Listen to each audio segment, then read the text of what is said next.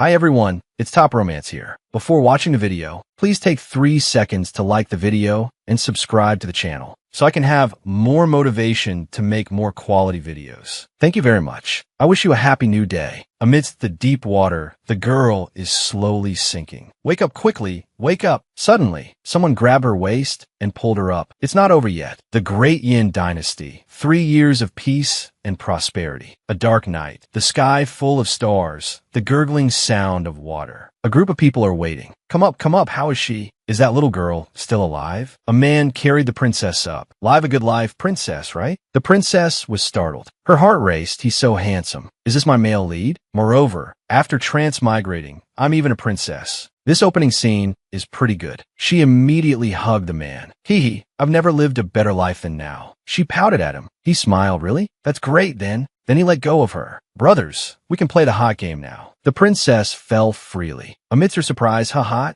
game? Is it the kind of hot I'm thinking of? She was stunned as he approached her. Wait a minute. You saved me for this? But I'm a princess. How dare you? He removed her hand. You seem to have forgotten, princess, that your status. He then pinned her down. Is it the previous dynasty? After His Majesty unified the realm, he ordered me to hunt down the lost children of the former dynasty. But you and the 7th prince were too well protected. No one outside the royal palace has ever seen the faces of your servants. They were all silenced. For 3 years, we've been investigating painstakingly. We finally found you, brothers. How can we not treat ourselves to a good meal? The brothers with demonic faces smiled. The princess immediately used her ultimate self-defense move, the death-defying kick. Get off me. Then she ran away, shouting, screenwriter, is your brain only capable of harming others? My first transmigration, and it's this kind of forced encounter? Is this annoying or what? The screenwriter replied, you're right. Before transmigrating, I was also in danger of being taken advantage of. And this whole story has to start from that grand event. Everyone says a wedding is the happiest moment for a girl. The girl put on a gorgeous wedding dress. But what if you have to marry 5 villains? He approached her, stroking her hair. You look really delicious in a wedding dress. After the ceremony, we can start our happy married life. The girl thought about being controlled by those men. She immediately threw him aside. Married life, my foot. 1 bride, 5 husbands? This is against the law, you know? That gambling addict father is truly ruthless. So, he sold me to a bunch of scum because of his gambling debts. I have to escape while it's chaotic. Suddenly, she was discovered. Hey, how did that bitch get out? Stop. The girl lifted her dress and ran across the bridge. Only a fool wouldn't run. If I hadn't been tied up before, I would have run away sooner. She noticed an old man sailing below. He was singing. I have a small warship that I've never sailed. The girl suddenly had an idea. A boat? She frantically calculated. Assuming the bridge arch is the starting point, my position is 10x. The boat's position is 10y. Then x squared equals 20 minus 2 pi. It's possible. She immediately jumped down, landing on the deck of the boat. The planned escape route, but the reality was she fell into the water. The people on the bridge panicked. The bride jumped into the lake. Does she even know how to swim? Quiet. This lake has treacherous currents. Anyone who jumps in will die. That filthy whore. To be able to marry those noblemen was a blessing for her, and she still pulls this stunt. The girl slowly sank, thinking, stupid me. Should have calculated my weight. If there's a next life, I'll definitely study math, physics, and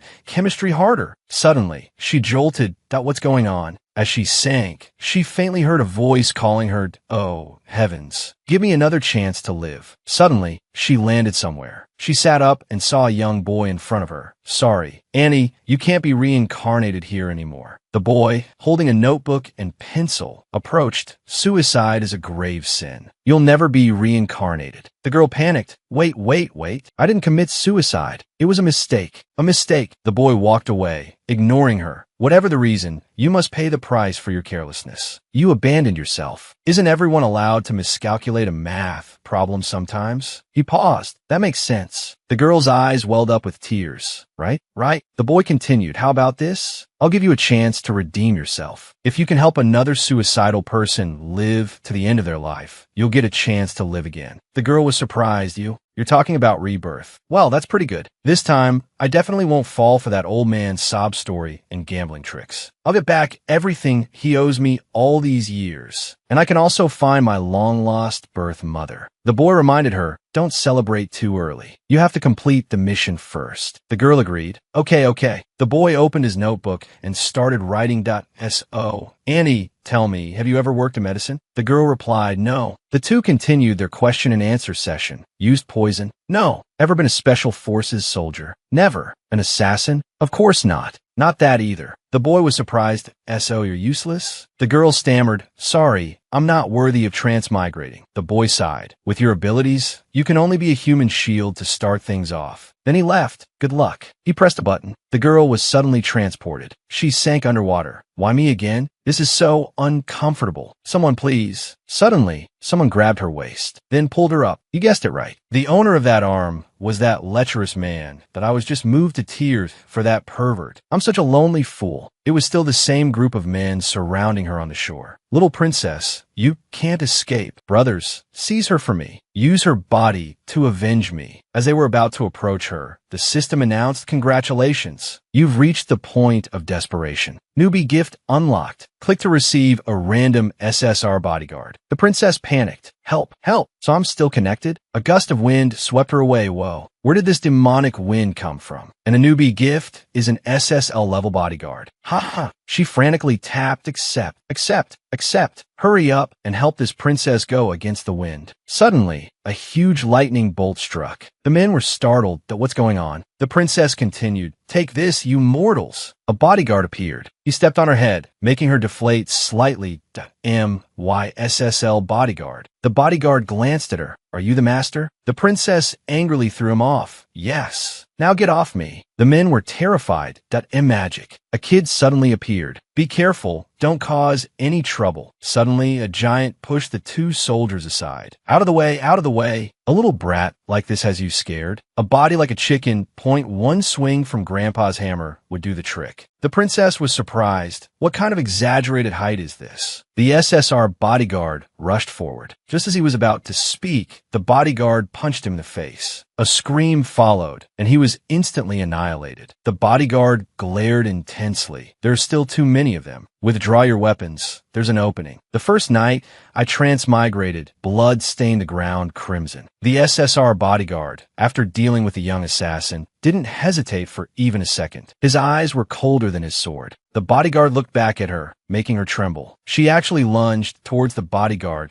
So reliable. To have such a powerful bodyguard. Can't I just go with him everywhere? She rubbed the bodyguard's head. Your name is Huang, right? From now on, I'll call you Air Mao. She pinched his cheeks. From now on, stay by your older sister's side, okay? I guarantee you'll have good food and fine clothes. She patted Air Mao's head. So what do you say, Air Mao? His eyes, each a different shade of cold, replied, Don't touch me. The princess stared at Air Mao, stunned, like a puppy.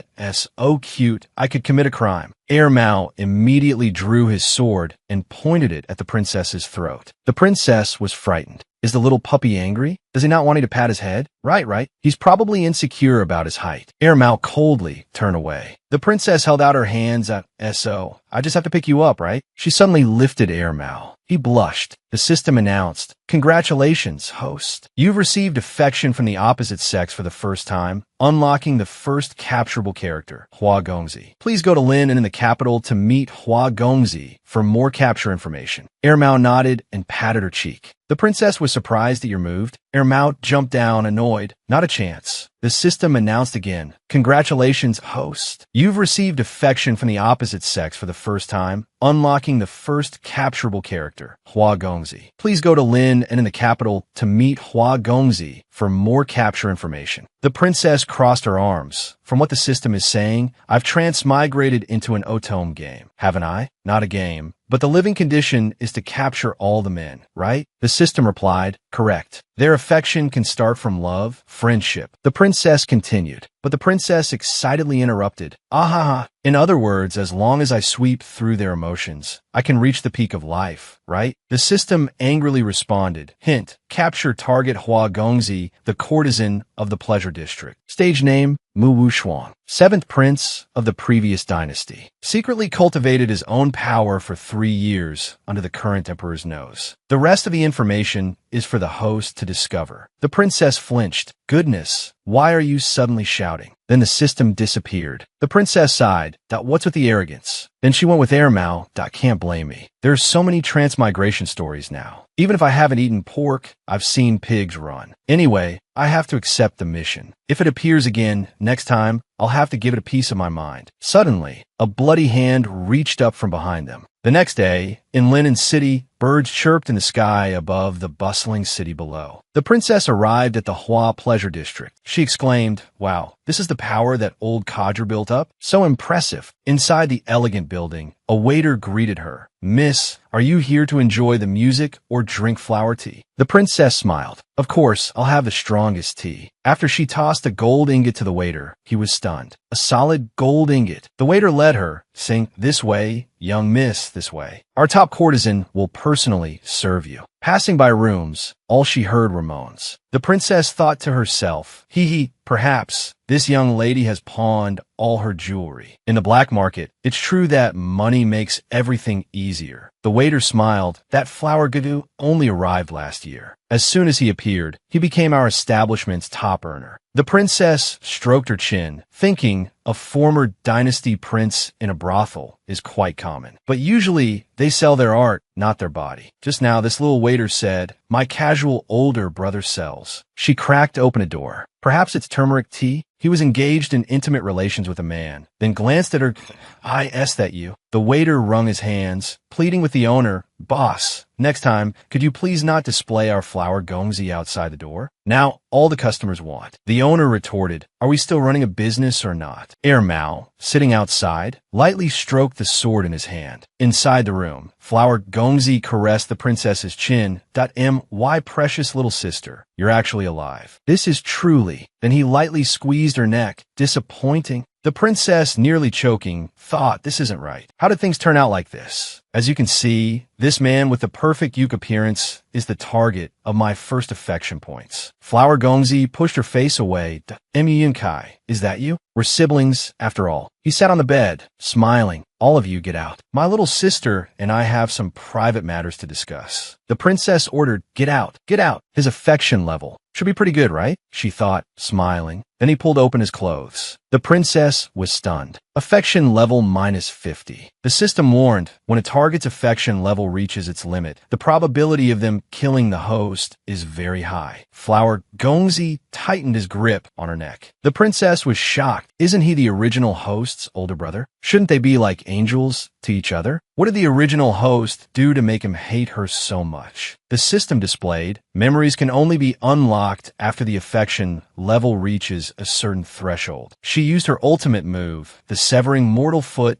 No way. If I don't even know why he hates me, how am I supposed to max out everyone's affection in this world? She launched her second attack. He fell to the ground with a thud, in pain. She quickly ran away. "That's it. I don't need the affection rewards anymore. I'll take my portrait and run to a place without these people. I'll just live a long, peaceful life there." She pushed open the door, thinking, it's like failing the mission, isn't it? She froze. But then, she stepped back. I didn't expect their outside world to be gone. Ruined. Everything's gone. The system stated, if the host chooses to give up, they can jump down at any time. After choosing to give up, they will immediately return to the underworld and never be reborn. The princess wondered, then what if I'm killed by the person inside? The system replied, mission failed. No reincarnation. The princess was frustrated. You guys aren't giving me any way out. But now that I look at it, dying isn't really that hard. I just need to take one step forward. But then she stepped back through the door. If escaping was that easy, everything would be over, wouldn't it? Flower Gongzi, sitting inside, dazedly looked up. You dare to come back? The princess forced a smile. Brother, did I hurt you just now? You were choking me. After all, it really hurt. But we're siblings. It's normal to fight sometimes. right? She brought 2 fingers close to his pants. If not, I can help brother rub it. Flower Gongzi burst out laughing. Ha ha. He grabbed her wrist. That year, you kept saying you were innocent. But in the end, aren't you just like father? You just want me. He pulled her closer. The princess was stunned. Wait, want him like father? He pulled her down to the floor. All right, we were siblings after all before death. I'll let you have some fun. The princess suddenly remembered the man who saved her that night. You and the 7th prince were too well protected. The royal family outside. No one has ever seen. She was stunned, thinking, could this be the reason why we were so well protected? Is it because father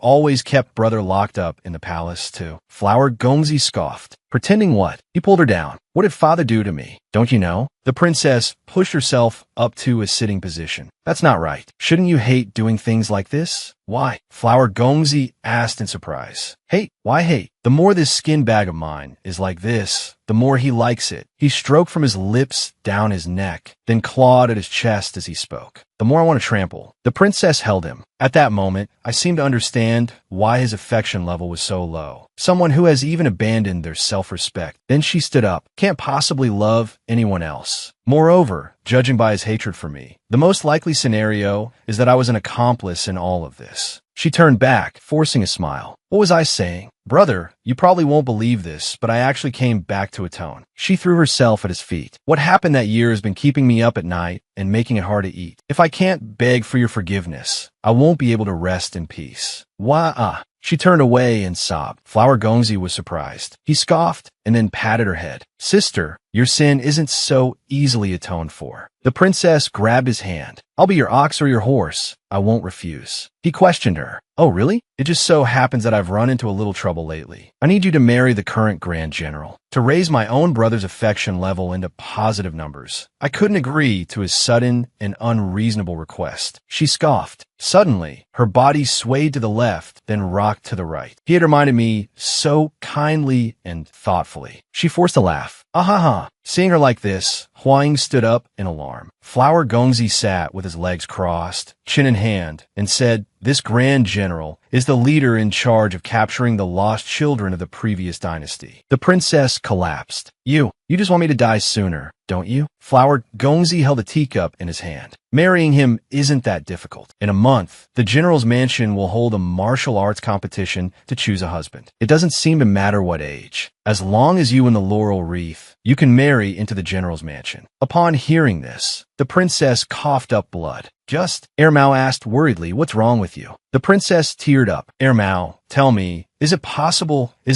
for me to become a sword saint in just 1 month? Ever since leaving the tea house, I've been walking around the streets and asking around. This Grand General of Great Yin is apparently very stubborn when it comes to relationships. The emperor offered him marriage proposals. He refused. His family tried to arrange marriages. He refused. He insists on choosing his own wife through a martial arts competition. He says something like, only a woman on the battlefield is worthy of entering his general's mansion. The princess practiced sword fighting with Ermao. So cool, this guy straight as steel. But she was immediately sent flying by Ermao, landing hard on the ground. Why do I have to suffer this exile? Because of that man. This time, Ermao stopped her. Don't practice anymore. You're fundamentally too weak. You can't even beat a monkey. These words pierced straight through her heart. You think I don't know my own skill level? Yet, she picked up her sword again. But if I give up, I'll die. She started swinging the sword again. Suddenly, the scabbard flew forward that I can't pull any sudden goodwill. The system won't provide anything except for what I cultivate myself. What else do I have to rely on?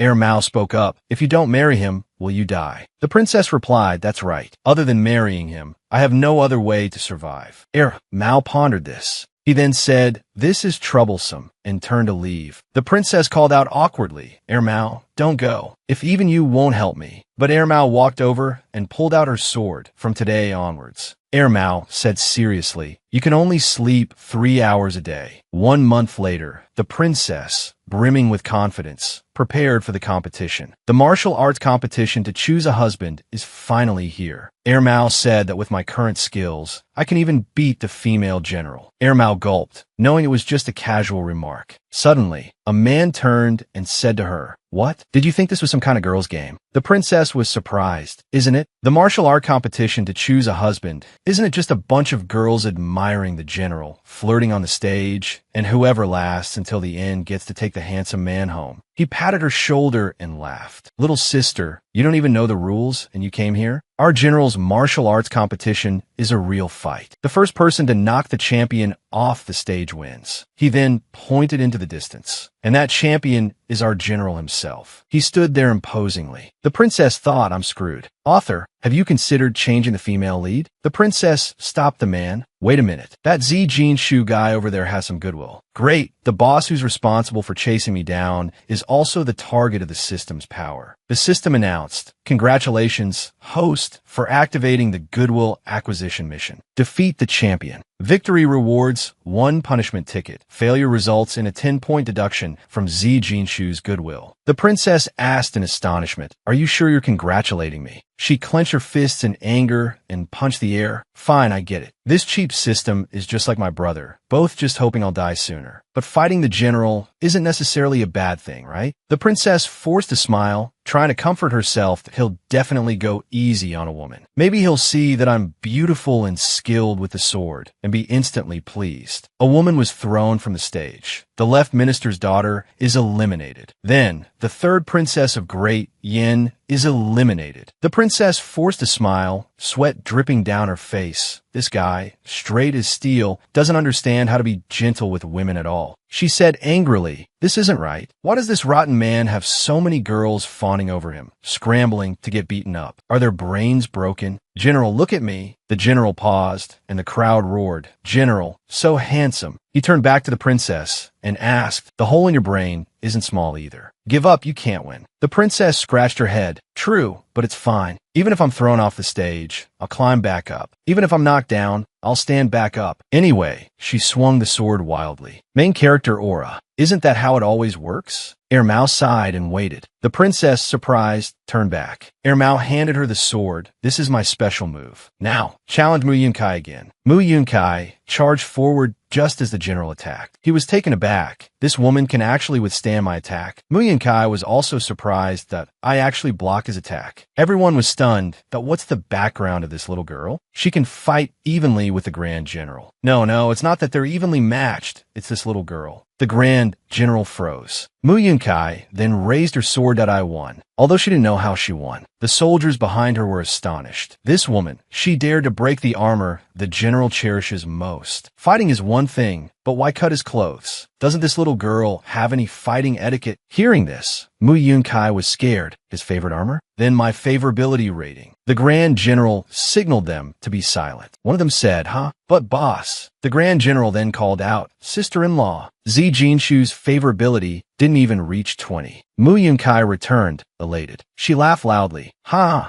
I didn't expect our heir Mao to be a sword spirit." When the sword spirit enters the sword, gripping the hilt activates automatic combat mode. Why didn't you tell me about this awesome trick sooner? Back home, Mu Yunkai was already practicing with the sword. Heir Mao, hidden within the sword, said, "Go and prepare. Place me under the tree to recover." Mu Yunkai then placed the sword down. "Did that move take a lot out of you?" "I'm so sorry, Heir Mao. Rest well." Then Mu Yunkai left that I'll prepare a huge feast, a really huge one, to treat you. The sword suddenly flew up. Heir Mao emerged, but he suddenly cracked, blood splattering everywhere. He tried to wipe the blood from his mouth, but had to change to a new bandage. Someone approached him. "Little sword spirit?" He asked Heir Mao, "Do you remember me?" Little sword spirit, seeing Heir Mao's blank stare, he forced a smile. "Oh, you don't remember? You've overexerted your mind. I thought I was someone very important to you. So you've also forgotten the previous owners who used your special move." He lifted Heir Mao's face that in the end, they were all killed by your own hand. "I see you really care about this owner. If you truly want what's best for her." He lifted Heir Mao's chin. "Why not consider me as your master?" He was then punched in the face. "You're way too blatant with your attempts to steal her away. Taste my chili bomb." He clutched his burning eyes.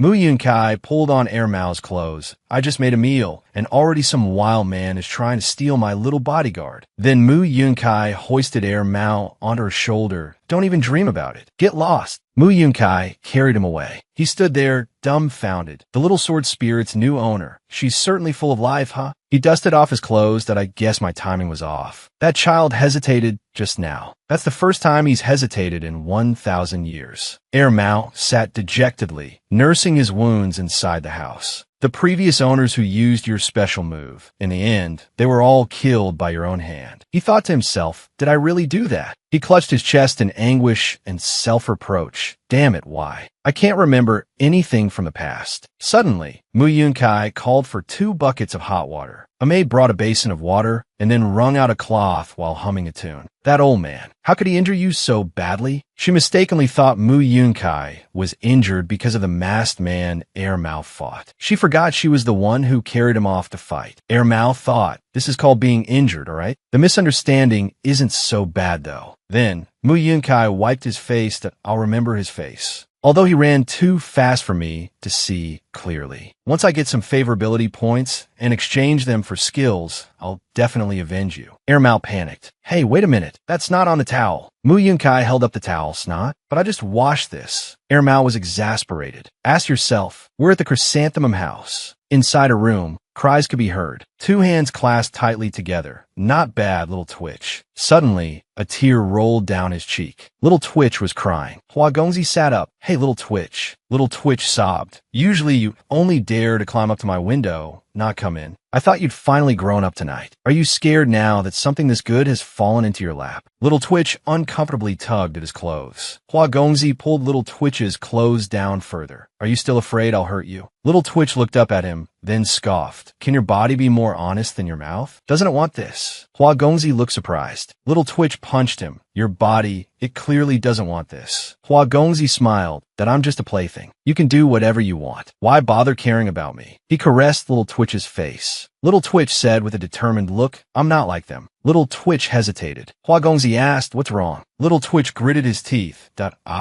He pushed Hua Gongzi away. I want to make you happy. Hua Gongzi chuckled and patted his head. Something this small is easy to do. Just help me get a man into your brother's, the general's, mansion. Little Twitch was surprised. The general's mansion was decorated for a wedding, bustling with activity. Meanwhile, Mu Yunkai, using her identity as Mu Yunkai, had successfully married into the general's mansion. But despite completing the mission, she felt melancholic. Dressed in wedding attire, she fumed. Why is my cheap older brother's favorability still at -50? Not a single point increase. Are you kidding me? She threw her veil on the ground and stomped on it. Do I deserve to be a lamb led to the slaughter? Then the Grand General appeared.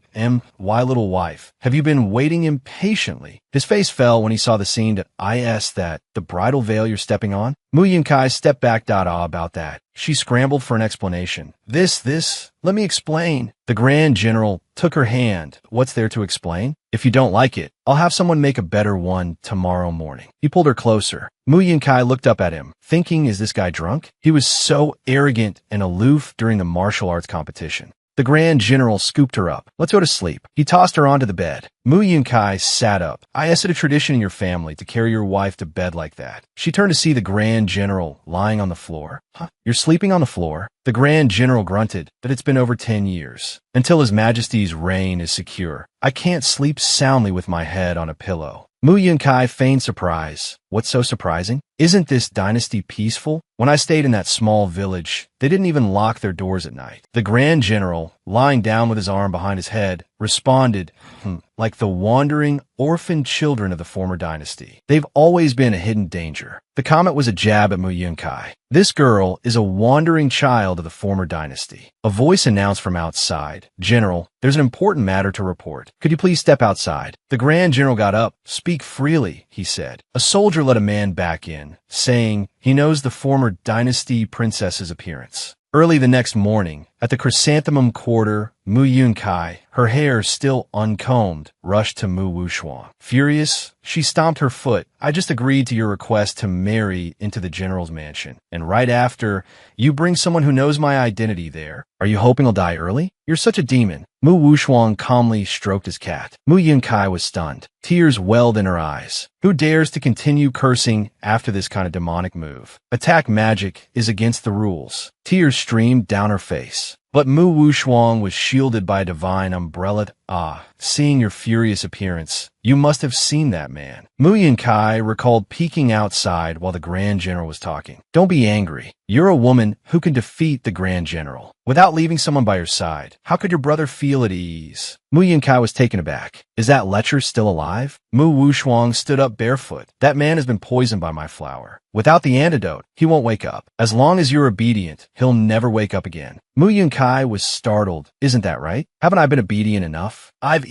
Mu Wuxuan pinched her cheek. Within a month, I want the general's mansion to uncover all clues related to our father's whereabouts. Mu Yunkai was bewildered. Father? Is it that despicable old man who caused my brother to become like this? Is he still alive? As Mu Yunkai left, she thought, so my brother told me to infiltrate the general's mansion to use the Grand General as a shield. 1 month is a bit short, but not too difficult. Welcome back anytime, called the waiter. Mu Yunkai smiled. The general's favorability is quite high. It seems easy to sweep him off his feet. It just requires some sacrifices, like putting on makeup early in the morning. The Grand General stood at the table, placing hairpins in his little wife's hair. My hairpin skills aren't bad at all, but Mu Yunkai had already zoned out, like having lunch. The Grand General went into the kitchen to chop bones, but ended up splitting the cutting board in half. Everyone out. My wife's meal must be personally cooked by me. For dishes and a soup, all heavily salted. Mao tasted it and found it terrible, while Mu Yunkai hesitated. The Grand General asked her, how is it? Is it delicious? He eagerly awaited Mu Yunkai's response. But even if she indulged him and called it a delicacy, his favorability wouldn't increase a single point. A week had passed, and why is the bowl getting bigger each day? She slammed the table in frustration. The Grand General was surprised. The food, not good today. Mao quickly took the food away. It's terrible every day. Hard to swallow. Mu Yunkai thought, I can't keep being passive like this. She rolled up her sleeves. Follow me to the kitchen. Let me show you some advanced techniques. The Grand General trembled. Why is my little wife so fierce today? Mu Yunkai expertly sliced the meat in boiling water, her knife flashing. The perfectly cut pieces landed neatly on the plate. The Grand General's eyes widened in surprise. My little wife, even when chopping vegetables, shows more skill than I. He peeked through the doorway at this is the taste of family. Mu Yunkai finished cooking and served the dish. Tu Jinshu's affection increased by 15 points. Mu Yunkai gasped that it increased already. Then, a soldier arrived to report, General, His Majesty summons you to the palace. He wishes you to bring your wife. Mu Yunkai panicked. His Majesty? A summons? And he wants me there too. Her mind raced. Has my identity been exposed? The only person who knows the truth. Why does he want to see me? He's still unconscious. Why would he want to see me? Have my identity been revealed? It can't be. Has he woken up? I'm such an idiot. Have my identity been exposed? What's going on today? This wind is so noisy. Mu Yunkai froze. The Grand General rushed in, calling my little wife. He found her collapsed on the floor. Outside, a bird in a tree chirped, Kill the imperial physician. After the physician finished treating Mu Yunkai, he addressed the young servant, Mao. Young man, your master has awakened. There's nothing to worry about. I shall take my leave. He received 2 copper coins. Suddenly, a voice called from inside, Mao. While I was unconscious, did the general come looking for me? Like, did he want to take me to the palace or something? Mao entered and replied, No, he only said you were ill from hunger and needed rest. Mu Yunkai was surprised. Ill from hunger? What's going on? But being sick is good. If I'm sick, I don't have to go to the palace. She sighed in relief. Suddenly, her stomach growled loudly. Speaking of which, with the general cooking these past few days, I haven't had a proper meal. That's enough. Mao pulled the blanket over her. We can't let him cook anymore. I'll do it from now on. The two looked at each other intently. Mu Yunkai felt a surge of happiness. I never thought our little guard would be so protective of his master. The moment the food was served, tears streamed down my face uncontrollably. How should I describe it? The general just forgot the salt. Mao, On the other hand, let me taste all the flavors of human life. Mu Yunkai's hair turned white in an instant. Today is not a good day for eating. She staggered her feet. Quickly, try it. I thought a good job this time. She decided to study the system instead, that it's only good at making my life difficult. Currently, 3 interfaces were unlocked. The other 2 remained locked. Missions, rewards, and affection levels. Missions were randomly selected by the system. Completed missions and ongoing missions. Defeat the stage master. After activation, there would be hints. Everything was related to affection levels. The affection interface displayed affection levels. That damn old brother is still at -50. Mu Wushuang's affection, -50. Tu Jinshu's affection, 35. The system gave her 4 male leads in total. Rewards were the only option she could currently access. For every 3 affection points, instead of receiving a reward, she could also draw a lottery. But based on her previous experience, the lottery was basically useless. Suddenly, a notification startled her. What? I didn't get anything. She was annoyed. She didn't receive any rewards. The system thanked her for her patronage. Mu Yunkai fumed in frustration. But then she had an idea. It's impossible to get nothing after 10 draws, right? 10 draws cost 28 points. 1 draw cost 3. She drew suicidal items. The system repeatedly thanked her for her patronage. Thank you for your patronage. Rusty large needle. Thank you for your patronage. Thank you for your patronage. In the blink of an eye, all 10 draws were misses. Mu Yunkai grabbed a weapon. Accept the punishment of the heavens. The system announced, congratulations, host. You have drawn an SS rank skill card. Mu Yunkai excitedly muttered, SSR, SSR. Then the system notified her. Thank you for patronizing the Lucky Dragon pen. Thank you for your patronage. Mu Yunkai, looking dissatisfied, grumbled and drew 10 more times. Finally, she seemed to have gotten something. At least it's an SSR. She tossed the pen aside, then said cheerfully, quickly, let this young lady see what card you are. After an assessment, it was discovered that recently, the host's life had been threatened by hunger. Therefore, the thoughtful system automatically combined the SSR skill card with a secret food item, an invisible food pouch. Mu Yunkai was furious. What the heck kind of secret skill is this? She sighed wearily, I'm so tired. I'll go out for some fresh air. She was surprised to see people carrying their belongings. That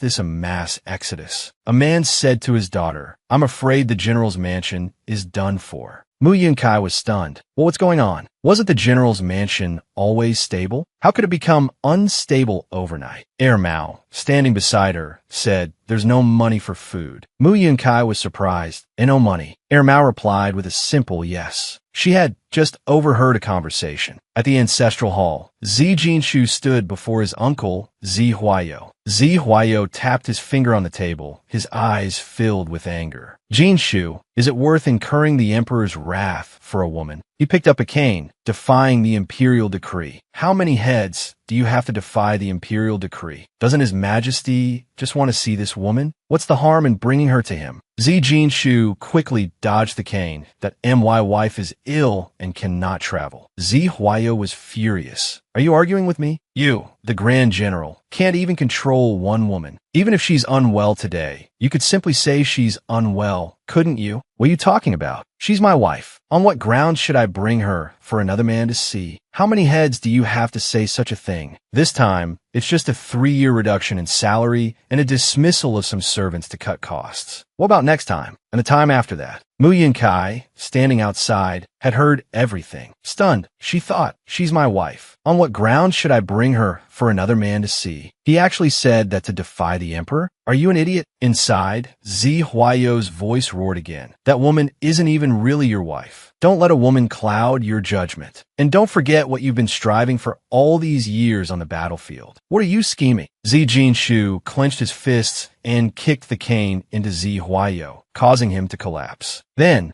Zi Jinshu turned to leave. Suddenly, he turned back and saw Mu Yunkai staring wide-eyed. He thought with surprise, she heard everything. I originally wanted to keep it from her until later, but it was good that she knew. He approached her and knelt at her feet. Mu Yunkai quickly climbed up a pillar. What are you doing? Get up. Do you want to give me a heart attack? Zi Jinshu said, please forgive me. Mu Yunkai was bewildered.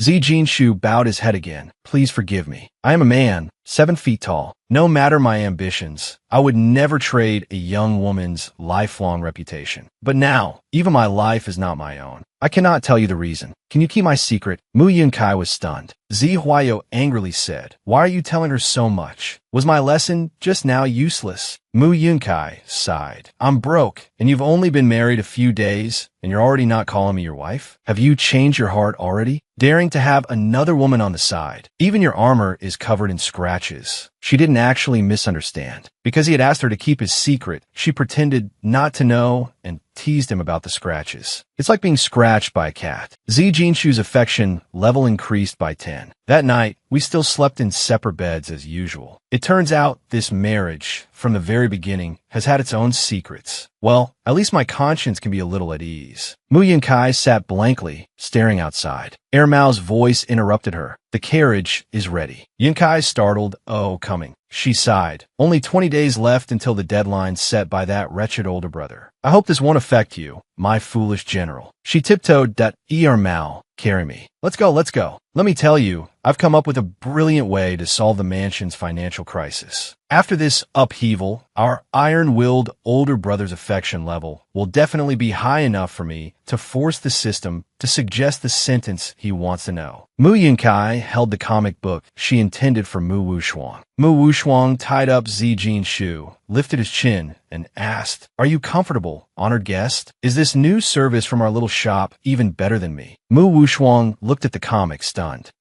You're solving the mansion's urgent financial problem by drawing this long yawn comic." Gaining his trust, leading him to reveal the whereabouts of the former emperor, Mu Yunkai thought smugly. "Exactly. Am I not amazing? He'll tell me everything without me even asking." Mu Wushuang shuddered for half an hour. In front of the soldiers moving things, someone said, "Great, no more porridge." "Thank you, madam." Zi Jinshu stood with Mu Yunkai, scratching his head. "My little wife, I owe you." Mu Yunkai replied, "Don't worry. This all started because of me, so naturally I should resolve it." Zi Jinshu continued, "It's a pity I can't leave for Bai Shui Gorge today. I won't be able to help you in the coming days." Mu Yunkai froze, thinking leaving. "Is he?" She anxiously called out, "Husband, why are you going to that desolate and barren place?" Zi Jinshu replied, "To capture a very important person. Perhaps after capturing him, I'll be able to warm the bed for my little wife." He then stroked her hair. After he left, he asked, "Ah Fu, is the horse ready?" Ah Fu replied, "Yes, it's ready. All the brothers are ready at the gate. We can depart as soon as the general gives the word." Mu Yunkai thought to herself, "No matter what, your goal and his are both to eliminate that dog, the former emperor. Telling my older brother shouldn't be a problem, right?" She went to Mu Wushuang, flustered. "It'll be all right, right? It'll be all right, right? It'll be all right, right?" Mu Wushuang sneered. "Seeing you like this, you really do value our current general, don't you?" Mu Yunkai exclaimed, "Not at all. Don't talk nonsense." Mu Wushuang grabbed her wrist. "It's best if that's true." He then pulled her along. "Come with me to Bai Shui Gorge. You should also learn about the true face of your good husband." Suddenly, a group of people rushed towards them. "Young Master Hua, this comic is so lifelike. You must have drawn it yourself, right? When will the second volume be released? Please tie me up with rope too. I brought the rope with me. Please tie me up." Mu Yunkai thought smugly,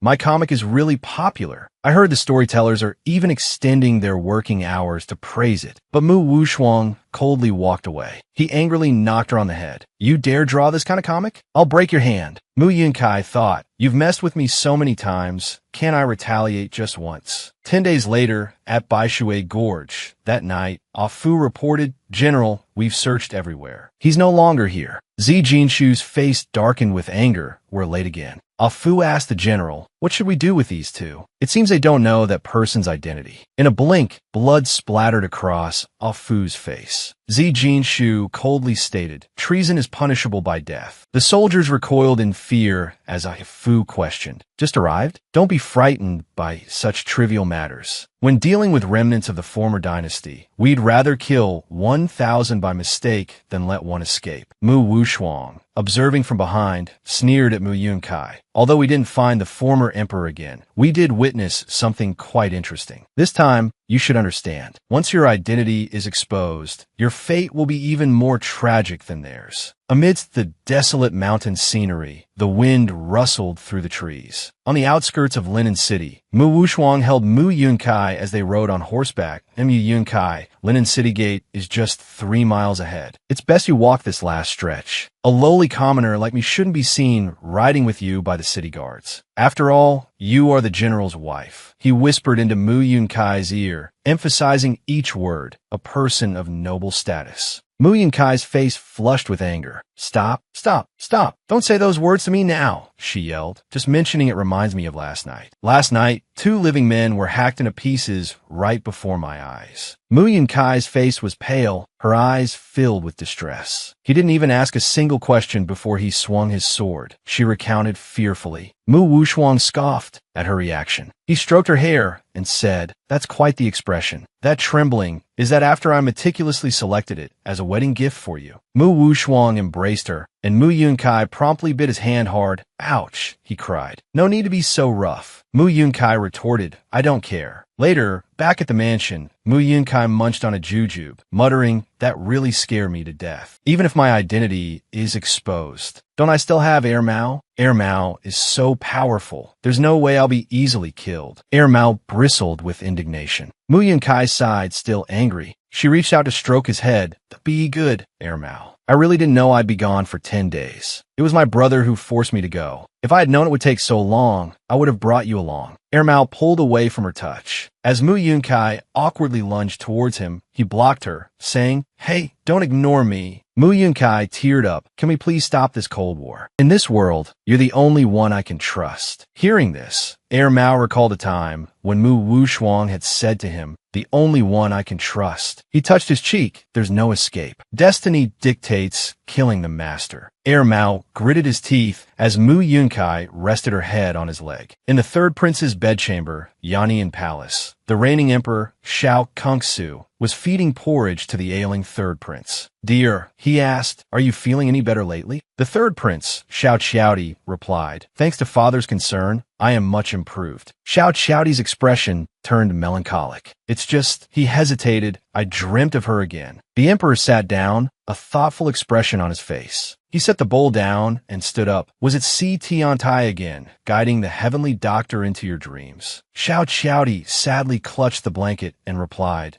Tian, he said, "I was born in an unlucky year, with an excess of yin energy. If I could consummate with the current female god of war, then the murderous aura around her body could be dispelled. From then on, her body will be healthy and her lifespan will be extended. This official has compared with your majesty." The female god of war, in this official's dream, truly, the emperor interrupted him. She is General Zi Jinshu's wife. To be able to defeat Jinshu in the martial arts arena, it's quite fitting to call her the female god of war. It seems Jinshu dotes on her immensely. He wouldn't even bring her to meet me this afternoon. If I were to forcibly seize her, you must know why the previous dynasty fell. Suddenly, Shao Qiaodi started coughing violently. Shao Kungsu panicked. "Qiaodi, didn't you say you were feeling better?" "Why?" Shao Qiaodi gasped for breath. "Father, this son is fine." His face was pale, and there was blood on his lips. Father's lesson just now was harsh. This son will not forget the example of the previous dynasty. It's just that this son wants to get out of this sickbed soon, to share father's burdens and solve his problems. This son never thought it would cause father so much worry. The emperor looked sorrowful and sighed. He then pulled the blanket up for Shao Qiaodi. "Among all my sons, you are the most virtuous. If your health permits, I will surely entrust this empire to you. You just need to recuperate well. Leave the rest to me." The emperor then left. Shao Qiaodi spoke up, "Father." He thought to himself, after more than 25 days, he's still the same as before, so easily fooled. The next day, at the general's mansion,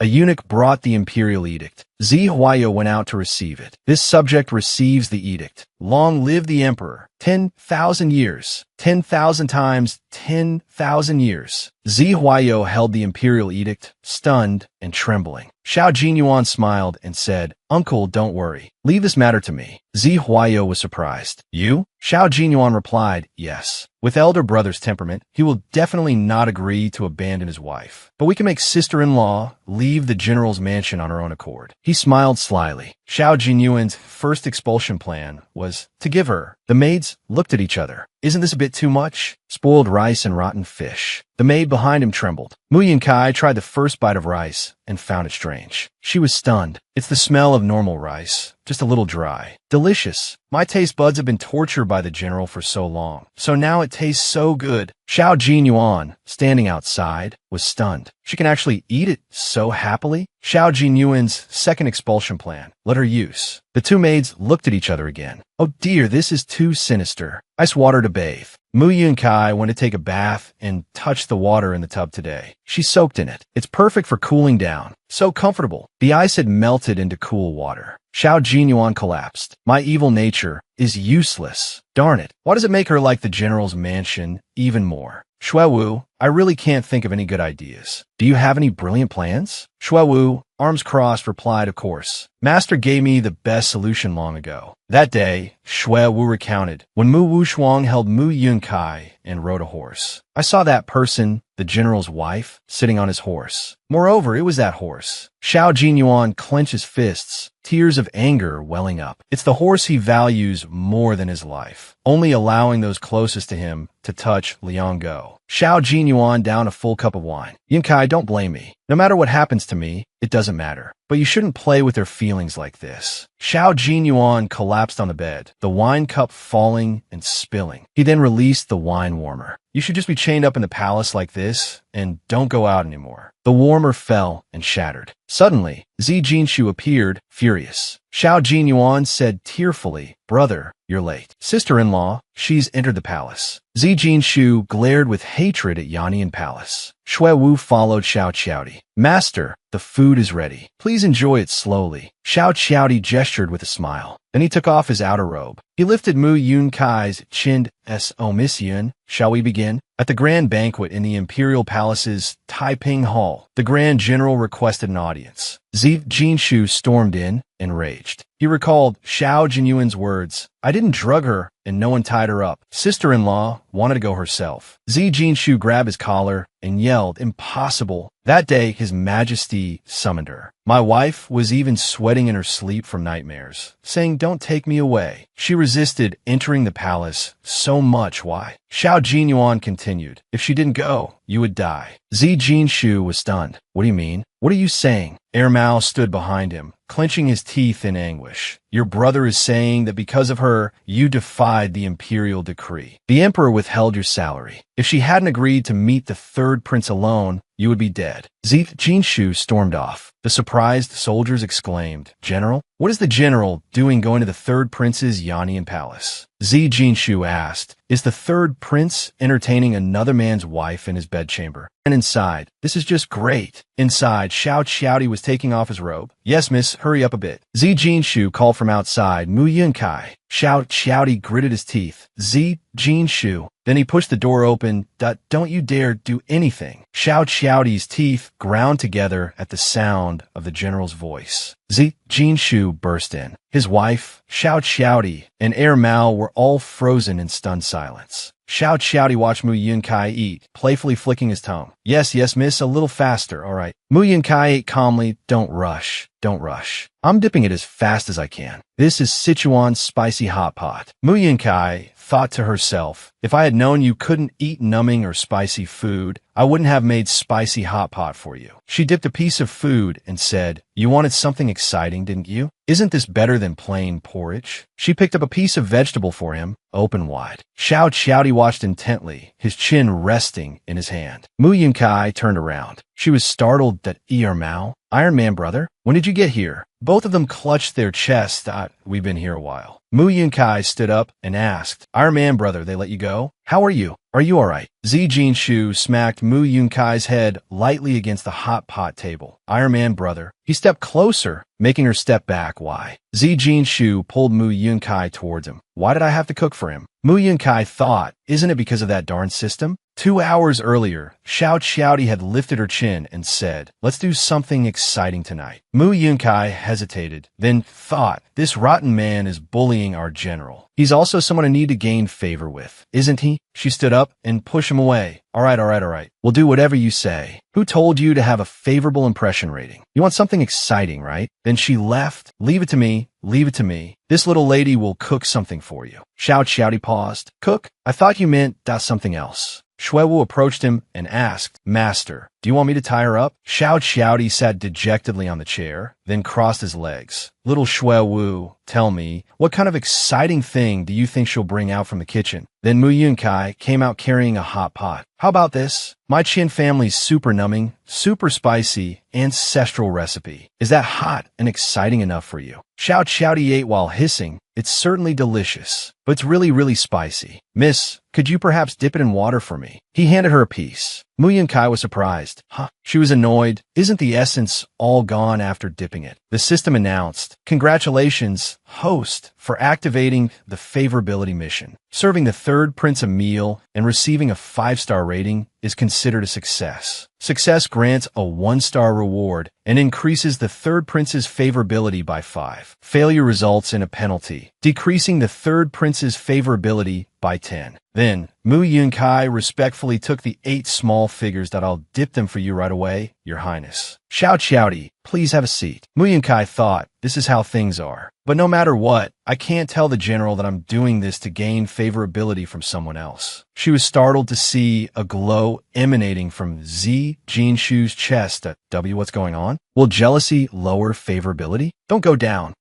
Zi Jinshu spoke up. I understand. Mu Yunkai stared. Understand? What do you understand? You clearly don't understand anything. She saw the favorability. His jealousy increase to 70. It increased. She was stunned. Zi Jinshu said, "It's because of me, isn't it?" He grabbed her wrist. Mu Yunkai was surprised. Xiao Qiaodi came over and knocked her on the head, sobbing, "You woman, how dare you defy me? I'll tell father to execute your husband." Thinking of this scene, Zi Jinshu became gloomy. Mu Yunkai comforted him, thought, "Oh my silly general. Your imagination is too wild." The system announced, detected that the third prince is no longer in the mood to eat. The third prince's dinner mission has failed. Penalty, third prince's favorability -10. Mu Yunkai was stunned at he's already lost his appetite? System, what nonsense are you spouting? She turned around and was shocked into stone. She saw Mao pointing a sword at Xiao Qiaodi. Mu Yunkai thought, it's only a 10-point drop in favorability, right? It won't drop any further, right? Mao pointed a sword at Xiao Qiaodi's throat and warned, "If you dare touch her again, I'll." Just then, Mu Yunkai rushed over, covered Mao's mouth, and pulled him away to, "Oh, my little ancestor, please stop causing trouble." She then pushed Zi Jinshu and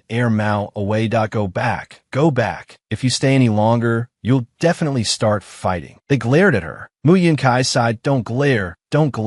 This is the Imperial Palace. How can you treat the third prince like this? And don't." Suddenly, Mu Yunkai froze. That's not right. We caused such a commotion in the prince's bedchamber, but why are the guards outside like they haven't seen us at all? Zi Jinshu and Mao went outside, but the guards on duty paid no attention to them. Mu Yunkai stood outside, watching Zi Jinshu and Mao leave. Shuewu appeared and said to Xiao Qiaodi inside, "Master, the people outside haven't noticed. You can withdraw the formation now." Xiao Qiaodi sighed in relief. Thank goodness. If father had discovered that scene, it would have been considered treason, and they would have been executed immediately. His fingernails suddenly lengthened. Although executions are quite entertaining, if they die, my game will truly be over. The next morning, Xiao Jinyuan sat in a tavern, gulping down wine. "Waiter, bring the wine." But it was silent. He angrily shouted, "Can't you hear me? I said bring." Suddenly, Mu Wushuang appeared and approached him. "Haven't you had enough after drinking all night?" Xiao Jinyuan was surprised. "Young master, why?" He turned away sadly. "Why are you here?" After a pause, Xiao Jinyuan thoughtfully asked Mu Wushuang, "Did Big Brother already take your heart out of the palace?" Why are you looking for me instead of him? Mu Wushuang was surprised heart. Then Mu Wushuang took off his robe, revealing his pale shoulders. Listen, shout Jin Yuan, he said, someone like me, riddled with the poison of the Thursday dew tree. Even if I long for something, who would care? Hearing this, Xiao Jin Yuan was surprised. He turned to look at him with a sneer. Then why did you let her ride your horse? Mu Wushuang was taken aback. Horse? What horse? Xiao Jin Yuan clenched his fists in anger. You said only family members could touch that horse. You said you've been at sea for 3 years, intimate with over 1,000 people, but none made you want to settle down. Why do you want to get married now? Mu Wushuang was stunned. Oh, you're talking about sister-in-law? Xiao Jin Yuan roared angrily. You know she's your brother's wife. Mu Wushuang smiled and flicked his forehead. You idiot, Xiao Jin Yuan. She's my younger sister. Hearing this, Xiao Jin Yuan felt a strange tingling sensation. Then he fainted onto Mu Wushuang's lap. At the general's mansion, servants were sweeping the courtyard outside. Xiao Jin Yuan paced anxiously outside the gate. How am I going to face my older brother later? I'm afraid sister-in-law will hate me to the bone. Should I confess and take my punishment now? Should I go and break off some rattan canes? Zijinzhong. Oh, Zijinzhong, was my head broken that day? How could I do such a shameless thing? Suddenly, a woman's hand patted him on the back. Zijinzhong was startled. Wah, who patted my back? Mu Yunkai appeared. Zijinzhong stammered, sister-in-law. Mu Yunkai said to him, what are you doing standing at the gate? Come on in and eat. Zijinzhong was stunned. Sister-in-law, yesterday, I suddenly. Mu Yunkai cheerfully sang, if the body eats, the soul must eat too. If one eats, one must eat from a bowl. A confused Zijinzhong followed her to the table. At the dining table, Mu Yunkai spoke intimately to Zijin's why Iron Man husband. This is the spicy mapo tofu I made for the third prince last night. I made it extra spicy, just like you asked. You can definitely handle it, right? Zijinchu smiled out, of course. A real man must eat the spiciest food. Zijinzhong hesitantly started, sister-in-law, brother. Yesterday, I suddenly... Zijinchu picked up a piece of meat for him. Eat more meat. Your skinny body doesn't look like a man's at all. Hearing this, Zijinzhong was moved. Brother, tears welled up his eyes as he lowered his head and picked up his chopsticks. Why don't you just beat me up instead? Suddenly, a subordinate ran in and called out, General, the man young master Jinzhong brought back last time. He's awake. Zijinchu immediately stood up while Mu Yunkai froze. She ran off. The general's mansion's efficiency is a bit too high. A Fu just announced that the lecherous man woke up and the physician said, I prepared several doses of ancient medicine. It will definitely ensure he reveals the former princess's appearance in detail. The artist replied, Thank you, sir. I will do my best to draw her. A shadow guard approached. Yes, soon as the portrait is finished, deliver it to us immediately. By the time a panicked Mu Yunkai arrived, everything was already prepared. This is ridiculous. Your system's NPCs are a little too competent. Is there a cheat code to skip this part? Zijinchu's approaching footsteps silenced the room. Is everyone ready? He asked. Everyone responded, yes. Zijinchu smirked and then called out, my little wife. Mu Yunkai looked worried. Zijinchu turned to leave, saying, wait for me. He smiled and squeezed Mu Yunkai's hand, then patted her head. Once I've swept away the remaining remnants of the previous dynasty, I can finally warm the bed for my little wife. Mu Yunkai opened her eyes sincerely and smiled. After Zijinchu left, Mu Yunkai muttered to herself, I just hope we can wait until you return to the manor. The general has tightened security. Trying to stop them from drawing a portrait without anyone noticing is a joke. However, as long as I don't have to face that lecher, no one will be able to conclude that I am the former princess. At that time, I'll take the opportunity to shift all the attention to him. Mu Yunkai returned to her room. I have to sneak out of the general's manor first. Sneak out and find a place to stay. I need to find a place to hide before I can salvage our favorable impression. Mu Yunkai opened the door and froze in shock. She saw Mao shirtless, covered in blood.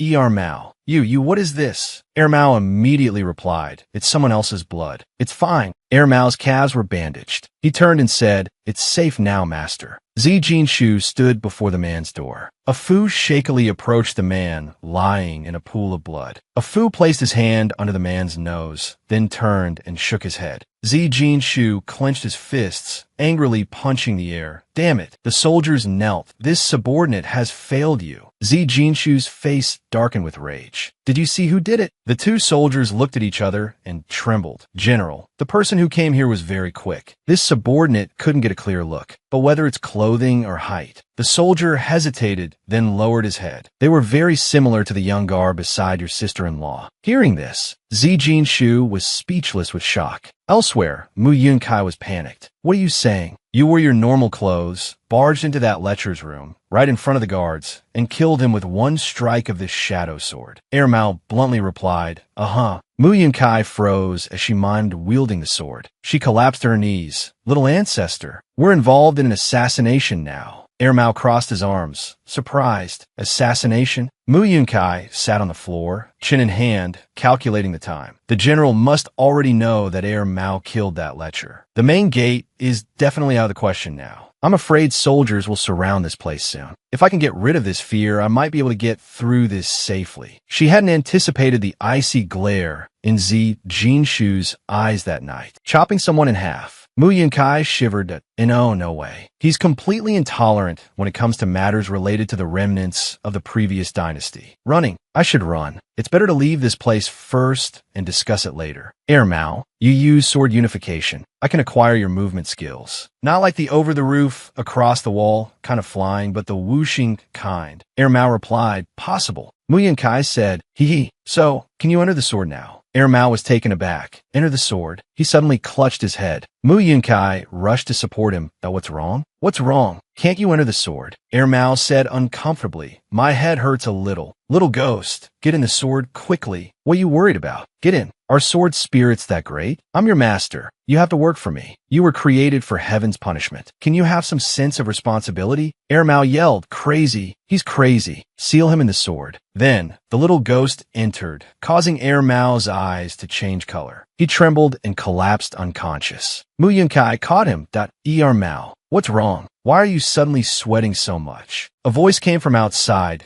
Sister-in-law. Mu Yunkai froze and turned to see the shadows of soldiers outside the door. General Zi Jinshu requests your presence. Zi Jinshu and the soldiers waited outside, but all was quiet. A Fu returned, reporting that the general hadn't moved. Let's wait a bit longer. Suddenly, a crash came from the roof, startling them all. They looked up in astonishment. Something had just flown out. It was Mu Yunkai in a red dress, perched on a rafter. Looking down, she waved, I'm flying. I'm flying. I'm really flying. Zi Jinshu exclaimed in alarm. It's sister-in-law Mu Yunkai. She kicked off a bird and flew away. A Fu immediately raised his bow. Traitor. She really was a traitor. Seeing this, Zi Jinshu was stunned. He quickly snatched the bow and arrow, snapped it in half, and threw it away. A Fu was taken aback. General, Zi Jinshu said sadly, patting a Fu's shoulder apologetically, seal off the city. A Fu hesitated before continuing, capture her alive. Afterwards, soldiers throughout the city carried sketches, asking everyone they met, Our Lady has run away from home in a fit of pique. If you can provide information about her, our general will reward you handsomely. Mu Yunkai, just opening a window, saw this scene. She quickly ducked down to, oh my God, isn't the whole city looking for me now? If it weren't for Air Mao's swift movements, I wouldn't have made it to the chrysanthemum quarter in time. The system notification appeared. Zi Jinshu's favorability has decreased by 10 points. Before it returns to 70, you cannot use the system rewards. Mu Yunkai sat in a daze. Only 10 points? Looking at Air Mao sleeping soundly on the bed, she thought, it's a good thing I have Air Mao. If it weren't for him barging into the room and killing that lecturer, preventing them from drawing a portrait, my Iron Brother's favorability might have plummeted drastically. Air Mao suddenly opened one of his blue eyes. Mu Yunkai sat beside him. Air Mao sat up abruptly, then touched himself in surprise. You changed them? Mu Yunkai knocked him on the head. Obviously. If not, were you planning to hide them from me forever? Back at the general's manor, you said the blood was someone else's. Why do you have so many wounds? Mu Yunkai froze. Er Mao, is it because of merging with the sword? Air Mao was startled. He yelled no. It's a curse. It has nothing to do with merging with the sword. It has nothing to do with you. Hearing this, Mu Yunkai paused. The curse? What kind of curse? Does it make you bleed continuously when you're injured? Is there any way to break it? Can I do anything to help you? Mao pulled the covers over his head that I'm sleepy. Seeing this, Mu Yunkai froze. She sighed. All right, rest first, Mao. When you want to talk, you can tell me anytime. Mu Yunkai kissed Mao through the blanket. Even if you were just cannon fodder in the script, I'm the main character added by the system. I can definitely help you break this curse. Then Mu Yunkai turned to leave, calculating the time. That wretched older brother of mine should be arriving soon. I'll go wait for him. The air in Mao's room was silent. He fumed. Break it? Who needs to break it? It's the only way I can protect you. Elsewhere, Mu Wushuang met with Mu Yunkai.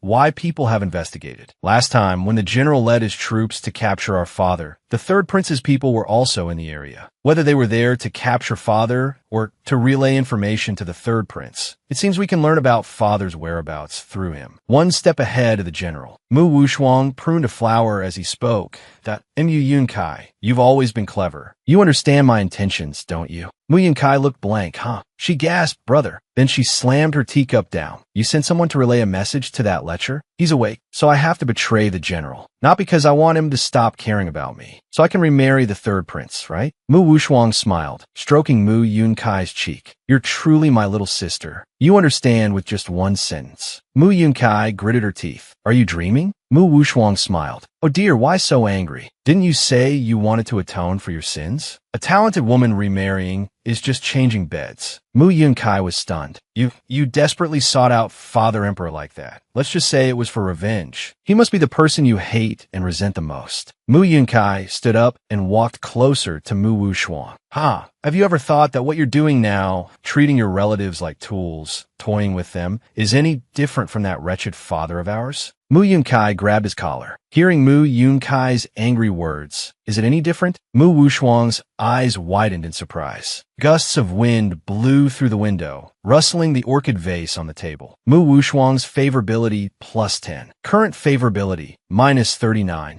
Mu Yunkai, startled, let go of his collar. It increased. How? Why? Is it because I scolded him? Could the secret to wiping out this older brother's favorability be? Mu Wushuang tilted his head and sighed. He walked closer to Mu Yunkai. It seems you... The sound of approaching footsteps interrupted. Mu Yunkai turned her head. Zi Jinshu entered with a cold gaze. Mu Yunkai broke out in a cold sweat. She forced a smile and stammered. Oh, Iron Brother, are you here to call me back for dinner? Mu Wushuang immediately bowed. General, could we speak for a moment? Zi Jinshu glared at him. Mu Wushuang continued. The answer you seek is with me. But Zi Jinshu walked past Mu Wushuang. Mu Yunkai thought to herself, hey, you wretched brother, what the hell are you planning now? I thought it would be another play for my older brother to casually harm his sister with the general. Iron Brother. He directly carried me back to the general's manor. The soldiers in the manor have always been respectful to us. It seems I'm still the mistress of this estate. At the general's manor, Zi Jinshu carried Mu Yunkai back. His hands were still clumsy, unsure where to hold her properly, but his eyes were so distant, as if he didn't know how. Chunshio walked to the bed. Zi Jinshu gently placed Mu Yunkai down. Then he turned his back. You and the guard will stay here for now. 3 meals a day will be provided, but don't try to escape. Don't leave the general's manor, otherwise. Looking at his cold gaze, Mu Yunkai trembled. Zi Jinshu, seeing this, shook his head. Don't force me to make that choice. Consider it a plea. Mu Yunkai was stunned. A plea? You, Iron Brother. Mu Yunkai thought to herself, strange. His favorability, why is it suddenly fluctuating so much? Before, it would either go up or down, but this has never happened. Mu Wushuang sat pensively in the outer courtyard. Seeing him like this, his subordinate spoke up, puzzled. Young master, didn't you say if that woman didn't want to marry the third prince, she'd be discarded? Why are you still protecting her and making that bet with the general? Mu Wushuang didn't answer directly, just interrupting. Ajia, fetch me some wine. Zi Jinshu wasn't any different. He gloomily drank several jars of wine. Zi Huayo, seeing this, angrily smacked him on the head to sober him up. Drink, drink, drink. All you know is to drink. Drunk over a woman to the point you can't even hold yourself up. Who are you putting on the show for? Are you a general or a drunkard? He's been comfortable for so long. He's forgotten what it means to be a general, hasn't he? Only now does the wine cup in Zi Jinshu's hand fall to the ground. He He speaks with sorrow. Teacher, I'm not drunk, just a little uncomfortable. At this moment, the third prince, Shouty, asks Shui Tuo with amusement. Oh, that girl is the former dynasty's princess? Yes, our spies have confirmed it. Interesting. Our grand general, so upright and valiant. And yet you didn't kill her. That night, they tossed and turned, restless. Without the general to accompany her, Mu Yunkai also found sleep elusive. She pondered, questioning herself. Why couldn't she see Zi Jinshu's favorability meter? It wasn't just unreadable. The entire favorability panel was frozen. The panels for others were clearly visible and normal. Meanwhile, the system kept reporting, refreshing.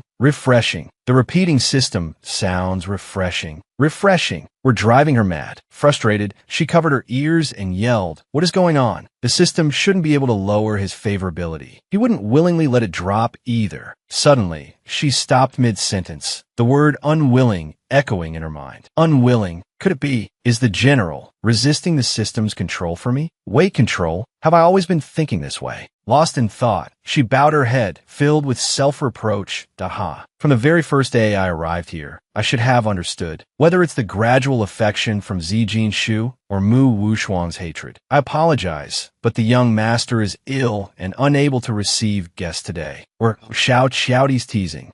Things are certainly getting more and more interesting. The favorability displayed isn't just a number. It represents their true feelings. As she pondered, the space around her began to shift. Soft chimes rang out. She opened her eyes, asking herself, "Iron brother, how difficult must it have been for your favorability to..." Suddenly, she was startled. Whoa, where is all this light coming from? A voice announced, "Congratulations, host. You have finally achieved it. New feature unlocked. A heart for heart. Memory limited.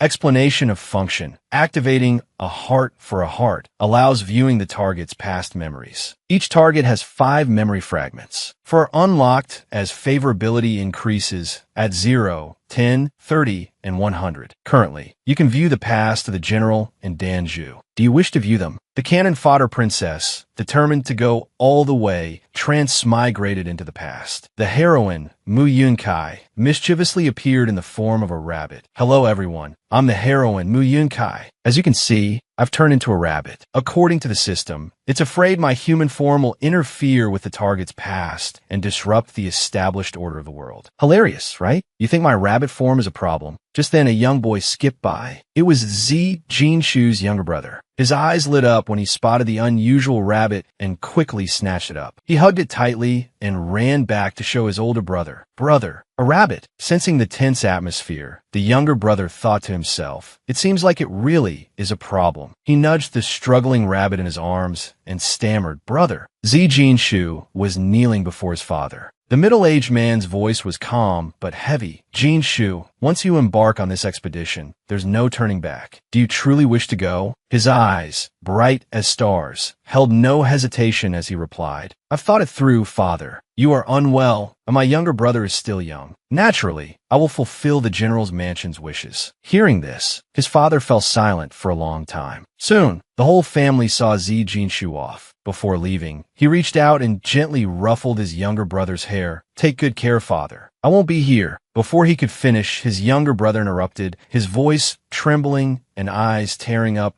"Go out less. Don't argue with them." Zi Jinshu couldn't help but smile. He gently ruffled his younger brother's hair again, as if seeing the child's future maturity. Without further hesitation, he turned and resolutely walked away. As he left, a small rabbit hopped out of his younger brother's arms. The boy toddled after Zi Jinshu. Just then, a thud echoed, as if something had fallen. It was the luggage basket on Zi Jinshu's back. He paused, frowned slightly, and looked up. On the upper floor, 2 teenagers were gathered. One, a smug little boy, laughed triumphantly. Hit him.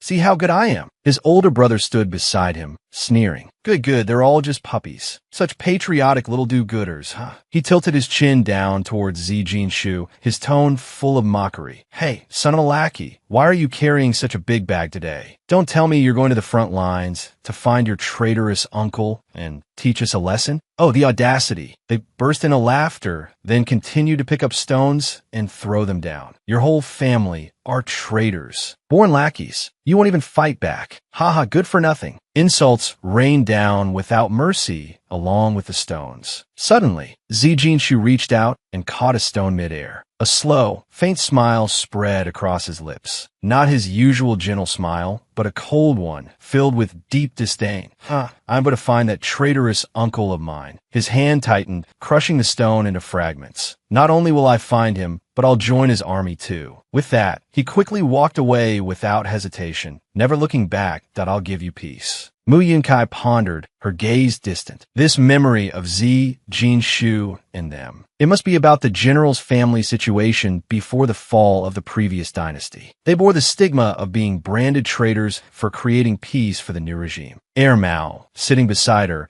paid no attention to these profound matters, preoccupied with eating. The slurping sounds broke the silence. Mu Yunkai frowned, exasperation evident in her voice. How can my father be so foolish? He forced the entire general's mansion to rebel. That's right. It must be my father's fault. The general's mansion seems to value righteousness highly, but to place such a burden on the shoulders of such a young child, it's a bit cruel. Her gaze fell on Mao's contented face as he ate his fill. Looking at his innocent appearance, Mu Yunkai couldn't help but smile. A child's worries are so simple, she thought. She reached out and ruffled Mao's hair, half smiling, half scolding. I guess it because there weren't enough buns today? Don't tell me your noble household is short of money again. Down in the kitchen, a guard yelled at the cook. Why did you scoop so much? Pull some out. Pull some out. That blue-haired kid eats a lot. Don't let him get too full. The cook hurriedly bowed and replied, yes, yes, yes. Meanwhile, Mu Yunkai casually tossed Mao a bun. Here, another bun for you. Happy now. A notification from the system suddenly appeared in her mind. Airborne bun feeding skill. Throwing with 100% accuracy. Jumping up guarantees a treat. Mu Yunkai rested her chin in her hand, her gaze distant as she sank back into thought. Ever since she saw the Iron Man, and that conversation between her older brother and uncle. In her memory, Huayo's deep voice echoed, reminding General Jinshu, don't let a woman cloud your mind. Don't forget what you've shed blood on the battlefield for all these years. Back in reality, Mu Yunkai remained silent, her contemplation deepening. The general's mansion's ambition, it still hadn't been realized, had it? Just what was that ambition anyway? To eliminate all remnants of the former dynasty? Based on the current clues, it couldn't be confirmed. Another thing she couldn't figure out was why he had entered into a fake marriage with her, and how he knew her true identity, yet hadn't handed her over to anyone. She stood up with a soft sigh. Mao, sitting beside her, immediately became alert. He jumped to his feet, drawing his sword and positioning himself protectively in front of her. If you want to go out, I'll just kill all the guards. Hearing this, she quickly replied, don't do anything rash, Mao. You know, I feel like the Iron Man, my brother, is keeping me here not so much as a prisoner, but as protection. The system suddenly spoke up. It's a pity that the Iron Man's favorability rating hasn't stabilized back to its previous level. You can view the next memory chat log. Mu Yunkai frowned and asked, is it really impossible to use the historical data? The system quickly responded, host, do you want to view Jiangchu's memories immediately? Confirm/cancel. Mu Yunkai crossed her arms and sighed. The system is getting more and more understanding lately. Huh? She turned to Mao and softly called his name. She was about to say something, but before she could utter a word, Mao interrupted, I know. He turned and walked away, muttering, I'll be your guard. I won't let anyone bother you. Mu Yunkai watched Mao's retreating figure, thinking, where is this vinegar smell coming from? Although she looked away, her eyes still snuck glances at him. Finally, she could only sigh quietly. Oh well, I'll just have to hug and comfort him when he comes back. She opened the system interface. Immediately, the words appeared. Host, do you want to view Jiangchu's memories immediately? Confirm/cancel. At a lake in the forest, the clear water reflected the hazy moonlight. Shouty bathed, carefully scrubbing her skin. Looking at her fair complexion, she murmured, is this considered clean enough? She had been told that after washing thoroughly, she could go home. A joyful expression lit up Shouty's face as she hurried ashore. But just as she emerged from the water, she noticed a small rabbit nearby. Huh, a rabbit? Before Shouty could react, the rabbit suddenly lifted its leg and delivered a swift kick, sending Shouty stumbling. The rabbit was, in fact, Mu Yunkai in disguise. Watching the scene unfold, she could only grind her teeth in frustration. Sister Yunkai, put some clothes on, for goodness sake. Inside a small house, Shui Wu sat calmly at a go board, his eyes indifferent, as if unconcerned with anything in the world. Suddenly, Xiao Qiaodi slowly entered from the doorway. In her arms, she held a snow-white rabbit. Shui Wu looked up, the corners of his lips curving into a faint smile. Ah, the little fool is back. The rabbit in Xiao Qiaodi's arms twitched slightly. Inwardly, Mu Yunkai, hidden within the rabbit's form, thought, little fool, this is the future third prince. Xiao Qiaodi blinked and suddenly hid the rabbit in her sleeve. Caught off guard, Mu Yunkai struggled in alarm. Hey, your highness, what are you doing? Xiao Qiaodi pulled down her sleeve, her voice serious. Sister, I've washed myself clean. Is this good enough? Mu Yunkai silently watched the scene unfold, stunned. Wash clean, is this good enough? What dangerous words are these? Wasn't he sold? To a place that can't be described. Shui Wu slowly walked forward and replied softly, yes, well done. She suddenly noticed something squirming in her sleeve. Xiao Qiaodi. Her eyes showed a hint of curiosity. This is... Immediately, Mu Yunkai struggled violently, silently screaming, hey,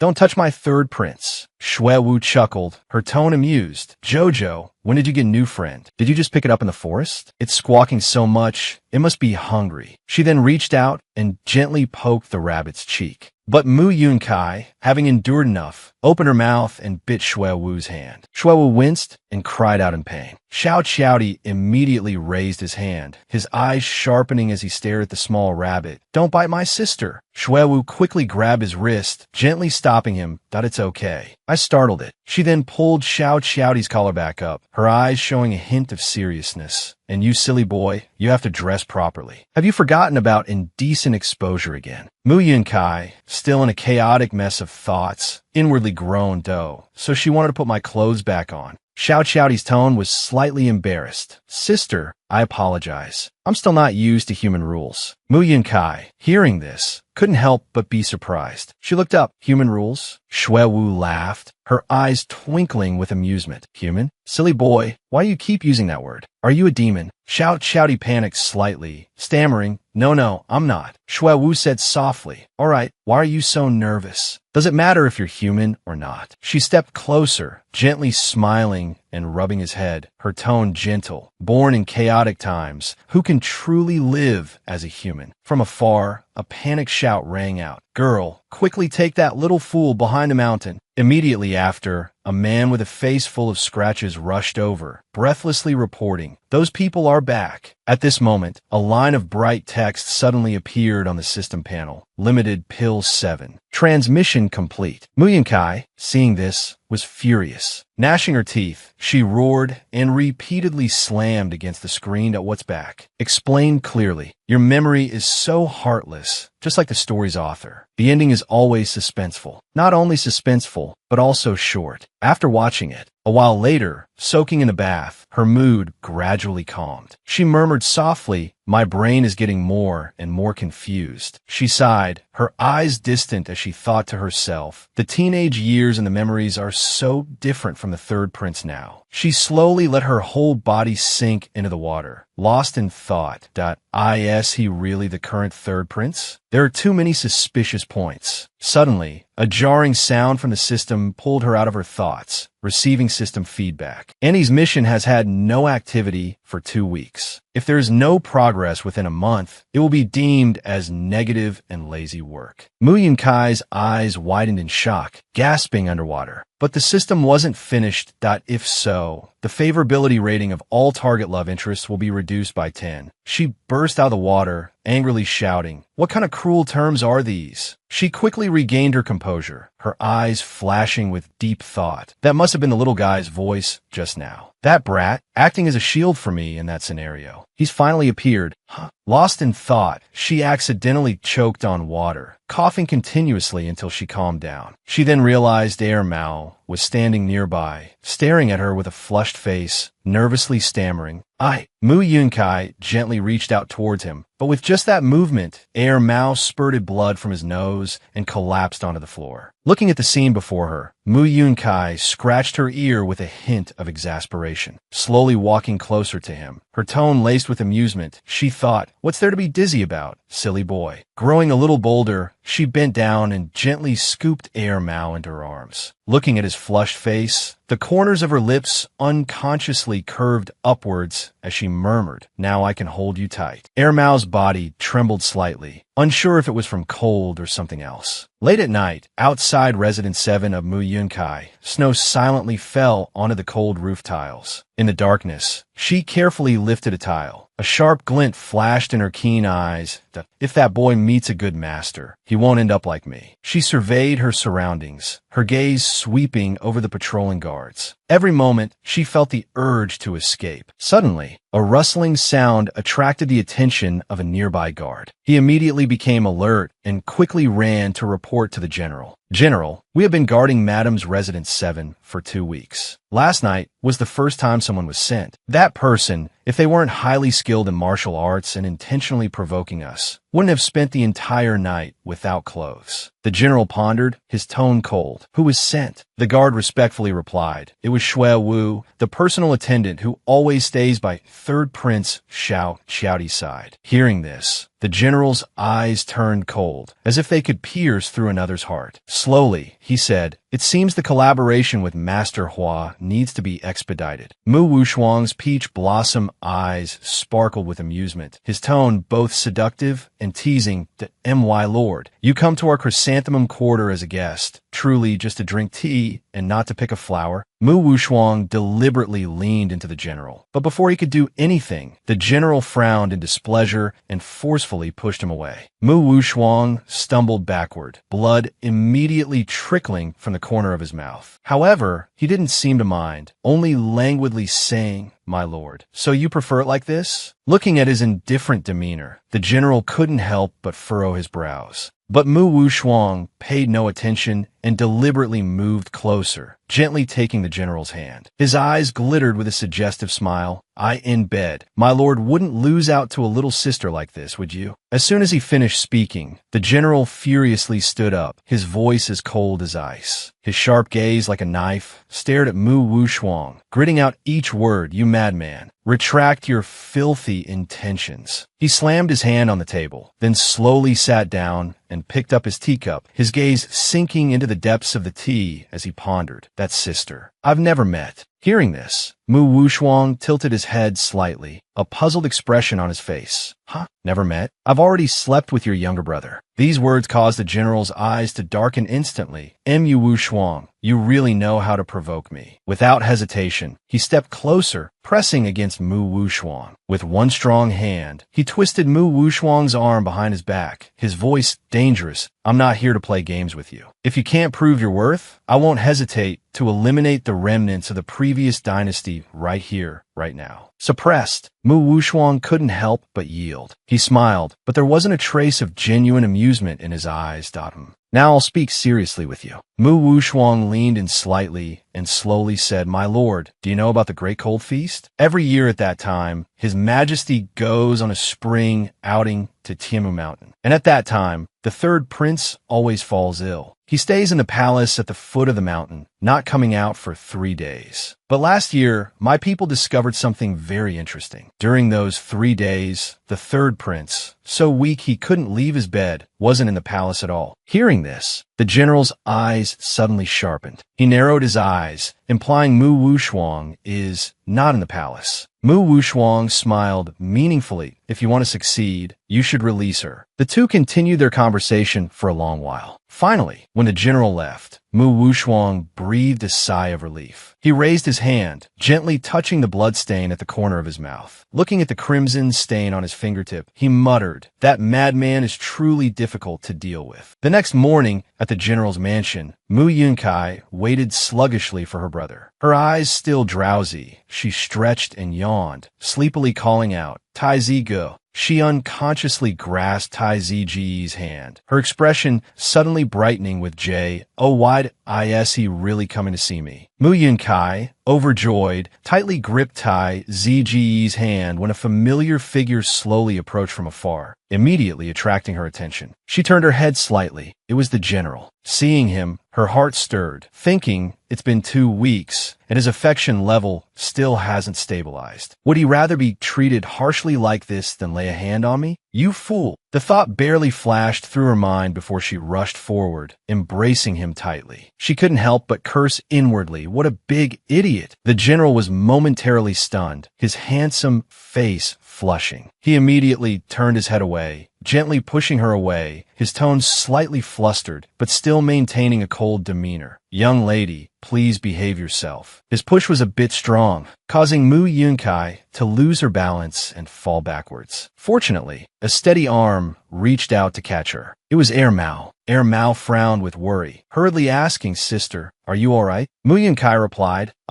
it was just a light push. What could possibly happen? Witnessing this scene, the general's face darkened, his eyes revealing displeasure. Without a word, he stepped forward. He unexpectedly bent down and scooped Mu Yunkai up into his arms, his deep voice ringing out, carrying an undeniable authority. "To my study. We have business to discuss." Inside the study, the atmosphere was somewhat tense. The general stood straight, his deep eyes fixed on Mu Yunkai. He slowly spoke. "Do you know why I haven't killed you, Xiaoyun? Or should I call you Mu Yunkai?" Hearing this, she fell silent, a thoughtful glint in her eyes. Inwardly, she thought, "Isn't it because you like me that you haven't killed me?" But she couldn't say that aloud. She tilted her head slightly, her lips curving into a faint smile. She slowly replied, "Because I'm useful to you." The general frowned slightly, a bit puzzled. "What do you mean?" Mu Yunkai indifferently recounted. "That day, what deal did you make with my brother? That older brother of mine doesn't have even a shred of brotherly affection for me. If he made a deal to protect me, it must be because he can use me." She gave a mischievous smile and said, "Why make that kind of expression? After all, from the very beginning, I had my own agenda. For the current me, not being locked up in this gilded cage is already something to be very, very happy about." She thought to herself, "After all, if I don't raise his affection level, I'll be judged as lazy." Hearing her words, the general's eyes darkened slightly. Then he coldly said, "So, just get to the point. What do you need me to do?" Meanwhile, in the third prince's bedroom, the third prince was playing Go, chuckling meaningfully. "Xiao Shuewu, have you been sneaking off to the general's mansion lately, haven't you?" This unexpected question struck Shuewu to the core, so he remained silent. Shuewu trembled, biting his lip hard, trying to regain his composure before softly replying, "Yes, I have been there." The third prince smirked. "Oh, very good." With that, he flicked his wrist, throwing a dart. The sharp dart ripped through the air, flying straight towards its target. Without hesitation, it pierced Shui Wu's abdomen. "How very honest of you." A searing pain instantly shot through her body, causing her to collapse onto the cold floor. Crimson blood quickly seeped through the fabric, staining it red. Her trembling hand covered the wound. The third prince strolled towards her, looking down at her with cold eyes. His voice, low and dangerous, dripped with venom. "Little Shuewu, don't do such unnecessary things again. Do you know how much trouble you've caused me this time? Such pointless trouble." He reached out and touched her cheek. His sharp nail lightly grazed her skin, leaving a bloody scratch. His smile became even more sinister. "Don't make me leave a few more marks on this pretty face of yours." Shuewu, her eyes vacant, trembled violently. "Yes," she whispered. The third prince snorted coldly and stood up. His gaze swept over her one last time before he turned and left. Just as he exited, he gave a nonchalant order,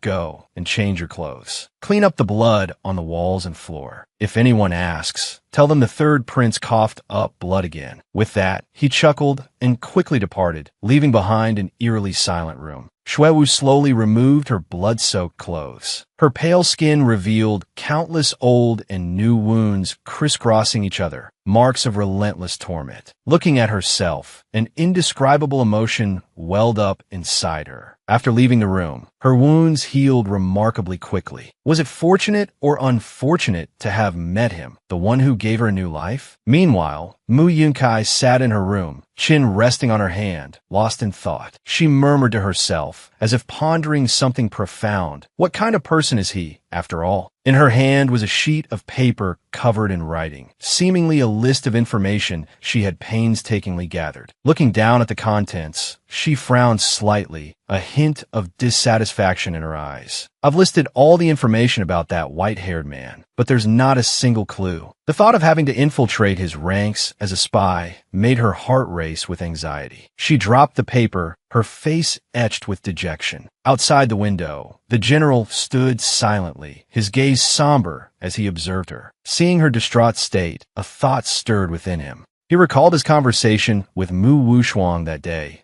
He told me about Xiao Yun's identity. That day, when I surrounded the Chrysanthemum Quarter looking for Xiao Yun, he sold out not only his sister, but himself as well. His memory flashed back to that moment. The general stared intently at Mu Wushuang, his eyes sharp and filled with murderous intent. His voice dropped to a low growl. You are the seventh prince of the former dynasty. He swiftly drew his sword, pointing it directly at Mu Wushuang. Seeing this, Mu Wushuang spoke softly. General, don't be hasty. My sister and I are already your playthings. Instead of killing us, why not let us prove our worth to you? For example, helping you find the former emperor. Hearing this, the general furrowed his brows in confusion. Mu Wushuang continued, perhaps you don't know, General, but my sister and I miss our father dearly. I know you do too. I also know that before you went to Whitewater Gorge to capture our father, the third prince's men had already gone ahead. The general leaned closer, gritting his teeth in anger. The third prince? You mean the third prince? Mu Wushuang replied softly, yes, and this third prince has taken an interest in my sister, so we made a deal.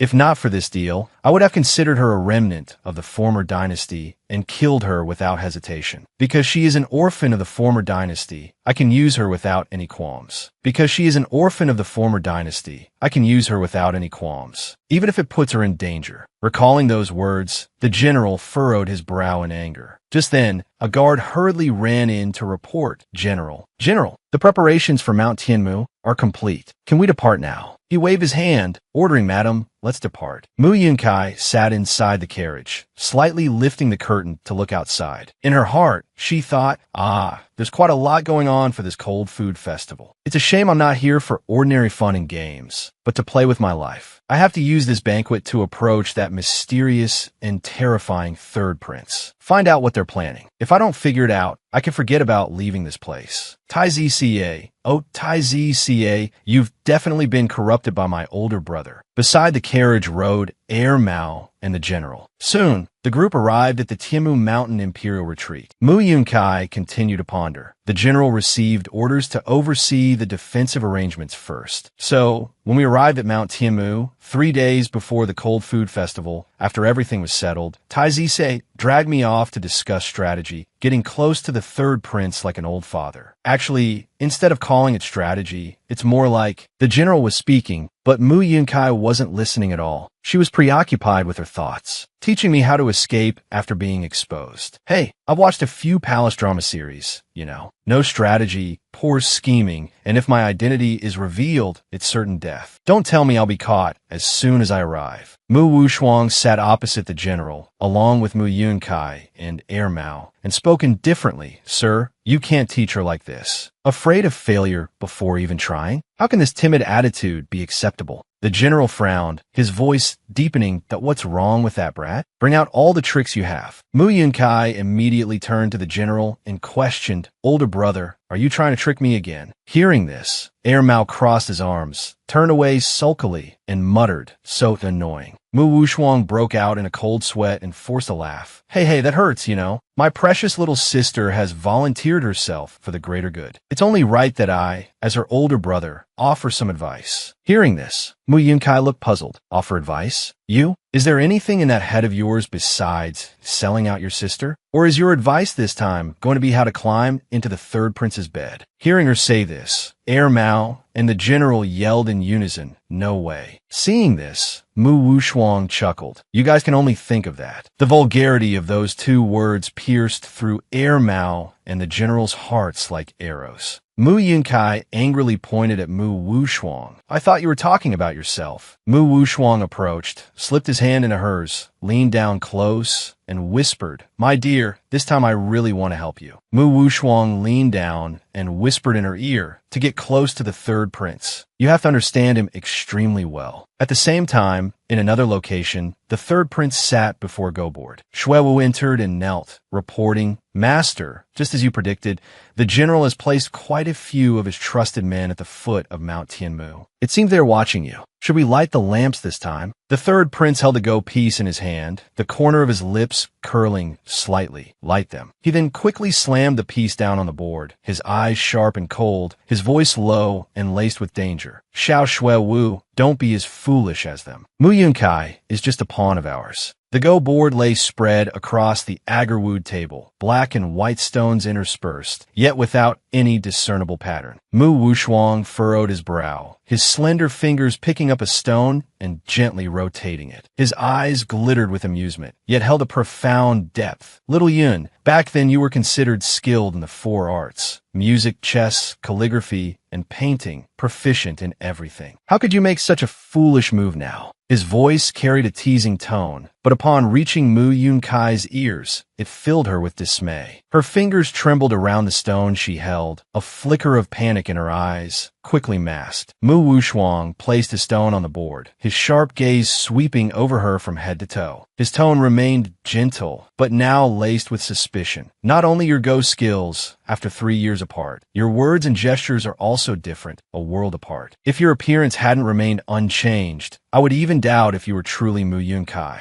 These words pierced her heart like a sharp knife. Mu Yunkai suddenly felt a chill, her face paling, unable to speak. Just then, the system's voice echoed in her mind, a stark warning. "Warning, if the host's identity is exposed, the system will be forced to shut down. The host will return to the underworld, never to be reborn." The system's voice reverberated in her head like a final judgment. Mu Yunkai felt cold sweat trickling down her back, a nameless panic rising within her. Return to the underworld, never to be reborn. This system was truly a death trap. One slip up, and before she could even accomplish anything, she'd be packing her bags to report to Yama, the king of hell. She bit her lip, struggling to regain her composure, her mind racing for a solution. Other people's systems are all cheats, while mine is full of pitfalls. Without further hesitation, she threw herself at Mu Wushuang, clinging to him as if performing a tragic play. "Better to endure the pain once and for all. Brother," she cried, "that I'll greet you properly. Before we reunited, I was chased by someone and fell into a lake. My brain was waterlogged. I've forgotten almost everything from the past." Hearing this, Mu Wushuang's eyes darkened slightly. He tilted his head and asked, "Then how did you recognize me?" Mu Yunkai faltered, her mouth agape, momentarily speechless. But years of watching palace intrigue dramas told her that hesitation in this situation was suicide. So, she quickly collected herself, raising an eyebrow nonchalantly. "Well, of course I remember you, because my remorse towards you is so deep. Even if I've forgotten everything else, I must remember this clearly. Debts must be repaid." Mu Wushuang propped his chin on his hand, a playful curve gracing his lips. He looked at her, his eyes gleaming with amusement. His tone still held a hint of laughter, yet it sent shivers down her spine. "Oh, darling, weren't you so resentful of me yesterday that you were overjoyed? Now that your little guard and husband aren't here, you've started wagging your tail at your master, haven't you? How vulgar." In the quiet room, sunlight cast shadows of the two figures sitting opposite each other at the Go board. Outside, the night breeze gently brushed past the window, carrying a faint fragrance of flowers, yet it couldn't dispel the tense atmosphere that permeated the space. Mu Wushuang maintained his composed demeanor, his wide sleeves fluttering slightly as he picked up a Go stone and slowly placed it on the board. His eyes were sharp as a tranquil autumn lake, yet beneath the surface, waves seemed to churn. He spoke softly, but each word carried a chilling weight. "But this brazen, shameless demeanor of yours now, still better than that fake smile from back then when you approached me," Mu Wushuang said, placing another go piece on the board with an air of indifference. The corner of his lips curved slightly, resembling a smile, yet devoid of any warmth. Much more agreeable. His gaze swept across the board, lingering on the black and white pieces locked in a stalemate. His fingertip tapped lightly on the wooden surface, his brow furrowing slightly, as if in contemplation. From 39 to 35, why the increase? The thought flitted through his mind. Mu Wushuang suddenly spoke, his words laced with meaning directed at Mu Yunkai. He then spoke, his tone calm, like an elder brother instructing his younger sister. Sit down. I'll teach you. Mu Yunkai remained silent, her deep eyes unreadable. But within her, it was as if a stone had been thrown into a still lake, stirring up complex emotions. She didn't reply, only silently watched him. Mu Wushuang paid no attention to her silence. He reached for a go piece, but the moment his fingertips touched it, a slender hand shot out and gripped his wrist tightly. Mu Yunkai's eyes were profound, as if concealing countless layers of thought. Her voice, slow and sharp, cut like a thin blade. Why not just send me directly to the third prince's bed? Wouldn't that be easier? Her words pierced like a sword, instantly suffocating the room. The faint smile on Mu Wushuang's lips faded completely. His gaze darkened like a bottomless abyss. Seeing this, the corners of Mu Yunkai's lips curled upwards. She continued, her tone laced with mockery and coldness. Isn't this what you've always done? Why bother putting on this act of a good older brother now? Why waste your time and energy teaching me like this? Mu Wushuang didn't speak, only letting out a soft sigh. Mu Yunkai stared at him for a long moment, then slowly released his wrist. Her ice-cold fingertips brushed against his sleeve, leaving behind an indescribable sensation. Mu Wushuang looked at her, his gaze deep, and spoke softly, his tone no longer as cold as before,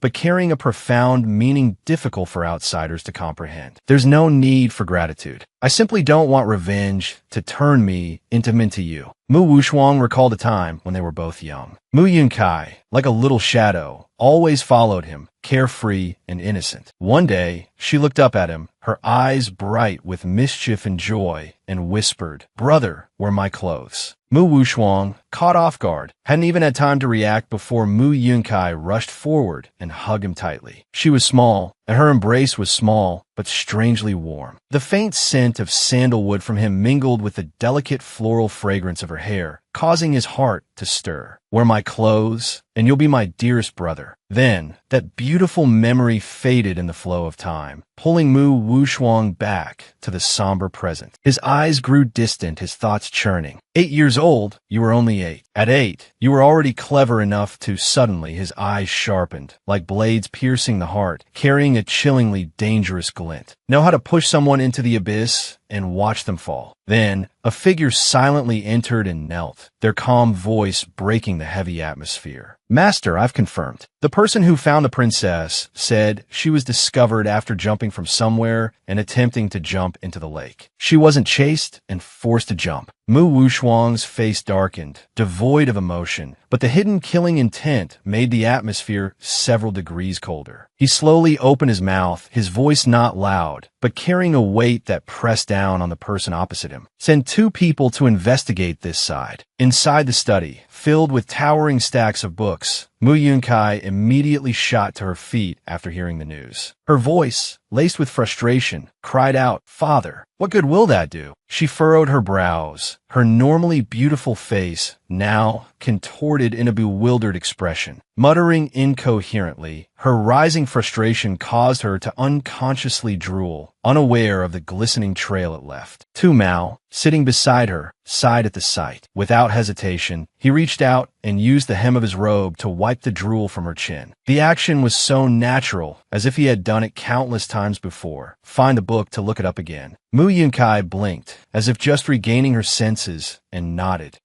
But immediately after, she quickly regained her composure. No need.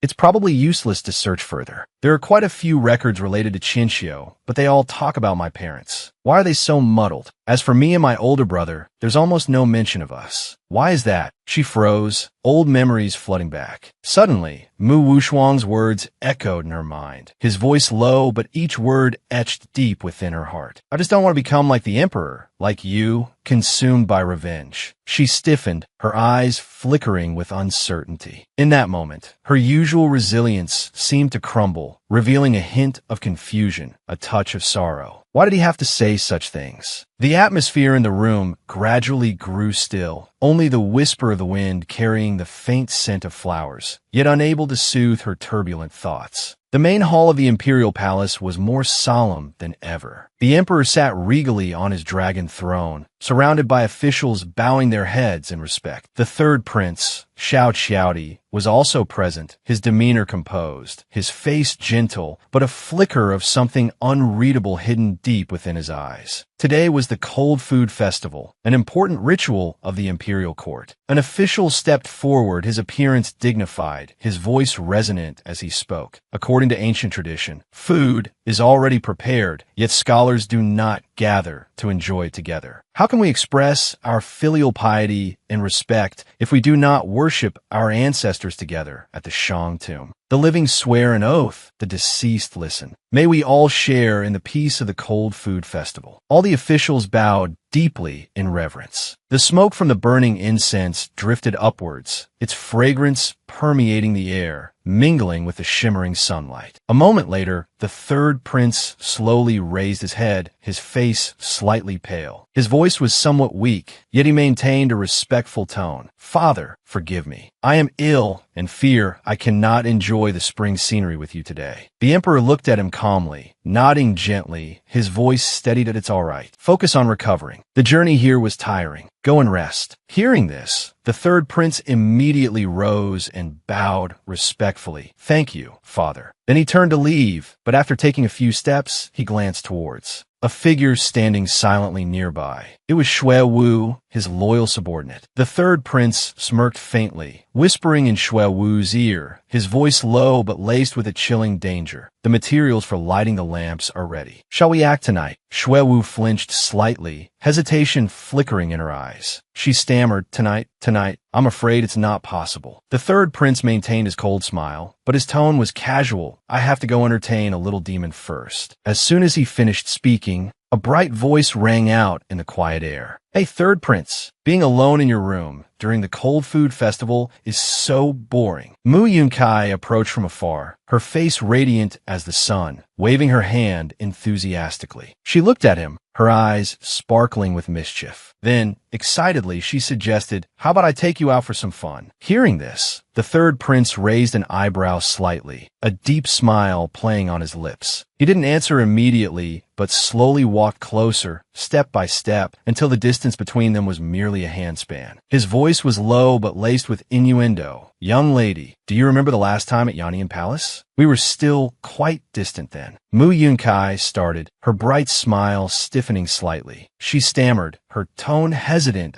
He observed every expression on her face, his sharp eyes seemingly piercing through her thoughts. "The Cold Food Festival. Why aren't you accompanying your husband to enjoy the flowers and scenery instead of running to this dull place?" Finishing his words, he gently extended his hand, his long fingers lightly brushing her cheek, a playful yet dangerously unpredictable gesture. His voice remained calm, but carried an unreadable meaning. "Trying to win my favor?" Mu Yunkai blinked, feeling the slight coolness of his skin against her cheek. Her heart involuntarily trembled. Her eyes wavered, but only for a moment. She immediately regained her composure, her lips curving into a faint, almost imperceptible smile. The air between them suddenly became tense, like a silent battle without words. Mu Yunkai felt a chill run down her spine as she listened to the third prince's question. His breathing remained steady, his eyes still carrying an indifferent look, but in each word, an invisible pressure weighed heavily on her. She quietly averted her gaze, not daring to look directly into the deep, swirling vortex of his eyes. The sunlight reflected on his face, making the smile on his lips even more unfathomable. She forced out a reply, her voice slightly stuttering. That. Unconsciously, she took a step back, as if trying to create some distance between them. But just as she moved, an idea flashed through her mind. A cunning glint appeared in her eyes, and the previous awkwardness vanished, replaced by a more natural smile. She blinked innocently and replied in a playful tone, "That's of course because..." But before she could continue, the third prince gave a faint smile, his deep eyes seemingly seeing through her thoughts. He slowly spoke, his tone low and meaningful. "The general sent you, didn't he?" Mu Yunkai started, her heart skipping a beat, but she wasn't one to be easily cornered. In a split second, she regained her composure, her smile remaining unchanged, her eyes revealing no flaws. The third prince observed her reaction, his gaze becoming more intrigued. Suddenly, without warning, he reached out and wrapped his arm around her waist, pulling her close. His breath brushed against her ear, his voice still calm, but with a hint of wickedness. "Come, let's play a game of Go." This unexpected action caused those observing from afar to immediately seethe. In a hidden corner, General Mu Wushuang and Heir Mao stared intently, both so angry that their veins bulged. General Mu Wushuang clenched his fists, his breathing heavy, his eyes darkening. He wished he could immediately rush forward and pull Mu Yunkai from the third prince's embrace. He gritted his teeth, each word forced out through clenched jaws, embracing her waist, caressing her cheek. Heir Mao beside him was no better, his whole body tense, his hand already on the hilt of his sword, his eyes filled with murderous intent. A powerful aura of killing intent enveloped them both, as if in the next second they would rush forward and engage in a life-or-death battle with the third prince. But just as Heir Mao was about to draw his sword, a clang rang out. His blade was blocked by General Mu Wushuang's own sword. Heir Mao froze, turning to look at him with astonishment. General Mu Wushuang glared at him, his eyes sharp as blades, and growled, "Be patient." Heir Mao clenched his fists, his eyes red with anger. But he gritted his teeth and endured. The two men stood still, their bodies tense like drawn bows, yet they didn't move. General Mu Wushuang tightened his grip, his knuckles white with force. His gaze darkened, a subtle killing intent rising like a gale before a storm. His eyelashes lowered, but within the dark depths of his eyes, a flicker of pain shone, almost imperceptible. A flood of memories about her washed over him. Her serious expression as she diligently learned Go, the slight furrow of her brow whenever she made a wrong move. He closed his eyes briefly, his voice low, focus on the bigger picture. Across from him, the third prince, Shouty, sipped his tea with an air of ease. Each movement was relaxed, yet held a hidden depth. "Miss Mu, feel free to listen to the rumors. They say you're the only one who can cure my illness. I just didn't realize you'd collude with the general to harm me." He finished pouring, lifted his teacup, and looked indifferently at Mu Yunkai sitting opposite him, a faint smile playing on his lips. "I won't do anything to you." His tone was so calm that Mu Yunkai furrowed her brow. She recoiled slightly, muttering, "I don't trust you, you devil." The third prince laughed, a cunning glint in his eyes that, "Ha ha, you don't trust me?" His fingers toyed with the Go pieces on the board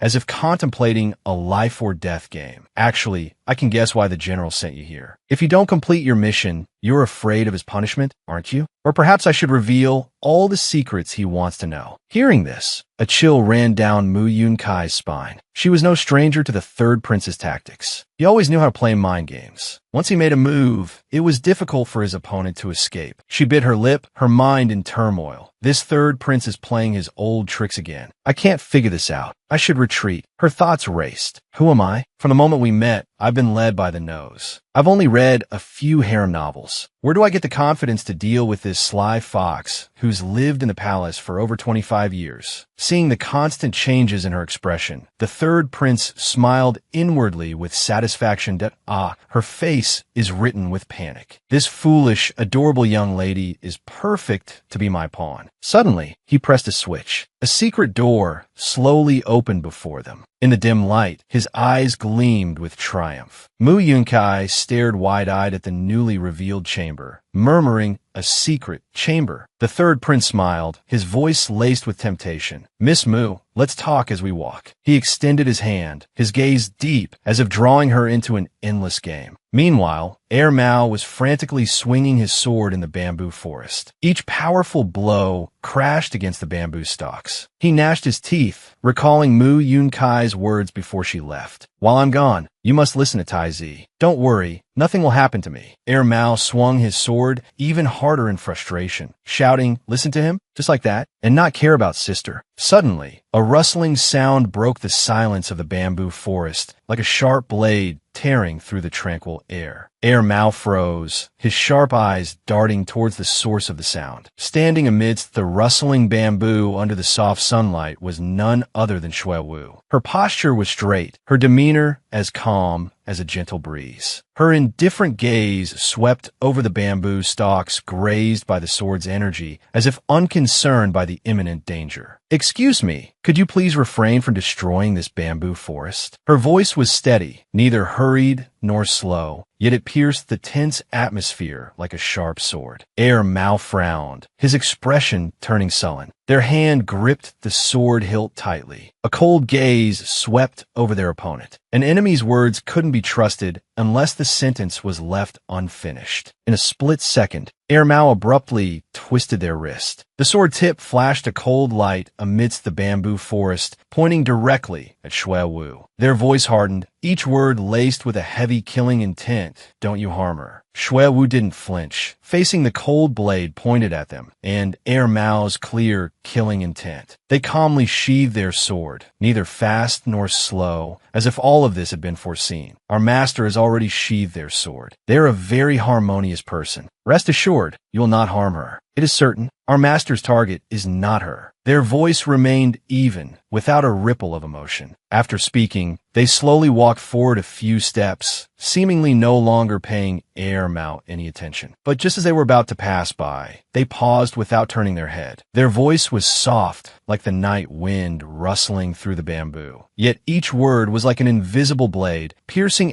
Mao's heart. "If you hadn't lost your memory, you would be the one who understands best what our master hates most, this world." Elsewhere, in the dark of night, Mu Yunkai silently followed the third prince into a secret tunnel. The air around them was cold, with only flickering lamps casting light on the damp steps that stretched into endless darkness. She hesitated slightly, a strange feeling weighing on her heart. She didn't understand why she was following him. Was it fear of being killed if she refused? The thought sent a chill down her spine. The third prince continued walking silently ahead, his tall figure casting a long shadow on the ground. Each step carried an invisible pressure. It was as if he was leading her to a place with no exit. Mu Yunkai bit her lip, questioning herself silently. By the time she came to her senses, she had already followed him to this secret path. The deeper she went, the dimmer the light became. The surrounding space seemed to tighten around her, as if trying to swallow her whole. With each step, she felt herself sinking deeper into a game with no end in sight. She suddenly realized, when she finally came to, that she had followed him down a secret path, leading to an unknown destination. Mu Yunkai timidly followed the third prince, her heart hanging in the balance. Each heavy step felt like treading on a line between life and death. She couldn't help but think that facing him, she was afraid of being completely drained of her strength. Did a way to capture this man truly exist? Before her was a large, imposing door. The third prince stopped and turned slightly, his eyes sharp, but his voice somewhat gentle. "Lady Yun, wait a moment. Remember to close your eyes, because the light will be blinding." The door slowly opened, a soft light seeping through the crack. Suddenly, a series of cheers rang out, clear as silver bells. "Big brother. It's Big brother. Big brother came to see us. Why did you bring a big sister this year? Big brother. Big sister." Children rushed forward like lightning, some clinging to his sleeves, others climbing onto his back, their small faces full of joy. The third prince laughed, his voice warm and indulgent. All right, I understand. I understand. Big sister-in-law it is." Mu Yunkai was stunned, her eyes filled with confusion. She looked up at the third prince and asked in a low voice, "What is going on here?" The third prince didn't rush to answer. He simply knelt down on one knee and gently stroked a child's head, his voice calm but filled with profound meaning. "Don't you understand yet? These children are my secret. They're all raised by me. They are the treasures of the former dynasty's ministers." His words were like a thunderclap on a clear day. Mu Yunkai was momentarily stunned. She softly echoed, "The previous dynasty." Under the canopy of flowers gently swaying in the breeze, the third prince slowly spoke, his eyes tinged with sorrow. "Miss Yun, do you believe my father, a wise ruler, was unjustly punished? Someone had to be held accountable for the dangers facing the dynasty. Not just the royal family, but 9 generations of their kin. His gaze flicked towards Mu Yunkai, deep and still as an autumn lake, his words carrying a hint of a challenge. If Miss Yun also believes these children are guilty, then tell the general the secret of this place. The third prince and Shui Wu stood silently, watching Mu Yunkai's retreating figure disappear into the stillness of the night. The gentle night breeze rustled his robes, carrying a faint scent of wildflowers. In the quiet, his eyes were deep and contemplative as an abyss. His voice, laced with a hint of mockery and an elusive loneliness, murmured, "The human heart is so fragile. Even the strongest marital bonds can be easily severed with a few well-placed words. Better to destroy 10 temples than a marriage." Suddenly, a masked child appeared from the shadows, startling the third prince. A childish voice, filled with reproach, rang out, "You are truly heartless." The third prince glanced at the child, a cold smirk playing on his lips. Folding his arms, he looked into the distance and replied indifferently, "You flatter me." His gaze remained fixed on Mu Yunkai's receding figure, his dark eyes gleaming with dangerous amusement. "I'm eager to witness the general's marital discord. Such a pity." He then turned smoothly to Shui Wu, his hand lightly brushing her waist. The seemingly casual gesture held a hidden, razor-sharp killing intent, veiled beneath a silken touch. When the general's guard is down, that will be our moment to act. Shui Wu narrowed her eyes at his words. The cold moonlight illuminated her face, enhancing her enigmatic aura. A thought flickered through her mind. The third prince had always been a meticulous strategist. She looked up at him, her voice thoughtful. How many lamps will be lit this time? Yet another thought surfaced in her mind, one that hadn't considered the possibility. The third prince chuckled softly, a smile as sharp and dangerous as a blade hidden in velvet. Enough lamps will be lit for all the children to be sacrificed. Shui Wu shivered involuntarily as a cold gust of wind swept past, chilling her to the bone. A strange feeling arose within her, like a thick fog concealing a terrible secret. He had no idea that Mu Yunkai, upon returning to the mansion, immediately recounted everything she had heard at Mount Tianmu. Elsewhere, in another quiet room, dimly lit by flickering candles, Mu Wushuang sat at a table, his chin resting on his hand, sighing softly, his eyes distant as if lost in thought. He suddenly felt a pang of anguish.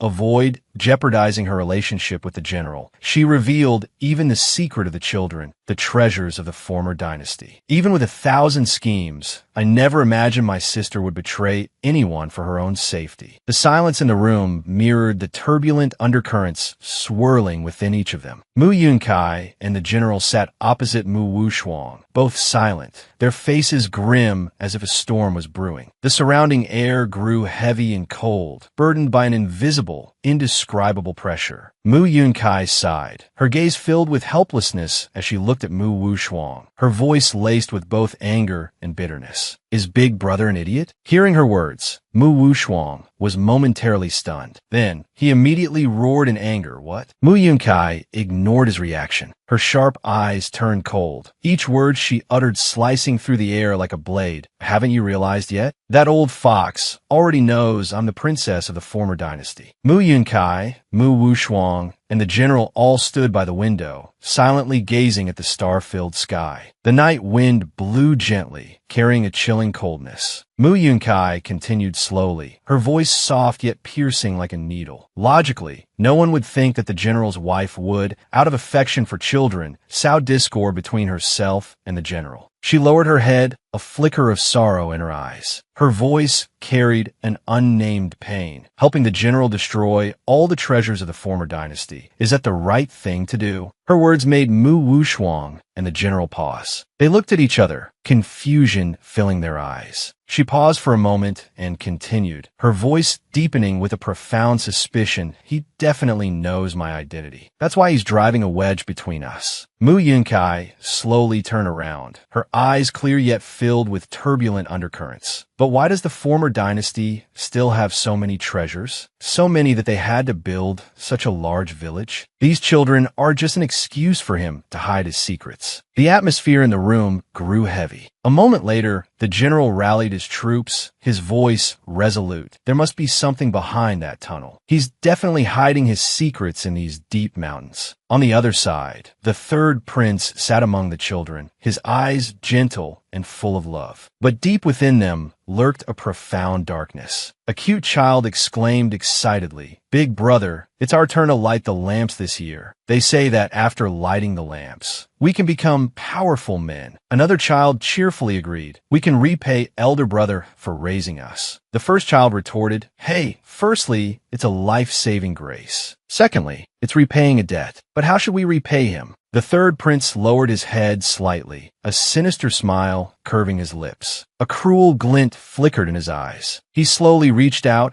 and gently stroked the hair of a child beside him, his voice low and chilling. "My precious ones, repaying a life-saving grace, huh?" Suddenly, he raised his hand, and a strange life force emanated from his palm. His 5 fingers extended, sharp claws flashing ominously. He gritted his teeth, his eyes as cold as ice. His voice was like the pronouncement of death. "Naturally, you repay it with your lives." In the third prince's court, only the faint sound of footsteps echoed through the long, deserted corridor. Xiao San hurried forward and respectfully reported to the general, "General, there's no one in the room. Not only in the room, but the guards throughout this entire court are very lax. It's like we're hoisted by our own petard." Hearing this, the general frowned slightly and turned to look at Xiao San. He asked in a deep voice, "Xiao San, what's going on?" Xiao San didn't answer immediately, but continued his report. "From the foot of the mountain to the summit, there's nothing. Miss Yin, do you still remember the way to that place?" Mu Yunkai immediately replied, "The secret path leading to the deep mountains." Without hesitation, she quickly stepped forward and pressed a hidden mechanism on the wall. "That it's here. I remember that old fox pressed lightly here." As soon as she finished speaking, a click echoed, and the secret door slowly opened. Mu Yunkai couldn't hide her joy, her eyes lighting up that, it's open. Through this secret path, we can reach that place. But before their joy could spread, the scene before their eyes stunned both Mu Yunkai and the general. Before them, the third prince was leisurely bathing in a tub, 2 beautiful maidservants diligently massaging his shoulders. Seeing the 2 barge in unexpectedly, he raised an eyebrow, a playful smirk curving his lips that, "Oh, esteemed guests." Mu Yunkai's eyes widened in shock before snapping shut. Her limbs flailed as if trying to escape the scene, her inner thoughts screaming, This foxy man acts so fast, doing this in broad daylight." The third prince reached for his robe, slowly draping it over himself. His deep-set eyes looked towards the 2, his voice low but laced with a threat. "This visit, general, is rather presumptuous. Breaking into a prince's chambers at night. According to national law, this should be considered a crime of plotting to assassinate the prince, shouldn't it?" Hearing this, Mu Yunkai panicked, her eyes darting around as if searching for an escape route. Meanwhile, the general stood still, his expression stern and unwavering, seemingly unaffected by the third prince's words. The atmosphere in the room grew tense. Sensing the precarious situation, Mu Yunkai quickly spoke up to defuse the tension. "Hey, how can this be considered plotting to assassinate the prince? We came." Her voice suddenly boomed, like a warrior charging in a battle, "that we came to pursue an assassin." The words hung in the air, plunging the room into silence. The general and the third prince stared at her, equally stunned. Mu Yunkai then realized her actions and words were rather out of place. What assassin would dress like this? Unable to bear the gazes of the 2 men, she quickly turned, crouched down, and covered her face in embarrassment, muttering, "The director can." The third prince stepped closer, the smile on his lips deepening. He spoke softly, his tone teasing, "Oh, is that so? We apologize for the disturbance. Now about this assassin." His voice suddenly turned sharp, his eyes piercingly fixed on her. "Could it be the person my father has been searching for, whose whereabouts have remained elusive? The treasure of the previous dynasty?" He reached out to touch her shoulder, but a cold glint flashed in the air. A sword swiftly intercepted his hand before it could reach her. Air Mao had drawn his sword, his eyes sharp, his voice resounding, cutting through any doubt.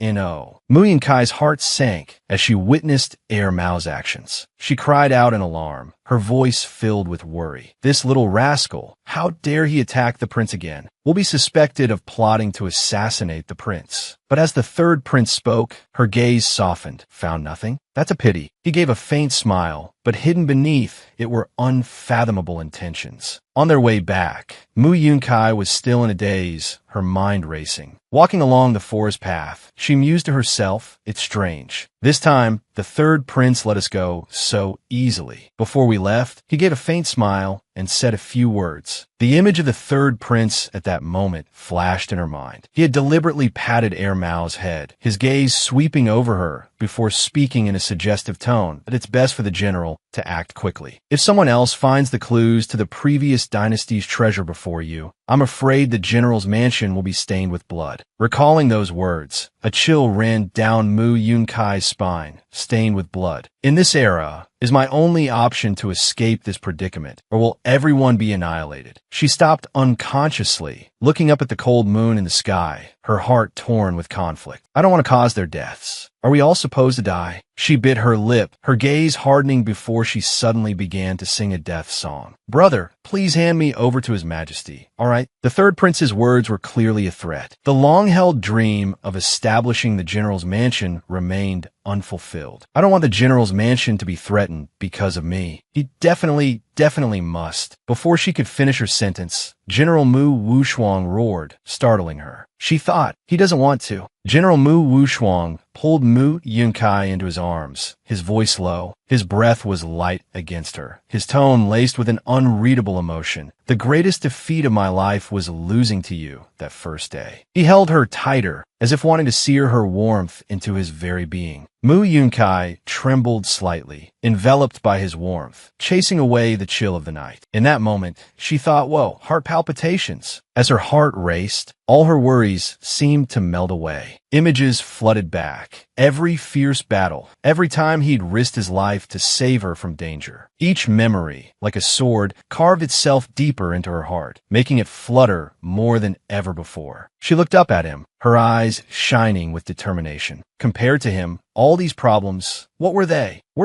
No matter where we live, we'll face troubles and hardships. But this time, I definitely won't run away. Because in this world, there's someone I love, and I must live. I must live to fulfill their wishes. From a hidden corner, Air Mao watched silently, his eyes darkening. Before him was the sight of the two embracing, a tenderness he'd never witnessed. Unconsciously, he placed a hand over his chest, where his heart ached with a strange pain. The next day, in the bamboo garden, Air Mao remained listless, his gaze empty. The question echoed in his mind, why doesn't she embrace me like that? Suddenly, a clear voice rang out. Xue Wu appeared, her eyes sparkling with teasing amusement. What are you doing in my bamboo garden again? Air Mao sat in silence, his gaze drifting into the distance, as if trying to hide the heavy thoughts weighing on his heart. Xue Wu sat beside him, tilting her head back to look at the vast sky. Then, she blurted out, huh? Really? I can't believe you're troubled by this. That kind of affection, is it like a mother's love? Her unexpected question caused Air Mao, mid-chew on a steamed bun, to choke. He quickly shouted, nonsense. He just needed to answer her, but his voice trailed off, softening with a rare gentleness. He murmured, isn't that the same kind of affection you have for that master of yours? Xue Wu didn't hesitate, replying firmly, no, I don't love my father. Her words were like a sharp blade, cutting deep into Air Mao's heart. He unconsciously placed a hand on his chest, his face tinged with sadness. That kind of affection truly was strange. Xue Wu quietly reached out and gently stroked Air Mao's head, her voice gentle yet firm that it truly is strange. In any case, you can't change back into an ordinary person just because you don't like her. Air Mao swatted her hand away, his eyes flashing with annoyance. Don't touch my head, he said coldly. Xue Wu silently looked at her hand, as if pondering something. The air between them grew heavy until Air Mao softly spoke. His slightly embarrassed demeanor made Xue Wu unconsciously look at him. Air Mao turned away, scratching his head, his voice barely a whisper. Thank you. Air Mao's unexpected words stunned Xue Wu for a moment. But she quickly recovered, chuckling mischievously. Well, if you want to show your gratitude, well, you have to actually do something. Mao glanced at her, a hint of wariness in his tone. What do you want? Shui Wu cheerfully replied, I want you to help me plant these bamboo. And so, in the empty space, two small figures toiled together. One dug the earth. The other gently placed the young bamboo shoots, meticulously tending to them. In the quiet, Shui Wu's soft voice rang out, 1, 2, 3. Mao didn't understand her purpose, but each time she planted a bamboo shoot, she subtly infused it with a bit of life force. When the 3 bamboos stood firm in the snowy ground, Shui Wu clasped her hands before her chest, closed her eyes, and softly murmured, rest in peace. Watching this, Mao's brows furrowed slightly, but he didn't ask anything further. He simply turned away coldly, saying, I'm leaving. But as he turned, Shui Wu called out, can you answer one more question? Why did you tell me your secret when I'm your enemy? Mao paused for a moment, then glanced at her. His voice, low but firm, replied, intuition. We are the same kind. At the residence of General Mu Wushuang, a cloaked figure lightly dropped down from the roof. He bowed respectfully, his calm voice echoing, Master, I wish to speak with you. Mu Wushuang, upon hearing the proposal, flatly refused without hesitation, no, I have nothing to say to you. The masked man responded, no. Still persistent, the masked man leaped forward, landing directly in front of Mu Wushuang. Seeing this, Mu Wushuang raised an eyebrow and scoffed, oh, what a generous offer. The masked man, ignoring the sarcasm, replied seriously, Master is the 7th prince of the previous dynasty, currently in hiding. Do you wish to present him to his majesty? He had been captured and bound by the 3rd prince, lying on the ground like a hunted animal. The 3rd prince approached, looking at him with cold eyes. He smiled sinisterly and ordered, take him to the brothel. Mu Wushuang thrashed on the ground, shouting in fury, kill me. The 3rd prince gave a cunning smile, unwavering. Your vengeance is yet unfulfilled. Are you willing to die? Don't be so agitated. I'm trying to help you. He stepped closer, lifting Mu Wushuang's chin with his boot, and whispered, you know, the best way to get revenge on someone isn't to kill them, but to destroy what they value most. Think carefully. What does your father cherish most? Isn't it you? Those words pierced Mu Wushuang's heart like a knife. He could only remain silent in his indignation, unable to resist. Mu Wushuang frowned, a coldness flashing in his eyes as he listened to the masked man. His voice dropped, firm and resolute. Tell 3rd prince, shout shouty to get out of my way. His hand, holding the needle, trembled slightly. Mu Wushuang unconsciously pricked the fabric with a needle, but accidentally stabbed his own hand. A sharp pain shot through him. Drops of bright red blood welled up from his fingertip, staining the white cloth. He looked at the wound, a thoughtful expression in his eyes, and murmured to himself, I don't want to run anymore. The blood continued to flow, each drop soaking into the handkerchief. Watching the red spread, Mu Wushuang slowly clenched his hand, a determined glint in his eyes. From now on, I will take my own path to revenge. The masked man chuckled, a low sound that seemed both mocking and approving. Mu Wushuang looked up at him, a coldness in his gaze. Tell your master, he said, that if he doesn't want to see me, then I have a message for him. Without waiting for a reply, the masked man leaped lightly onto the walkway, his voice echoing in the night. Before the young master can avenge himself, the master will continue to keep his identity a secret. Hopefully, he won't have to keep this secret his entire life. Hearing this, Mu Wushuang brought a hand to his forehead and knelt down. He continued to hold the needle, trying to finish the embroidery, even as blood from his fingertips steadily seeped into the fabric. Mu Yunkai approached from afar. As Mu Wushuang pricked the needle, he wondered to himself, keep it for the rest of my life. Seeing the scene before her, Mu Yunkai cried out in alarm, hey. She rushed towards him, her eyes wide with fright. Grasping Mu Wushuang's hand, she scolded him gently. It's just a flower. Was it worth hurting yourself like this? Mu Yunkai looked at Mu Wushuang, her heart filled with a bittersweet ache. The first time we met, you did the same thing. How will torturing yourself like this bring about revenge? She quickly reached into her robe, retrieving bandages. Worried about Mao, she always kept them on hand that I don't know if you're truly foolish or just pretending. Let's just say I was naive back then. Wasn't it clear when we plotted together? She carefully bandaged Mu Wushuang's wound, murmuring, hurting yourself means you've given up on any other way to avenge them. Mu Wushuang turned away, embarrassed. You needn't feign concern for me. Mu Yunkai looked at him, a strange feeling rising in her chest. His favorability has increased, but why don't I feel happy? What did I do before to make him feel so constantly hurt by these small things? Lost in thought, she suddenly felt a chill down her spine, causing her to turn around and mutter, "Why do I suddenly feel so cold?" In a corner, the general and Air Mao lurked, their eyes filled with anger, like two wild beasts provoked. "Your pickled vegetables have been spilled," the general exclaimed. Startled, Mu Yunkai turned around. The general scowled, gritting his teeth that it's just a small cut on his hand. Does he need to act so pathetic? She murmured, "It's not that serious." Air Mao calmly drew his sword, his eyes cold as if about to strike. "Let me help him. If I chop off his hand, you won't have to worry anymore." Hearing this, Mu Yunkai cried out in alarm, "No, don't chop off his hand. Air Mao, don't be ridiculous." Mu Wushuang chuckled, a teasing glint in his eyes. "Hee, are you jealous? No matter who marries my sister, they have to call me Big Brother." As soon as he finished speaking, the general's face darkened. Unable to restrain himself, he punched Mu Wushuang in the shoulder, his voice strained. "This general doesn't need a big brother." With that, he flung his sleeve and turned to leave. But after only 2 steps, he stopped and ordered sternly, "Xiao Jiat, he's fainted from blood loss. Get him to the infirmary. He'll die." Hearing this, Xiao Jiat jumped up in alarm, his voice full of worry. The next day, on the last day of the Cold Food Festival, a light drizzle fell. The spring air was gentle, yet tinged with a subtle melancholy. The general leaned slightly, shielding Mu Yunkai from the rain with his robe. His voice was low and warm. "Regarding the third prince, we'll discuss it after I return and speak with my master. Please put aside your worries. Enjoy the spring air on this last day of the Cold Food Festival." A while later, she glanced at the general. He was participating in a festival game, but seemed to be failing miserably. She smiled faintly to herself, thinking, "I never imagined the Cold Food Festival in this dangerous place." But when she turned to look at Air Mao, she unconsciously smiled. It was so peaceful. Later, as she sat in the carriage on the way back,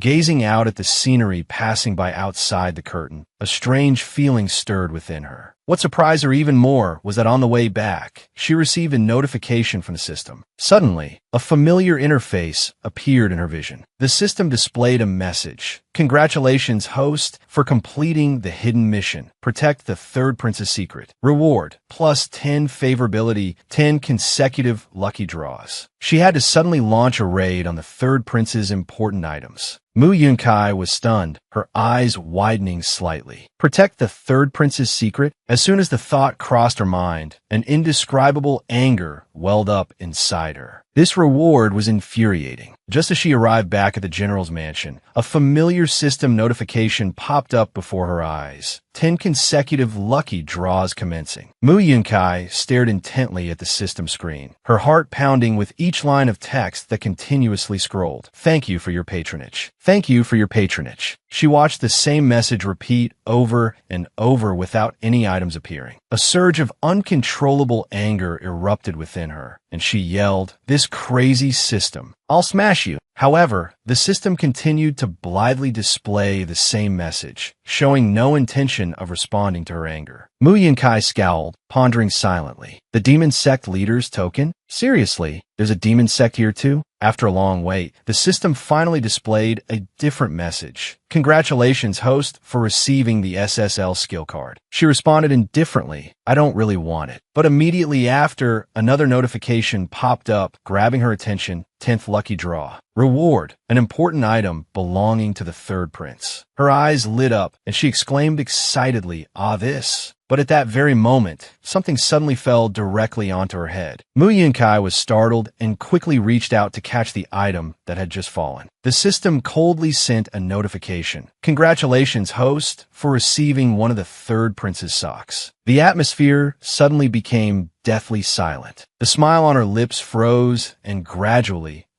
disappeared. Her face twitched frighteningly. In a burst of rage, she threw the sock directly at the screen. She yelled at the system, "Are you messing with me?" But as the sock fell, a small feather unexpectedly drifted out from inside. Mu Yunkai froze. She picked it up, her gaze thoughtful. Just then, A familiar voice called out from behind her. She turned her head slightly and saw Mao standing with his arms crossed, smirking. "Hey," he said, "Blackface General is calling for you at the main hall." Hearing this, a sense of unease rose within Mu Yunkai. Her hand still clutched the feather, a flicker of suspicion in her eyes. At the main hall, Mu Yunkai entered the main hall with the general. Before them stood Zi Huayo. Upon seeing her, his expression became complex. He gave a somewhat strained smile, his voice husky as he spoke.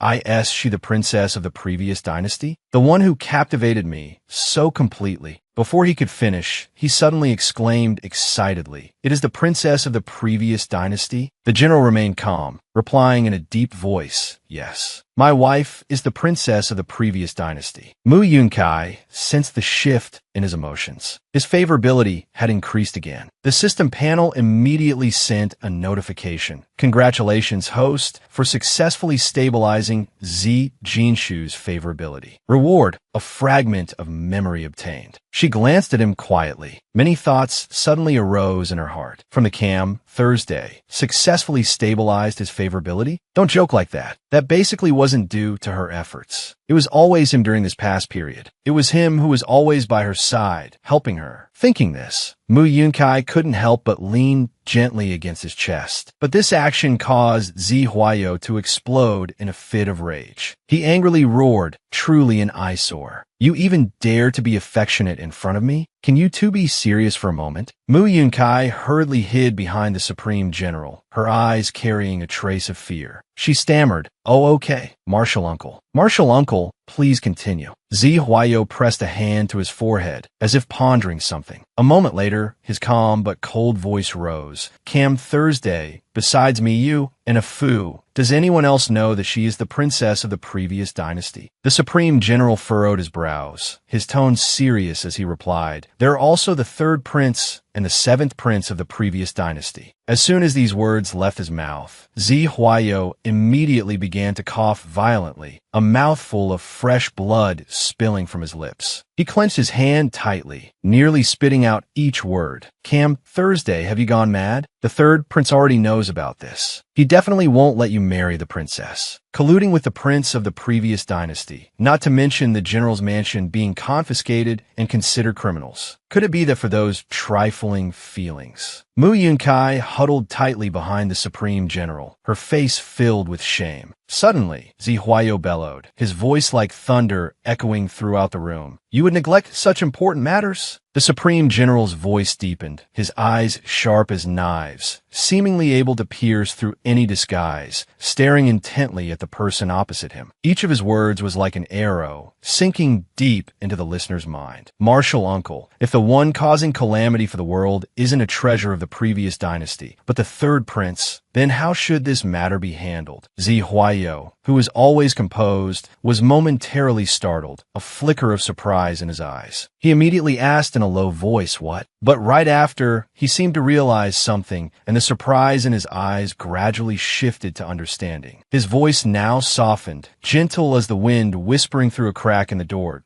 "Oh, that's how it is. Why would the current third prince want to protect the deposed king of the previous dynasty? Could it be that he fears his own power is too weak, so he wants to collude with the forces of the former dynasty?" He raised a hand, gently rubbing his forehead as if to soothe his mind, his voice filled with the weariness of one who had weathered countless storms in life. "Perhaps I've grown too old. Your thinking is now more astute than before." Mu Yunkai, always cautious, remained silent for a moment before softly speaking. Each word she uttered resonated like a pebble tossed into a still pond, creating ripples of disturbance in the space. "Martial Uncle, have you ever considered that the current third prince might be an imposter?" As soon as these words were spoken, the atmosphere in the room instantly became tense. The Supreme General and Martial Uncle simultaneously turned to stare at her, their eyes full of suspicion. Being stared at like this by the two of them, Mu Yunkai suddenly felt a chill run down her spine. She swallowed nervously, panic rising in her heart. "Ah, did I say something wrong?" Although this guess is 80% accurate, based on the clues from his system, I can guess it's like this. But where can I find evidence to prove it? Moreover, if I speak out, everyone will be suspicious. Why would I know such a thing? Wouldn't that be very strange? Furthermore, my older brother already dislikes me. If this isn't handled well, I'll be exposed. Exposed. The Supreme General pondered, his voice growing even lower. Is there such a thing as resurrection in this world? Borrowing a body to restore the soul, is it real? Hearing this, Mu Yunkai couldn't help but be startled. Surprise flickered in her heart. Did this world also have such a way of talking about rebirth? Her martial uncle's face darkened, his eyes as deep and unreadable as a bottomless abyss. The third prince's matter still requires further evidence. If he is truly as Miss Yun says, I will personally report it to the court. As for the third prince knowing your identity, there's no need to worry too much right now. Mu Yunkai exclaimed in alarm. But if he reports my identity to His Majesty, the general's mansion will be destroyed. Her martial uncle firmly asserted he won't say anything. Mu Yunkai, still bewildered, let out a sound of confusion. Her martial uncle's voice became stern, his sharp gaze fixed on her. Each word he spoke was decisive. He wants to collude with your father, so your identity will certainly not be exposed. That day, he must have wanted to force you to leave the general's mansion to become his wife. That way, you would become a pawn in his hands, allowing him to control Jin Shu and his followers. Hearing this, a sense of unease arose in Mu Yunkai's heart. Her martial uncle's words made sense, but she still felt that things wouldn't be so simple. Mao pushed the door open, his voice low as he folded his arms and said, "Stop discussing." Seeing Mu Yunkai and her martial uncle talking, Mao felt somewhat annoyed. He didn't waste time and immediately announced, "There's someone at the mansion." Hearing this, Mu Yunkai and the Supreme General didn't delay, quickly heading straight to the main gate. The gate slowly opened, and a figure gradually became visible under the flickering lantern light in the dark night. As soon as the Supreme General saw the person, a look of surprise flashed in his eyes, and he murmured, "It's the fifth prince." The figure gradually came into view, and the familiar face made the Supreme General pause for a moment. But immediately, he raised his voice and shouted, "You little rascal, come here." Without waiting for a second call, the fifth prince quickly ran over and threw himself into the Supreme General's arms, his voice full of joy as he called out, "Master." Mu Yunkai was stunned when she heard the fifth prince address the Supreme General so affectionately. She furrowed her brow, her voice full of confusion. "Master? Taizi Gu, how can you be the prince's master?" The Supreme General replied casually, "That's right." Then he suddenly turned around, grabbed the fifth prince's ankles, and held him upside down. "Watch how I train this little rascal." Seeing this, Mu Yunkai frowned in displeasure. She stepped forward, pinched the Supreme General's ear, and scolded, "Why are you holding a child upside down like that?" The Supreme General let go, causing the fifth prince to fall straight to the ground. Mu Yunkai cried out in alarm. "He'll hit his head." She rushed over and anxiously helped him up, her voice urgent. "Are you dizzy? Are you hurt? Do you still know what 1 + 1 is? What are the first 6 digits of pi? Do you need me to blow on it for you?" The fifth prince glared at her and brushed her hand away, his face full of annoyance. "Get lost, will you? What does a foolish woman like you understand? This is called the strength of a man." Hearing this, the Supreme General immediately raised his hand and lightly smacked the fifth prince on the head, causing him to whimper in frustration. "Master, why did you hit me?" The Supreme General looked at Mu Yunkai with a silly grin at him. "Why, wife is also hurt. Blow on it for me." Mu Yunkai immediately turned away, her voice cold that I don't care. "It serves you right. You should reflect on yourself. What if we have children later? Will you be this rough with them too?" As soon as she finished speaking, she froze, her eyes widening. The air suddenly fell silent, and both she and the Supreme General blushed involuntarily. Neither dared to look directly at the other. The fifth prince, sensing the awkward atmosphere, looked on with a bewildered expression. At the dining table, the Supreme General picked up a large piece of meat and placed it in the fifth prince's bowl. In a hearty voice, he said, "A real man must eat a lot of meat." The fifth prince cheered with delight, "Yay, meat," and quickly put it in his mouth. But immediately, he jumped up with a grimace, Hot, hot, hot, hot. The Supreme General looked at him sternly and scolded. How can a real man be afraid of hot food? Mu Yunkai and her martial uncle witnessed this scene. She chuckled softly and said, "The relationship between these two is quite good, isn't it?" Her martial uncle calmly replied, "Of course it's good. How could it not be? Cam Thursday has been by the prince's side since he was a child. They're inseparable every day." Hearing this, Mu Yunkai frowned in confusion and quickly asked, "Then why have I never seen His Fifth Highness at the General's mansion before?" The Supreme General didn't answer immediately. He simply reached out and wiped her mouth naturally before casually saying, "The prince just finished his confinement. The little rascal wants to be a wandering hero." Mu Yunkai became even more puzzled.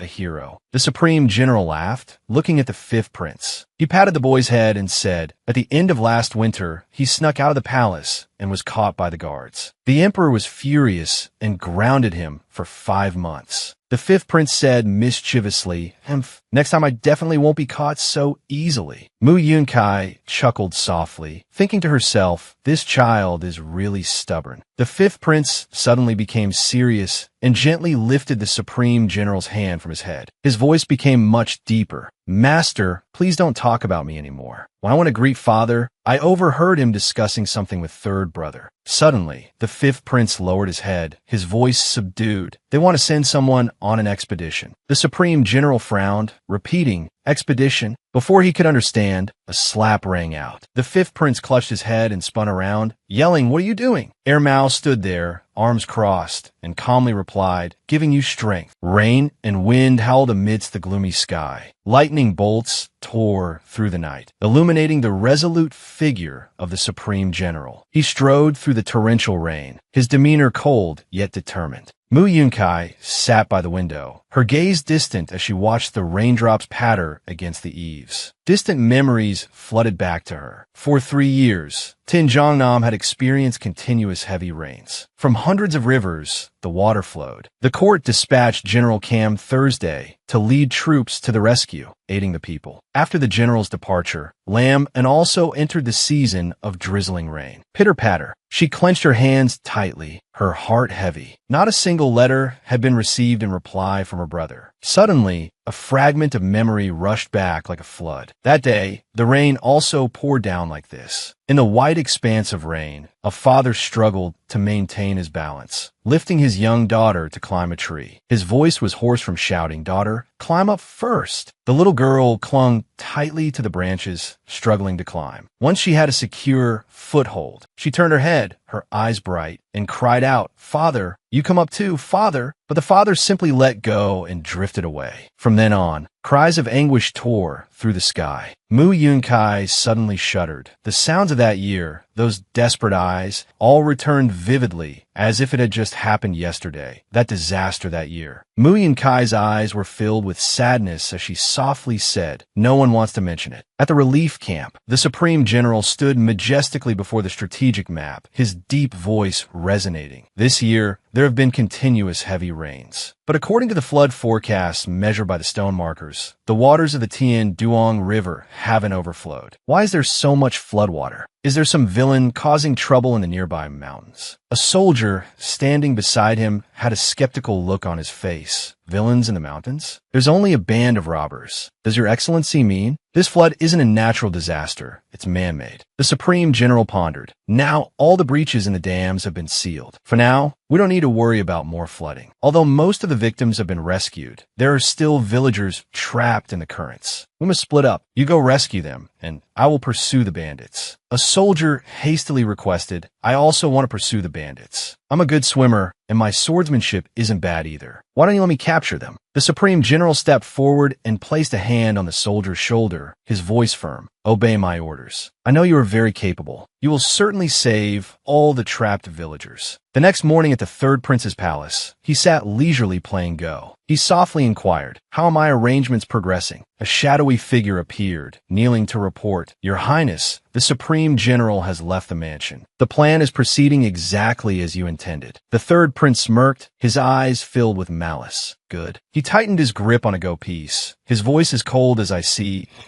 "He truly wasn't a waste sending you to the general's mansion as a spy all these years." Mu Yunkai drifted into a stream of memories. recalling the days spent diligently practicing swordsmanship with Air Mao. She thought to herself, after Master's death, I've been diligently practicing swordsmanship with Air Mao. Occasionally, I visit eldest brother. The memory of her most recent encounter with Mu Wushuang flooded back. She carefully bandaged the wound on his hand, gently chiding, "Didn't I tell you to change the bandages every 3 days? How old are you? Why can't you remember?" Mu Wushuang jerked his hand back and coldly turned away. Reality pulled her back. Mu Yunkai sat pensively by the window, watching the raging storm outside. Her heart heavy, she sighed softly. It's been a month. Hong Yin, the messenger bird, can't fly to Linen. She hung her head. A moment later, she forced herself to stand, muttering shakily, "Forget it, I'll go to sleep. Sitting for so long makes my back ache. He's busy with state affairs. Could it be he doesn't care about me anymore?"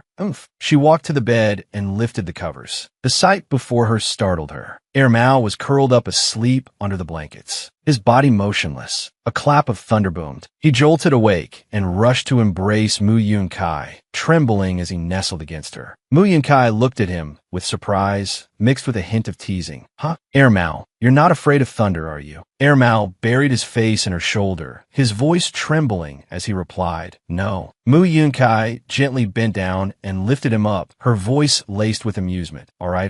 If you're not afraid, then I am." She gently stroked his head, her eyes filled with warmth. "Our brave and handsome Air Mao, who isn't afraid of anything. Could you stay here with me tonight through this storm?" Air Mao turned his face away, slightly embarrassed, his voice apologetic that "I'm sorry. I should be the one protecting you." Hearing this, Mu Yunkai paused for a moment, then smiled and flicked his forehead lightly. Air Mao yelped, clutching his forehead and glaring at her. Mu Yunkai laughed, her eyes gentle. "Silly boy, it's all right to rely on me." Meanwhile, at the relief camp, thunder and lightning continued to rage across the sky. In the flickering torchlight, soldiers escorted 2 bandits. A soldier stepped forward, hands clasped in salute, and reported, "General, the bandits who destroyed the dam have been captured. These 2 are the ringleaders." The Supreme General silently looked at the 2 bandits before him, his eyes sharpening. Memories of the past flooded back. His hand unconsciously tightened around the hilt of his sword. His lips pressed together. He gritted his teeth and exclaimed, "I can't believe it's you." The bald man opposite him maintained a sneer, the corner of his lips lifting in a mocking smile. "We meet again, traitor." Lightning flashed across the sky, rain pouring down on the encampment. The shouts of soldiers rose above the downpour. "Traitor? The general is the very one who built our nation. He is the hero of the great Yin dynasty." Hearing this, the bandit burst into contemptuous laughter, his voice raspy. "Ha, a hero? Oh, so all this time, the citizens of the great Yin have considered him a hero. But you don't know. He colluded with the enemy, betrayed the court. Isn't that treason? Or should we call him a hero?" A soldier, enraged, clenched his fists and snarled. Another soldier hesitantly turned to the Supreme General and asked, "General?" The Supreme General didn't answer, only coldly advanced a few steps, his eyes like ice boring into the man before him. His voice was low and menacing. "That I didn't come here to listen to your nonsense. Tell me why you want to destroy the dam. What is your motive?" As the words left his lips, the sword in his hand flashed. The cold steel blade rested against the bandit's throat. The bandit's face paled momentarily, but in a flash, he was sneering again. "Ha. After all these years, you're still the same. Weak and unwilling to fight back." He growled, his eyes blazing with madness. "Let me tell you why I'm doing this. It's because of you. Because I want peace in this world. Because I want to kill all the traitors." These words ignited a fire of rage. The Supreme General tightened his grip on the sword hilt and roared, "Disgusting." The bandit remained unfazed, laughing even louder, his defiance blatant. "That's right. Who's afraid of you? Kill me." The blade trembled slightly in the Supreme General's hand, but only for a moment. A ruthless glint flashed in his eyes. The bandit smirked. Lowering his voice, he whispered as if sowing seeds of doubt.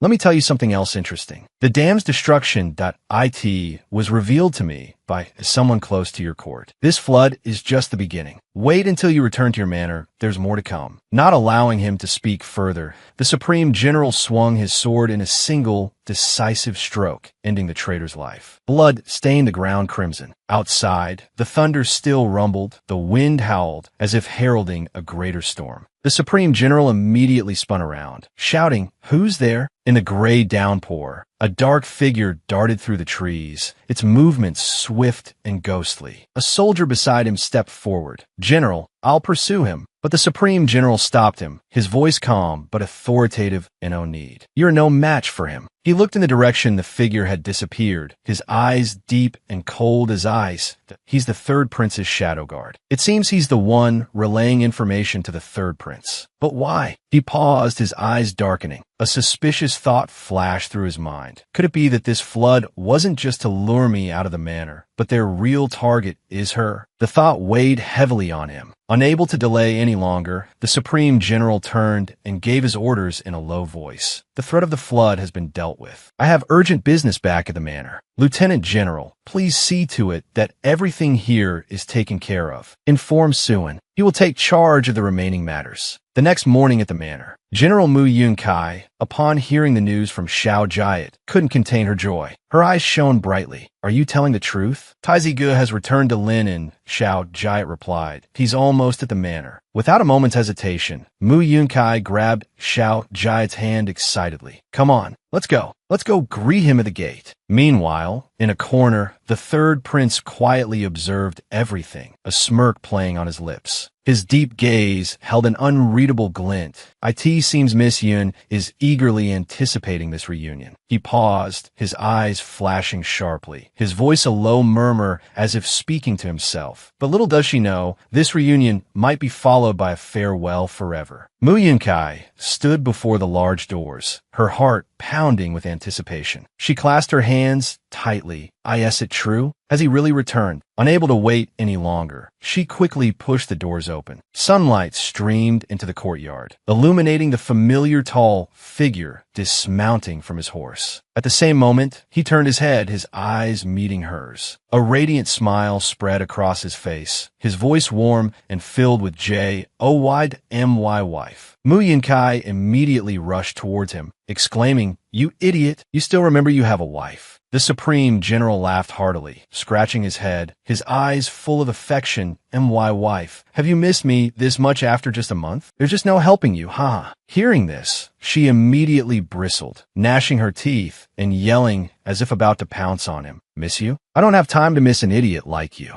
Xiao Jiat, standing behind her, had to strain to hold her back. "Princess, calm down. Calm down." Suddenly, Mao appeared out of nowhere, arms crossed, sneering. "Yeah, calm down. There's no need for you to get your hands dirty, master. Let me." Before he could finish, Mu Yun-kai quickly reached behind her, covering his mouth and pulling him back. "And no need for you either." The Supreme General slowly approached, placing a hand on her shoulder, his voice low and gentle. "No, I deserve to be punished. I misspoke. It's not that you miss me." He paused, gazing deeply in her eyes, his gaze soft as water. "But that I miss you." Mu Yun-kai glanced up at him, her eyes still tinged with a hint of annoyance. Seeing this, the Supreme General lowered his head, his voice even more certain. "That it's me who misses you." Mu Yun-kai, blushing slightly, pushed him away, her voice reproachful. "What's gotten into you?" Getting all sentimental right after returning. Finishing her sentence, she broke into a bright smile, her eyes sparkling with excitement. "Let's go back to the manor. The kitchen is ready to serve you anything you want." Along the way, she chattered excitedly. "Steamed buns? Or fragrant tea? Or do you want this?" Her actions prompted the Supreme General to speak up. "My wife, what are you doing?" Mu Yun-kai immediately reached out and playfully pinched his ear, feigning annoyance. "That you've picked up bad habits while you were away, haven't you?" The Supreme General winced, but didn't dare resist, replying softly, "No, I just wanted to call you." Mao, walking beside them, muttered, "Good grief." The whole group laughed and chatted merrily. But just then, a lazy voice laced with cold amusement rang out, shattering the warm atmosphere. My, it seems I've arrived in an opportune moment." The third prince stood before the manor gates, a smirk playing on his lips. He slowly approached, his voice dripping with sarcasm.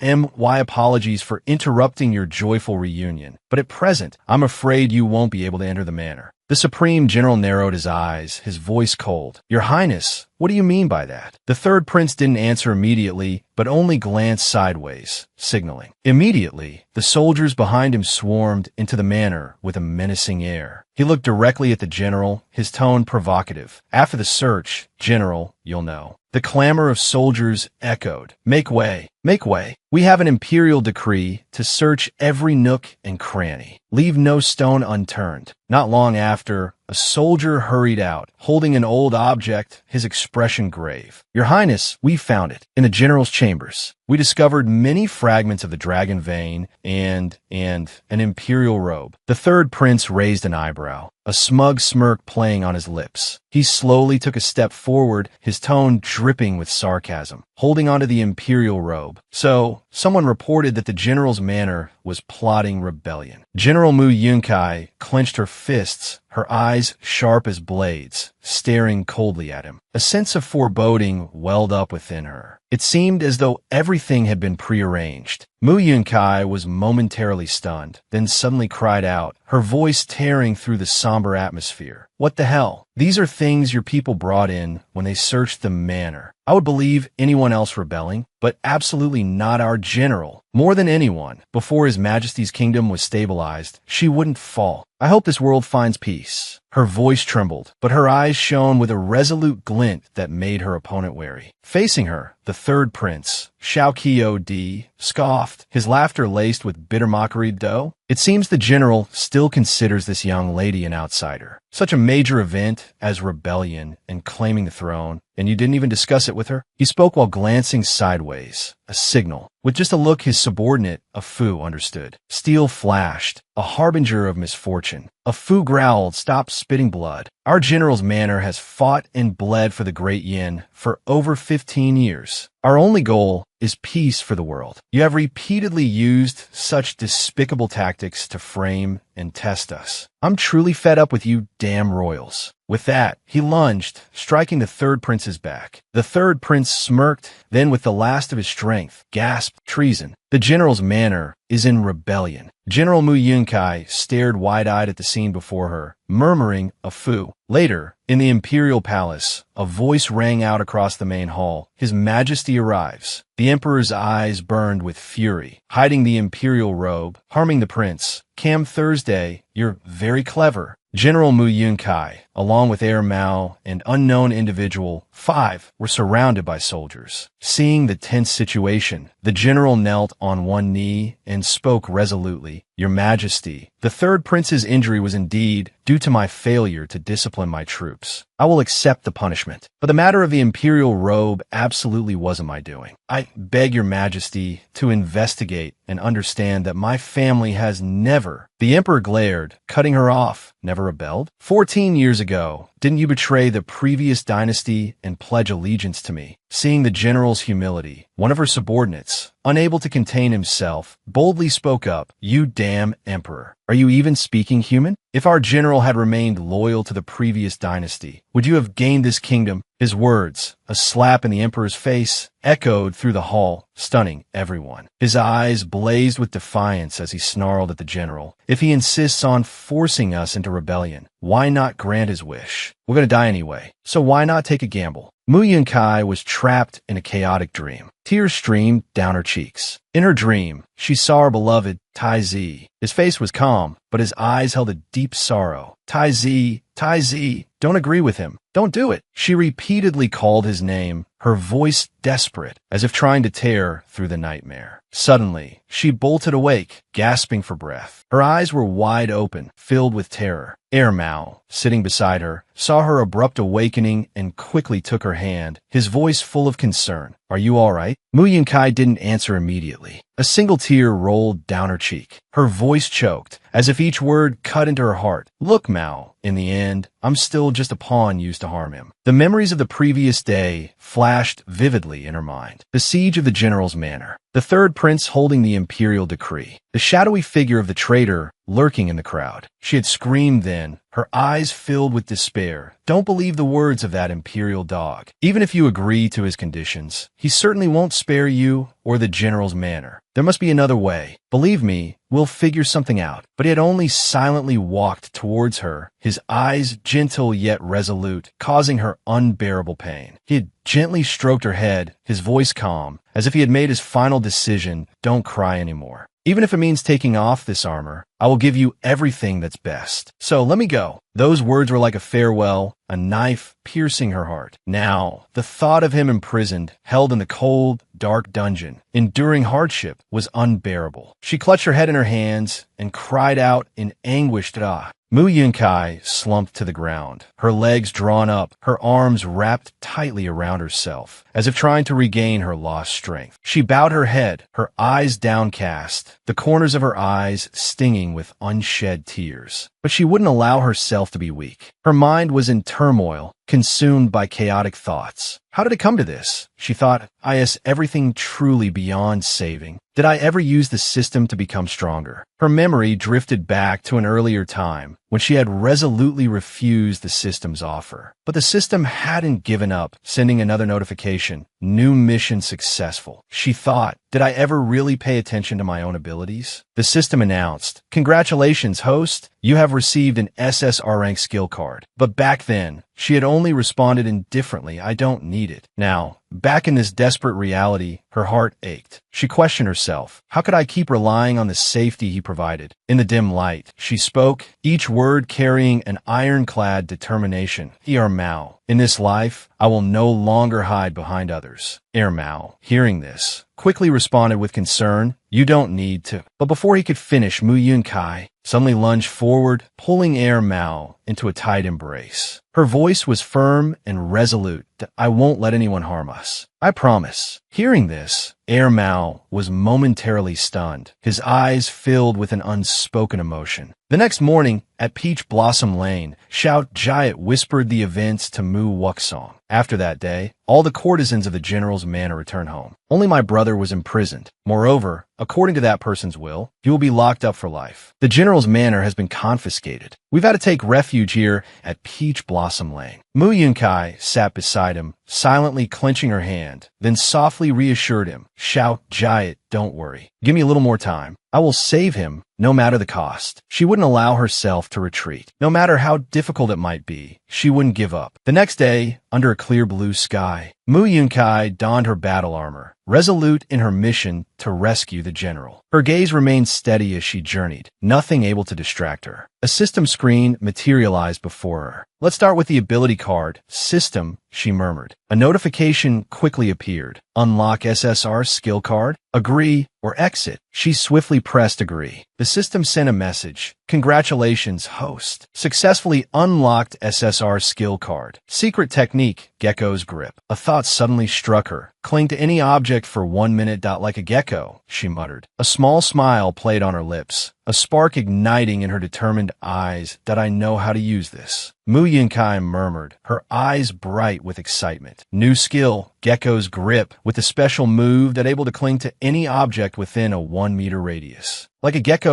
if this skill can be activated and deactivated instantly, couldn't I scale walls and rooftops? Let's try it. With that, she sprang forward, her figure blurring. She quickly adhered to a nearby tree trunk, then effortlessly moved from one tree to the next, like a phantom gliding through the wind. She chuckled softly, a thrill in her voice. Successful transfer. Gecko's grip, first form. An absolute game changer. She launched herself into the air, her long hair billowing. A radiant look shone in her eyes. We did it. Suddenly, her gaze shifted towards the distance, where there were no trees to cling to, those areas without trees that I can use rocks as absorption points for Gecko's grip. Second form, airborne throw, 1 meter radius. It should work in the air too. Without hesitation, she swiftly swung her arm, deploying the technique that I threw it out of the 1 meter radius. At that moment, the system delivered a cold message. Gecko's grip consecutive failures. Cooldown time, 30 seconds. Fear flickered across her face. This skill has a cooldown, she thought with alarm. The wind whistled past her ears as she plummeted. This time I'm done for. But just as she thought all hope was lost, a strong hand reached out, catching her mid-fall. Mu-Yun-kai's eyes widened in shock. Opening them, she met a familiar gaze. Before her stood Mu Wuksong. Big brother, when did you get here? She exclaimed in surprise. Mao, beside them, also reached out in alarm, but with the height difference, his hand only reached her waist, completely ineffective. Mu Wuksong looked down at her, his eyes filled with exasperation and reproach. Truly foolish. Without a moment's hesitation, he released his grip. Mu Yunkai landed unceremoniously on the ground. Mu Wuksong strode towards her angrily. Since when did you become so reckless? Risking your life for others. Mu Yunkai, bewildered, thought favorability increased. But why is he so angry? Forget it. I'll never understand him, she mused, getting to her feet. Brother, she said, do you remember the first time we met at the manor? What did I tell you then? She clenched her fist that I said I would return to atone. Mu Yunkai tightened her grip.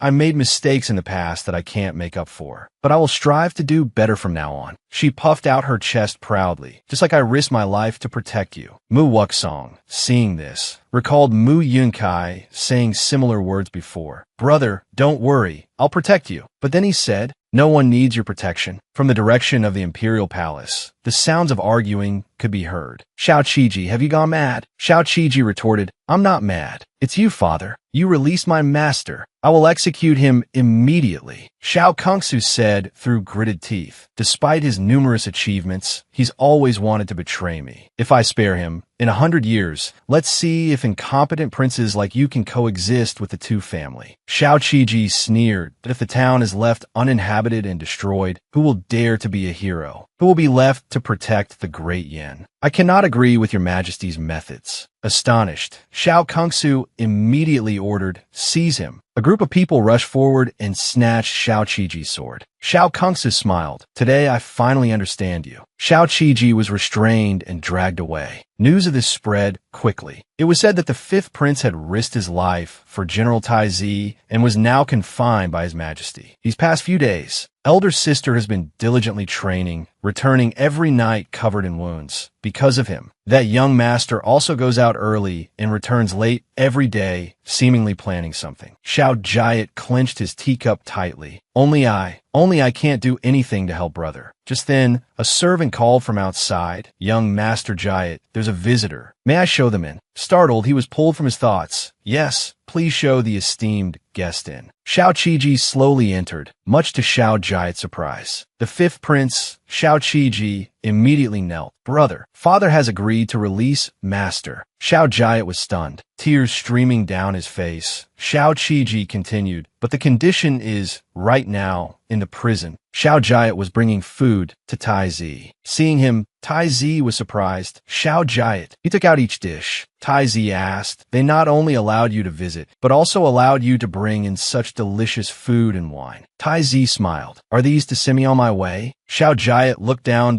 Let's eat the meat first, then drink the wine. Taizi held him back. How can I eat before drinking? Very well. A man shouldn't be a hungry ghost. He then began to devour the chicken. Later, Taizi asked, how's she doing lately? Xiao Jiat replied sadly, not well at all. Taizi was startled. What? Xiao Jiat continued. Elder sister trains in martial arts every day until she's injured. Mu Yunkai, though trembling, said, I'm fine. I'll be better soon. Elder sister constantly blames herself, tossing and turning, unable to sleep. Mu Yunkai flipped herself upside down. Why isn't it dawn yet? I want to practice martial arts and scare my sister-in-law. Xiao Jiat was frightened. Sister-in-law. Brother isn't here. How can she possibly be well? Taizi trembled. Xiao Jiat quickly took his hand. Brother misses sister-in-law so much. After you get out, don't make any more mistakes. Taizi was bewildered. Get out? Didn't His Majesty decree that I drink poison wine? Why? Xiao Jiat just smiled. Moments later, Taizi began to convulse and collapsed. Xiao Jiat whispered, Brother, you've protected me all my life. This time, let me protect you. Where Mu Yunkai was training, Mao said again. Mu Yunkai held 3 pebbles, carefully judging the distance. Then, she threw them in rapid succession towards Mao. He stumbled. Mu Yunkai lunged. Here's your steamed bun. Mao opened his mouth, and Mu Yunkai, overjoyed, grabbed him. Got you. Mu Yunkai rested her head on Mao's leg, her gaze following the white clouds drifting across the azure sky. She smiled, her clear voice echoing in the stillness. 5 times. Today I caught you 5 times. Even while moving, I can control the distance of the stones. The joy of victory shone brightly on Mu Yunkai's face. Her eyes sparkled like stars. Finally, Air Mao, we can finally defeat those monkeys. Air Mao remained silent. Only the sound of the wind gently rustling the leaves could be heard. Mu Yunkai furrowed her brow and softly called out, Air Mao. She looked up at the vast sky, her voice pensive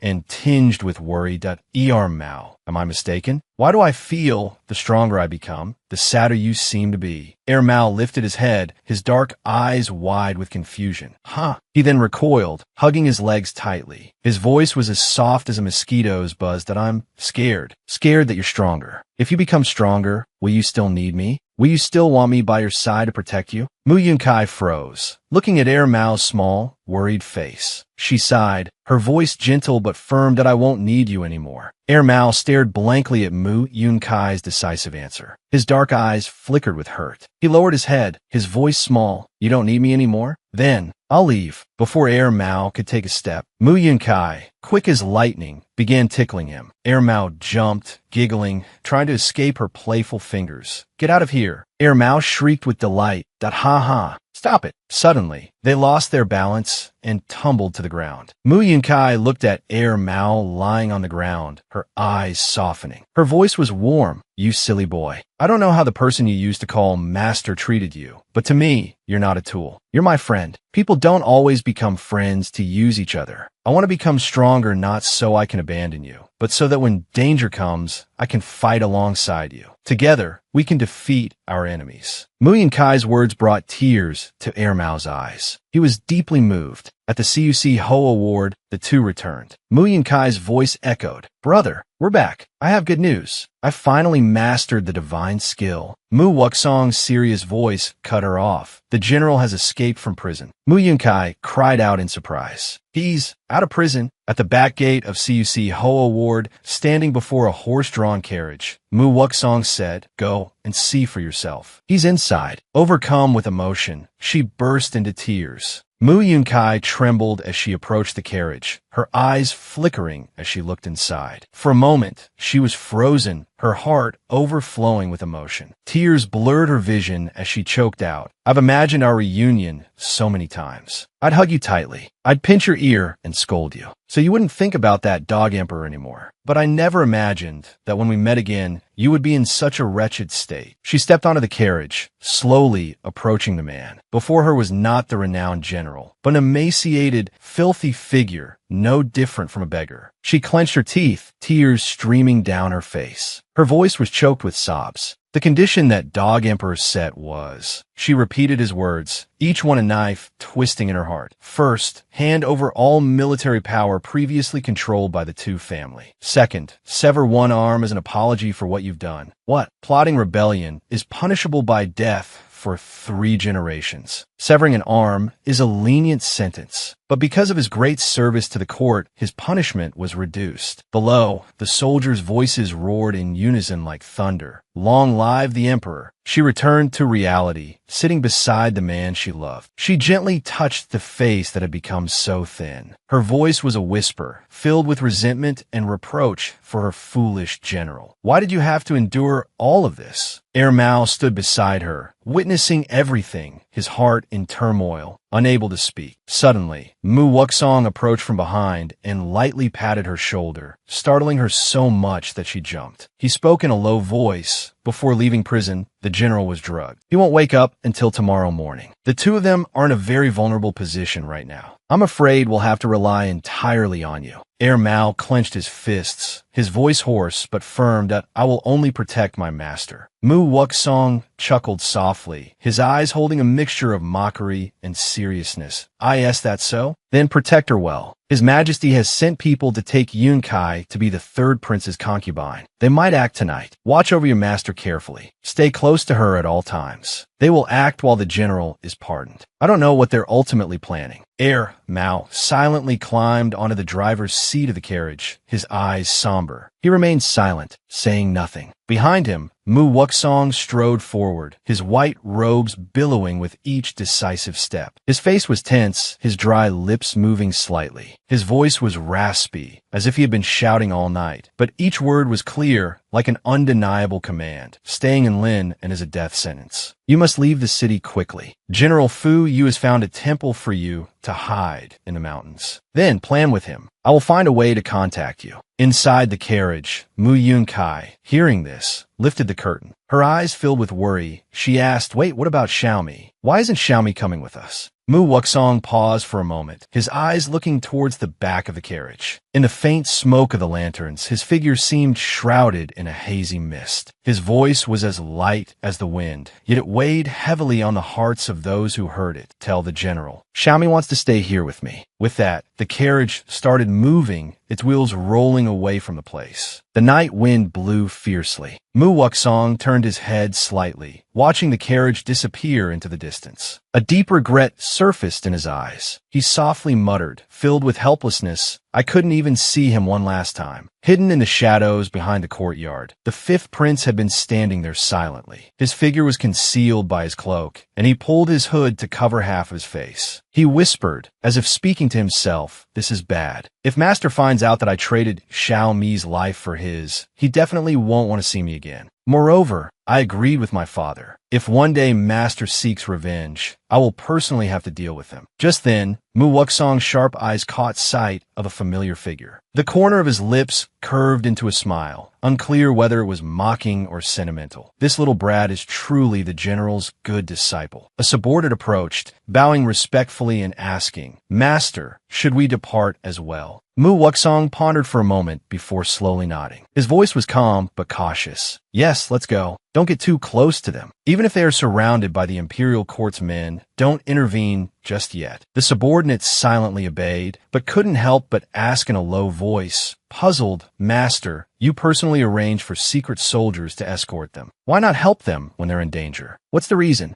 Mu Wuksong fell silent, his gaze distant, as if looking into some void. His voice was hoarse, tinged with an unconcealable confusion that I don't know either. "Lately, I really don't understand myself anymore." The words caught in her throat, unable to be voiced. Only a single thought echoed in her mind. It's clear they hate her the most. Under the flickering light of dying torches, the grand hall was silent, holding its breath. A heavy voice broke the deathly stillness. The wavering light played across the towering pillars, illuminating the sweat and dust-covered face of a soldier kneeling on the cold stone floor. He trembled, his body threatening to collapse. Yet his eyes held a barely concealed flicker of hope, a desperate plea like a drowning man clinging to driftwood. "Your Highness, I have obeyed your command, serving as a spy beside General Z for 3 years. Finally, I have helped the court reclaim his army. Please, keep your promise and let me replace Z Kanshu as the new Grand General." The third prince stood there, his head bowed, chin tilted slightly. His voice was a low rumble like ice cracking on a frozen lake, each word glacial, echoing through the vast hall that of course, daring to carry out the plan to assassinate the prince, making General Z a rebel. Lieutenant General Afyu's courage is no less than Z Sanchu's. It's just that whoever dares to injure me. 2 guards approached, their cold spear points aimed directly at Afyu. He cried out in terror, "Your Highness!" But the third prince's eyes remained impassive, as if watching a struggling insect. He uttered coldly, "All must die." Immediately after his words, the 2 soldiers struck Afyu down, but not cleanly. Afyu's blood splattered the third prince's face. Afyu writhed on the ground. Before his last breath, the third prince's voice rang out, a nail driven into the dying man's heart. "Before you die, I'll tell you something amusing. From the beginning, your obedience wasn't fueled by hatred for Z Kanshu, but by your envy of his command abilities. You've always been just a lieutenant general. Did you really think you could be promoted? In truth, Z Kanshu repeatedly requested your promotion to general, but the one who kept holding you back was the emperor himself." Before consciousness faded into darkness, a distant memory flashed through Afyu's mind. He was just a ragged teenager amongst the soldiers on the front lines. He remembered that day clearly. Amidst the drumbeats and swirling smoke, a soldier rushed to report to the Supreme General. "General, you led the troops to capture Jingzhou. The enemy is approaching in large numbers." It was this young man who shot down the enemy's banner, rallying their troops and turning the tide. The Supreme General looked at him and asked, "This young man has spirit. What is your name?" He clasped his hands respectfully and replied, "Supreme General, this humble one is called Afu." The general laughed and lightly pushed his forehead. "Stand down. My soldiers don't need such formalities. I hear the defending soldiers were about to give up, but you, young man, faced with such a situation, showed no fear. With such resolve, you are a good seed to become a general." The Supreme General looked at him, a kind smile on his face, and gently patted his shoulder. "Why does this child keep standing?" Afu raised his head, suppressing the pain, and forced his voice out.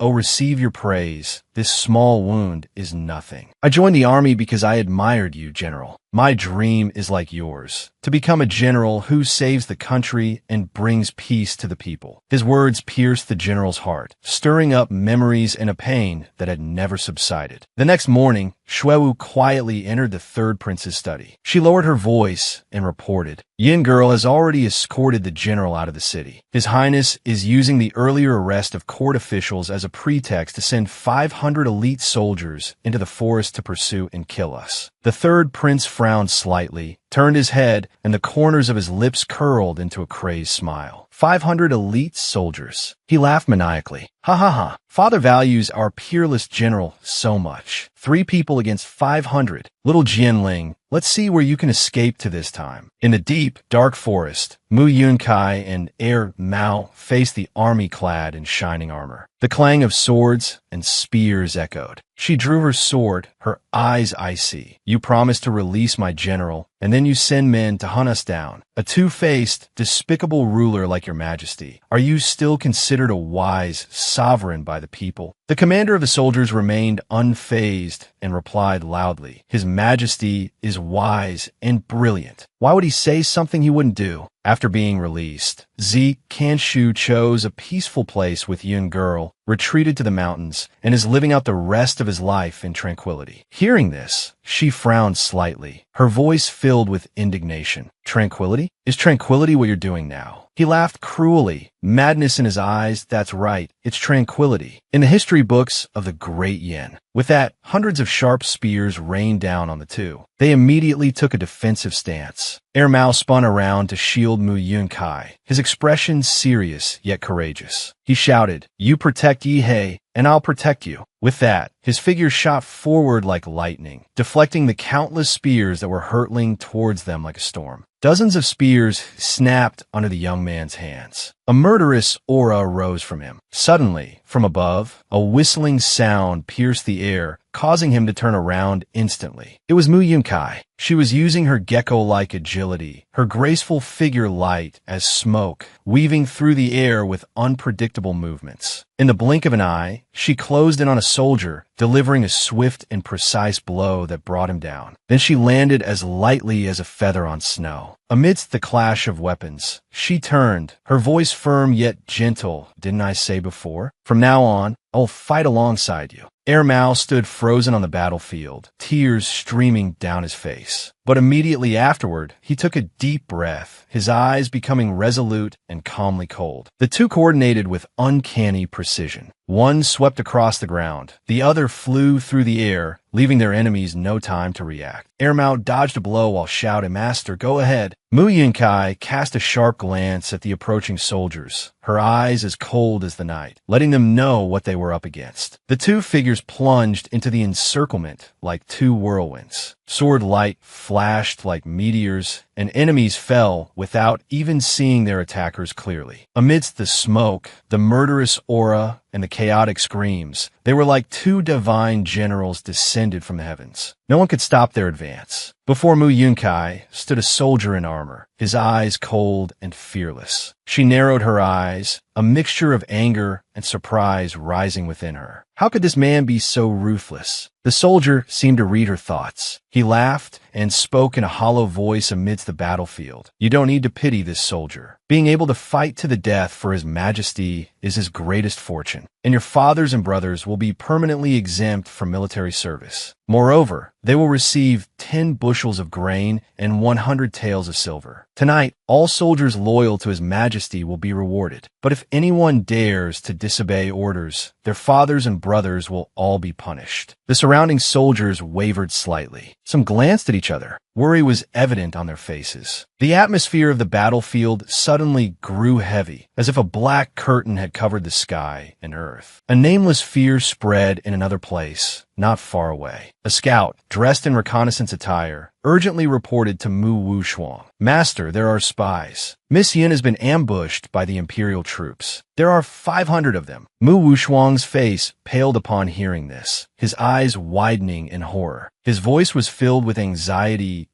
500 men. What is her condition now? The scout bowed his head, his voice urgent. She has been seriously wounded by an arrow. Miss Yun and her young guard fought bravely, killing 200 soldiers. But I fear Miss Yun is exhausted. After taking an arrow meant for the general, I'm afraid she can't hold on any longer. Mu Wushuang clenched his fists, his whole body trembling. His eyes were bloodshot, wounded while protecting the general. Mao was shocked to see Mu Yunkai, her body stained with blood, leaning against the general. His eyes were frantic, his voice stammering and choked as he softly called the master. Tears silently streamed down his cheeks. His trembling hands clenched tightly. A soldier shouted, "While this kid is in shock, attack." The soldiers immediately seized the opportunity and surged forward. A spear tore through the air, piercing straight into Mao's body. Blood spurted out as his thin figure collapsed to the ground. Mu Yunkai, seeing this, cried out Mao. Mao struggled to stand, each step filled with pain and indescribable determination. His voice trembled as he softly uttered, I was right here, yet I let you get hurt."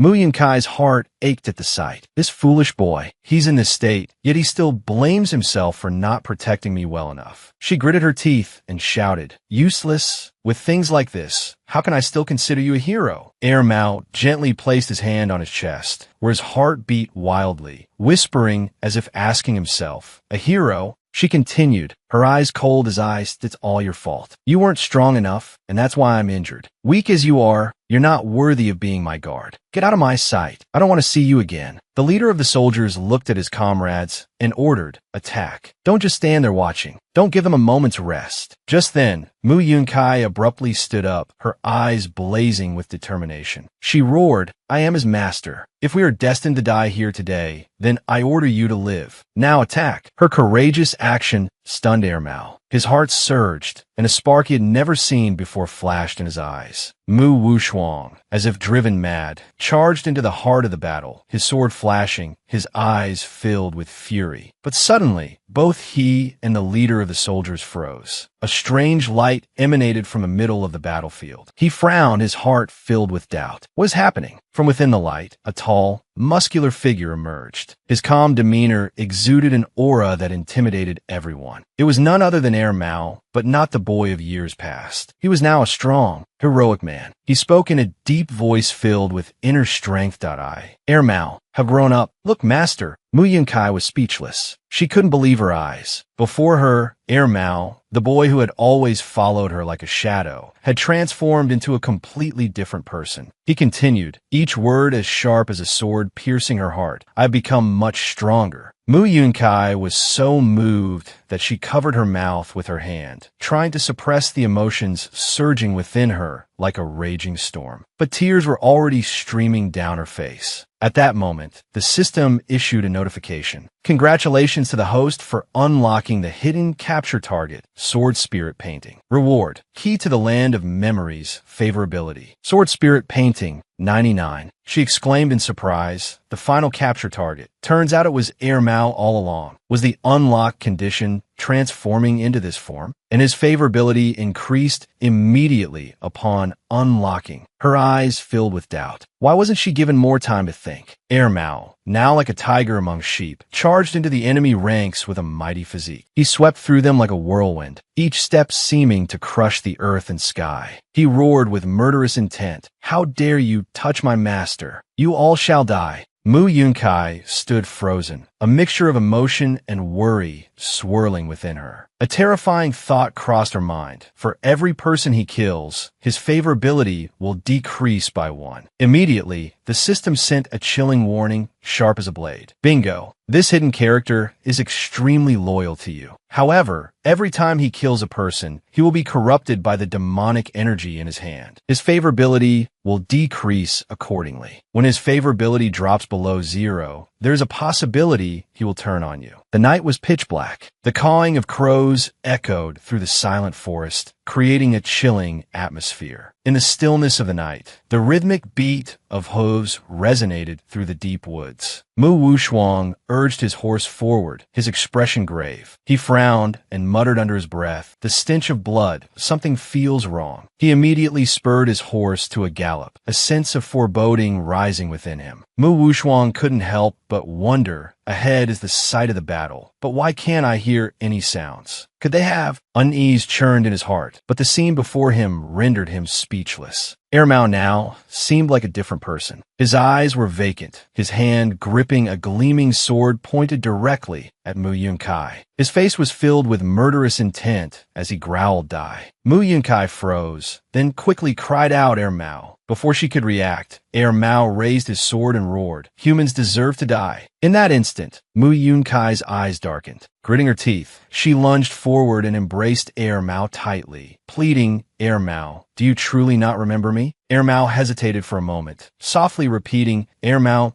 who is that? Suddenly, memories flooded back like a torrent. The days spent with Mu Yunkai, the promises, the shared glances, the laughter. You're like a painting. From now on, I'll call you Mao. In this world, you're the only one I trust. I will definitely help you break free from that curse. It's okay to rely on me. You're not a tool, but a comrade. He seemed to awaken, a slight smile playing on his lips. His voice, tinged with both self-deprecation and warmth, said, "Am I a fool? How could I not remember your face?" His voice gradually softened, carrying a rare gentleness. "Master," he slowly lowered his sword, his eyes as if awakening from a trance. Mu Yunkai, overcome with emotion, couldn't hold back her tears. Her voice trembled as she choked out, "You finally recognize me. Mao, your consciousness has returned." Suddenly, a strange energy emanated from Mao, momentarily startling her. His body shrunk, returning to the form of a child, covered in wounds and scratches. He collapsed into her arms, his body limp as if all his strength had drained away. Mu Yunkai cried out in alarm, Mao. Mu Wushuang, who had been standing at a distance, witnessing the entire scene, gritted his teeth. His gaze was complex as he looked towards his younger sister. Thoughts churned within him. 3 years apart, that she's suddenly changed. From a selfish person, that she's become like she was when I first met her. Or perhaps she never changed at all. It was just that at that time, things were difficult. He looked up at the pitch-black night sky. The dim moonlight seemed to be obscured by clouds. His silent thoughts were all just pawns in a game. A subordinate approached, hastily bowing and reporting to Mu Wushuang. "Master, do we need to assist further?" Mu Wushuang didn't answer, only slightly waving his hand. The action, though simple, conveyed a clear message. The subordinate immediately understood and bowed in acknowledgement. Suddenly, a figure emerged from the forest, walking gracefully, carrying an intricately carved wooden lantern. Inscribed on it were the words Divine Physician Sect. Mu Wushuang's eyes flashed with a glint of caution. He furrowed his brow and asked in a deep voice, "Are you from the Divine Physician Sect?" He then asked in surprise, "Young lady, are you from the Divine Physician Sect?" Jiu Chu, holding a dark lantern, smiled and replied, "You are mistaken, young master." Jiu Chu laughed and replied, "There's no need for suspicion, young master. The renowned General Wu Yin was once a friend of mine, as is the current general." Finishing her words, Jiu Chu turned to leave. Seeing this, Mu Wushuang hurriedly called out, "Young lady, wait." He broke out in a sweat. If I remember correctly, General Wu Yin was executed by the emperor's decree during the grand feast celebrating the founding of the new dynasty. A death sentence that the third prince Xiao Qiaoi's palace, he said, questioning his subordinate. "You mean the emperor wanted to silence everyone involved, including Mu Yunkai?" Shuewu respectfully replied, "Yes, but Miss Yun escaped. There's no need to worry." Xiao Qiaoi frowned. toying with a black gold piece in his hand. He recalled the current emperor's words. I took the wife of a condemned criminal. I fear public condemnation. But rest assured, after this matter concludes, your father will certainly bring you the most perfect medicine woman. He smiled and muttered, filial piety through acting.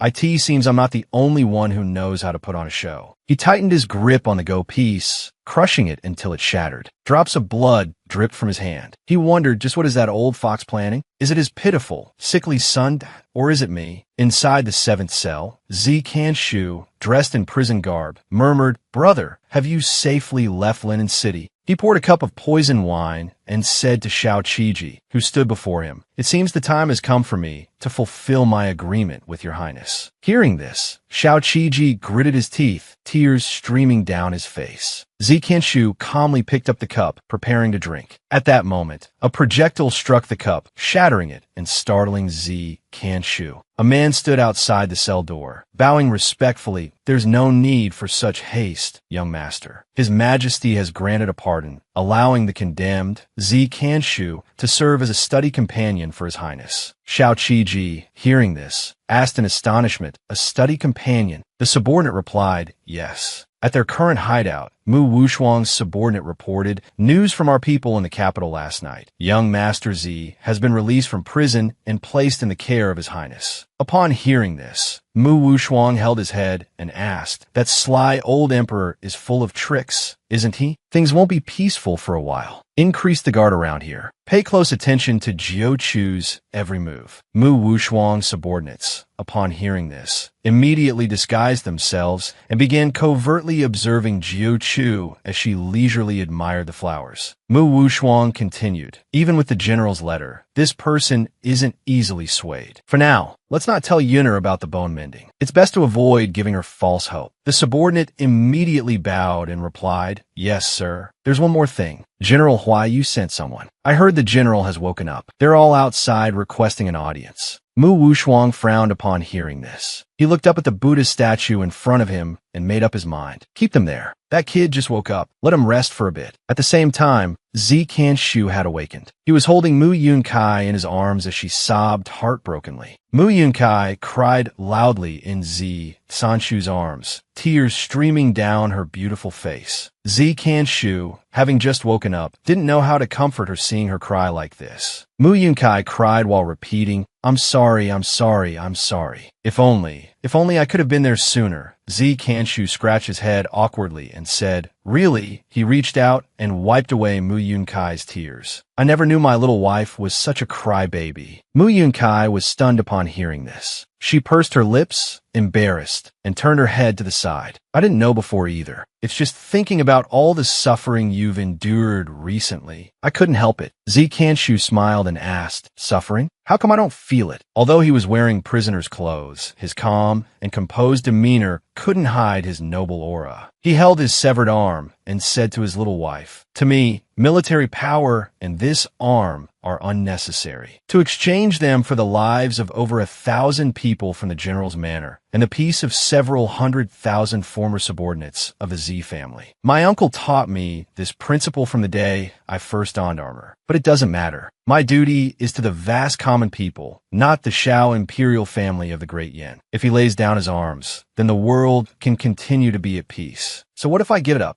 Kanshu smiled at her. Mu Yunkai fell silent for a moment. She wondered, is this really the general? He's clearly been wronged by that dog emperor to this state. Yet the first thing he thinks of is, I didn't know before, she sighed. She reached out and wiped the tears from her face, continuing to think, he's far more noble, far stronger, and far greater than I imagined. If I want to stand by his side, I must become a woman who can protect him. She quickly pulled herself together, slapping her own face repeatedly. I can't lose. Startled, he asked, little wife, why are you hitting yourself? She looked at him intently with a smile, which startled him. Little wife, don't tell me you've cried yourself silly. She immediately broke into a joyful smile and threw herself into his arms, surprising him. Holding his large hands in hers, she said, I know you have great ambitions, but one hand cannot clap. So, Taizi Ji, from now on, I will be your right hand. She pressed his large hand against her face. Zikan Shu was stunned. The system notification popped up. Zikan Shu, double favorability +5. Current favorability, 65. Today was an ordinary, normal day for bathing. Zikan Shu sat in the wooden bathtub, his face flushed. Mu Yunkai stood behind the screen, holding his clothes and waiting. He was also extremely embarrassed. After the bath, Zikan Shu changed into his clothes. Mu Yunkai stepped forward and carefully shaved him. Then came martial arts practice. Mu Yunkai stood beside him, trembling as she followed his movements. After practicing, it was time to eat. Mu Yunkai happily fed him. He praised, the porridge my little wife makes is definitely more fragrant than anyone else's. These were the ordinary, everyday tasks of everyone. But this was an extraordinary day. The general had never tasted such fleeting happiness. That night, the two slept together in the same bed. Mu Yunkai had fallen asleep long ago. Zikan Shu remained awake, looking at her. He closed his eyes. Blushing, she thought, I'm a general, for goodness sake. Is this the extent of my self-control? It turned out Mu Yunkai was a restless sleeper. Half of her body was sprawled on top of him. He groaned inwardly. This is too daring. The next day, Zikan Shu woke up with dark circles under his eyes, exhausted and feeling weak. He looked up and said, I suppose it's morning now. Just then, Mu Wushuang called out, Master. Zikan Shu immediately turned to look at him. Mu Wushuang prompted, say something. Zikan Shu stammered, startled. Is it like this? Does His Majesty truly want the lives of us two brothers? His other hand clenched into a fist on the stone table. Mu Wushuang lifted the wine jug and poured him a cup. He then recounted, before the incident at the Z family estate, your uncle secretly left Lenin. No one knows what he's plotting. The person he was supposed to meet is currently outside the residence. I don't know if they came here to lead you in rebellion, or if it's something to do with Xiao Jiat's safety. I've temporarily kept them outside. I only want to say one thing to you, Master. I hope your future choices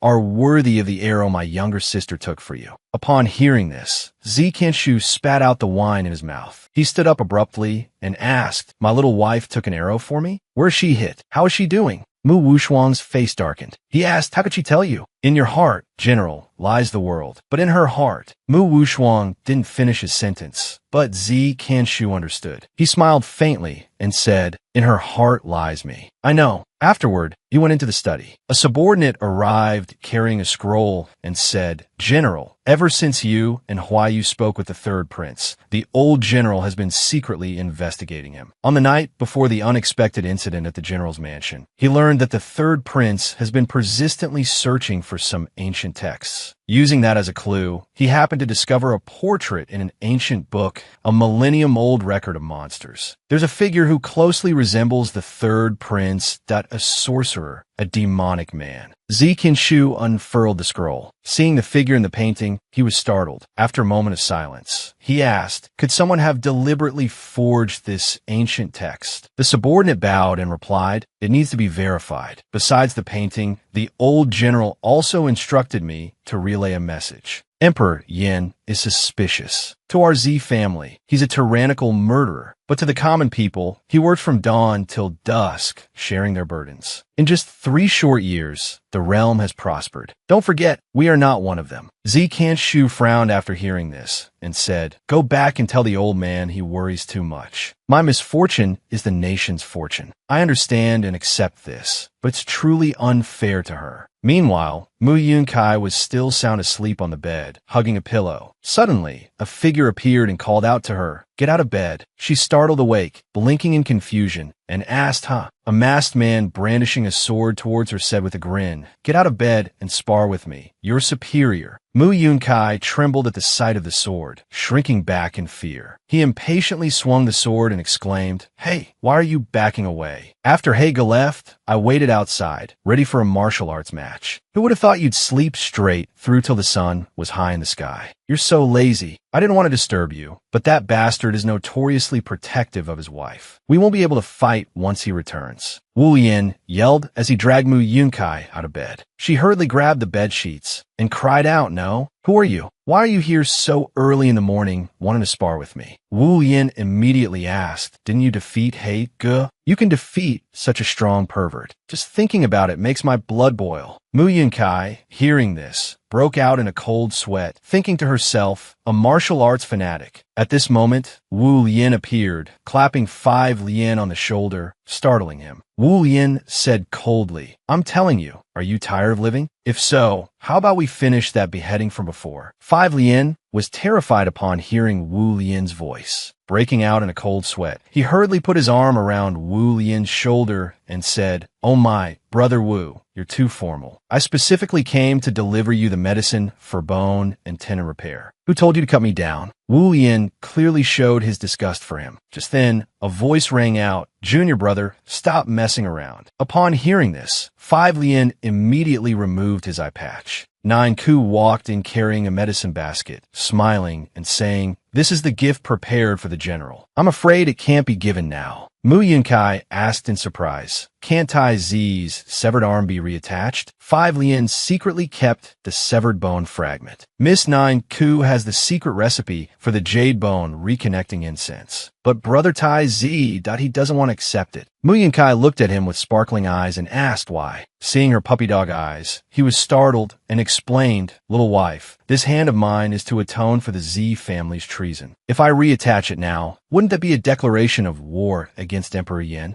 Mu Yunkai immediately exclaimed, "Then let's fight. Drive that dog emperor off the throne. Become the emperor yourself." As she said this, she paused, recalling yesterday. Z Kanshu sat leaning against the door, looking out the window, saying, "My concern is for the vast common people, not the Shao imperial family of Great Yin." She remembered him murmuring sadly, "No, I won't rebel. Not only will I not rebel." She continued to recall the day before, when she was carrying 2 Mao's things and passed by, asking, "Did elder brother's people outside the door leave?" Mu Wushuang shook his head and, "Oh, General Huayu has to come and assign a mission to my husband." Remembering this, she pursed her lips and asked, "And you have to risk yourself to protect this country, right?" Zikinshu replied, "Yes." Hearing this, Mu Yunkai sighed and exclaimed, "Having a stubborn general like you is so frustrating." Then she lunged forward and bit Zi Sanshu's arm, making him cry out in pain. She said angrily, "Look closely. This is my mark on you. You are mine. I don't care what you do next, but if you dare hurt yourself again, don't ever call me little wife again, understand?" Zi Kanshu was stunned, then took her hand and smiled, replying yes. The system displayed a notification. Zi Sanshu's favorability +5. Current favorability 75. Seeing this, 5 Lien couldn't believe it and muttered, "This woman is truly ruthless." He then fearfully hid behind 9 Ku. She still didn't understand what was going on. Then she stepped forward and said with a smile, "General, elder sister is feeling better now. Let's go see little brother Huaying." Hearing this, Mu Yunkai immediately ran over and hugged 9 Ku, excitedly point to Mao. "Little divine Dr. Tu Mao is awake." 9 Ku replied, "Yes, but he doesn't want to see you. He only wanted to see the general." In a dark room, Tu Mao sat huddled in a corner, burying himself in his arms. Zi Kanshu opened the door and walked in, asking, "Why don't you want to see her?" He replied, "I almost killed her." He then threw a knife in front of Zi Kanshu and asked, "Can you wield this sword?" "I've tried, but I can't." Zi Kanshu was surprised. "Wield the sword? Aren't you a sword spirit?" He raised his head and replied, "She's very strong. The fate of one who kills their master is inescapable. I deserve to die." Mu Yunkai hid behind. When Zi Kanshu heard this, she trembled and cried out, "Stupid! What nonsense!" She was heartbroken by these words, and tears streamed down her face. Wiping her tears, she said, "Can't you say something comforting?" She stepped out from behind Zi Kanshu and asked, "Didn't you say you'd help him break the curse? Now that we have a clue." He looked up in astonishment when he heard this. Mu Yunkai said to Mao, "Look, At this moment, Zi Canshu's favorability rating was 70. Mu Wushuang's and Xiao Qiao's were both 0. She said, although it increased a lot, it doesn't seem to have increased at all. He's really like a lock I can't open. She showed Tu Mao the image of him sealed within the system. She recounted, he's really like a lock I can't open. When I first tried to unlock it, it really scared me. The number is his heartbeat. It reached 99. He gasped in surprise when he heard this. She continued to explain, but the system has set a trap, or perhaps it's part of your curse. Every person killed has a bit of their mind taken by the sword in your hand, until you become a sword demon, killing everyone you meet. He fell silent after hearing this. Mu Yunkai sat beside him and continued, so you don't need to blame yourself at all. It's the demonic sword's fault, not yours. I think not using the sword will save you trouble later on. It's just a demonic sword. It doesn't deserve to drag you down with it. She patted his shoulder comfortingly. He was still struggling, but I'm one with it. If my mind is taken again, then don't let it be taken. She held out a sword to him, leaving him stunned. She chuckled, stroking the sword that I carved it myself while you were unconscious. We didn't know about the curse's mechanism before. If you don't use that sword and don't kill anyone, I don't believe this curse can be activated. She glanced at the sword on the table. Then she stood up and handed the wooden sword to him. But I think you're most comfortable using a sword. I made you a wooden one. If you don't mind, this time, it's my turn to give you my sword. The system immediately displayed a notification. Hua Ying's favorability plus 50. Mu Yunkai looked up in surprise and asked, what the heck? How can it increase favorability when it's locked? At this moment, Hua Ying reached out and took the wooden sword, startling her. He blushed and mumbled, I'm not like you. He glanced to the side and said, I'm not giving it back. His face was flushed, but he hugged the wooden sword tightly like a precious treasure. Seeing his cuteness, Mu Yunkai blushed. She replied, all right, whatever you want. She felt a surge of maternal love in her heart. After settling this, she said to him, all right, let's get back to the main issue. Although your favorability rating is sealed now, I guess it can only be unlocked when you transform into that form. But last time when it was unsealed, I felt something related to you. She was about to say something when suddenly thunder rumbled, startling the rabbit in the yard. The thunder echoed in the sky, accompanied by screams. Mu Yunkai murmured she covered her mouth, tears welling up, remembering that piece of his memory. She saw a madman ranting within the memory, lightning. Cleanse the filth. Only a pure and beautiful soul is worthy of merging with the peerless sword. She glanced at the sword on the table. Huang asked, did you see my memories? She replied sheepishly, yes. Those memories are hazy and unclear. I basically don't understand what they mean. However, clever as I am, I still managed to find a very useful clue. She said, in the person's memory, there's a guy wearing a ghost mask. The curse might be his doing. Hearing this, she startled and asked, a ghost mask? She continued, there's also someone wearing a ghost mask beside the third prince, but much shorter. I asked my cheapskate older brother. He said the ghost face originated from the demonic sect. Didn't I previously draw a token from a demonic lord? How about I claim another reward and take everyone on a trip to the demonic sect, she boasted. Her shoulders shook with laughter, bragging about her plan. Mu Yunkai called out her system and shouted, Decade Lottery, open. The system announced the item. You have received the blacksmith's old gloves. Beside it was a note. Old gloves seem to be a blacksmith's. Mu Yunkai grimaced after reading it. Your explanation is very helpful. The next item drawn was the Divine Speed Courier Pigeon, a carrier pigeon that can travel 800 miles a day. Guaranteed delivery, absolutely no exceptions. After a while, a notification popped up on the system. Congratulations, Master, on obtaining the SSR skill card. Secret wardrobe technique, multidimensional wardrobe. You can retrieve anything you want from the wardrobe. Mu Yunkai's eyes lit up as she asked, retrieve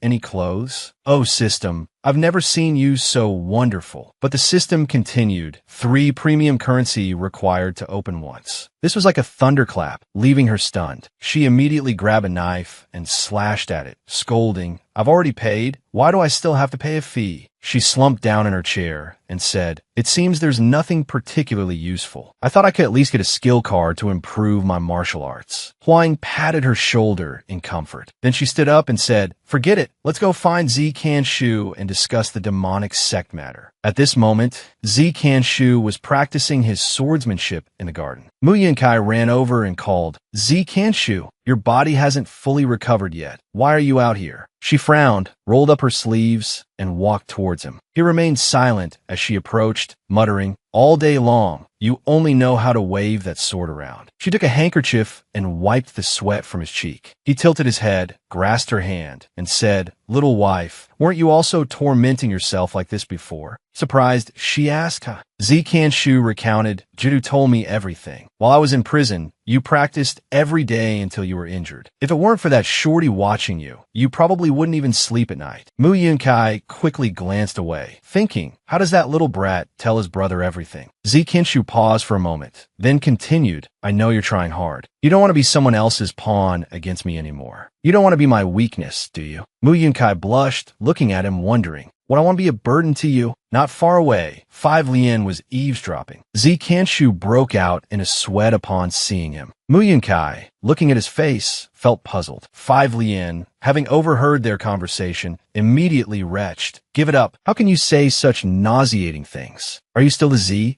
Shu I know? Or has your soul been swapped?" Mu Yunkai startled and blushed upon seeing him. Shu angrily yelled, "Get your head over here." 5 Lien pleaded, "Sister-in-law, save me." She called out, "Hey, Shu, why don't you wait a moment? I have something to do too." Shu was still furious. "You even dare to charm my wife?" She was startled. "Huh? That counts as charming." 5 Lien groaned as he was being hit, and "Oh no, big brother, I was wrong. A Buddhist sanctuary shouldn't see blood. Big brother, put down the knife and instantly become a Buddha." After a while, Shu, sitting in the courtyard, said, "My dear wife, I apologize. I didn't know you truly had important matters to attend to." She smiled and replied, "It's all right. I spoke with you recently. You want to break the curse on Tu Mao and need to go to the demonic sect." 5 Lien sat to one side, bandaging his wounds, thinking to himself, "It's a good thing I'm a physician now and can treat these injuries." Mu Yunkai asked, "Can we leave the temple now?" Both Mu Wushuang and Shu fell silent upon hearing this. Shu frowned and said, "I'm sorry, my dear wife. Now is not the time. My uncle is in the midst of a wager with the emperor, and I, as part of that wager, cannot leave this place." Mu Yunkai furrowed her brow upon hearing this and asked, "A wager?" She stood up abruptly, angrily saying, "So if this wager is lost, will you be handed over?" Mu Wushuang, propping his chin in his hand, asked, "Do you think the experts I, your older brother, have stationed outside this temple are all freeloaders?" She replied, "Then I'll stay and help you all first. After this matter is concluded, we'll..." Shu pushed a piece of paper toward her. "And no need, my dear wife. Leaving the mountain now is actually advantageous for us in resolving the situation. The key lies with the third prince, but I'm not at ease in trusting clues about him to others." She took the paper, joyfully patting her chest. "All right, I'll definitely help you." He nodded. "This place is teeming with people and complications. It's better for you to be down the mountain." Mu Wushuang then spoke to her. "Mu Yunkai,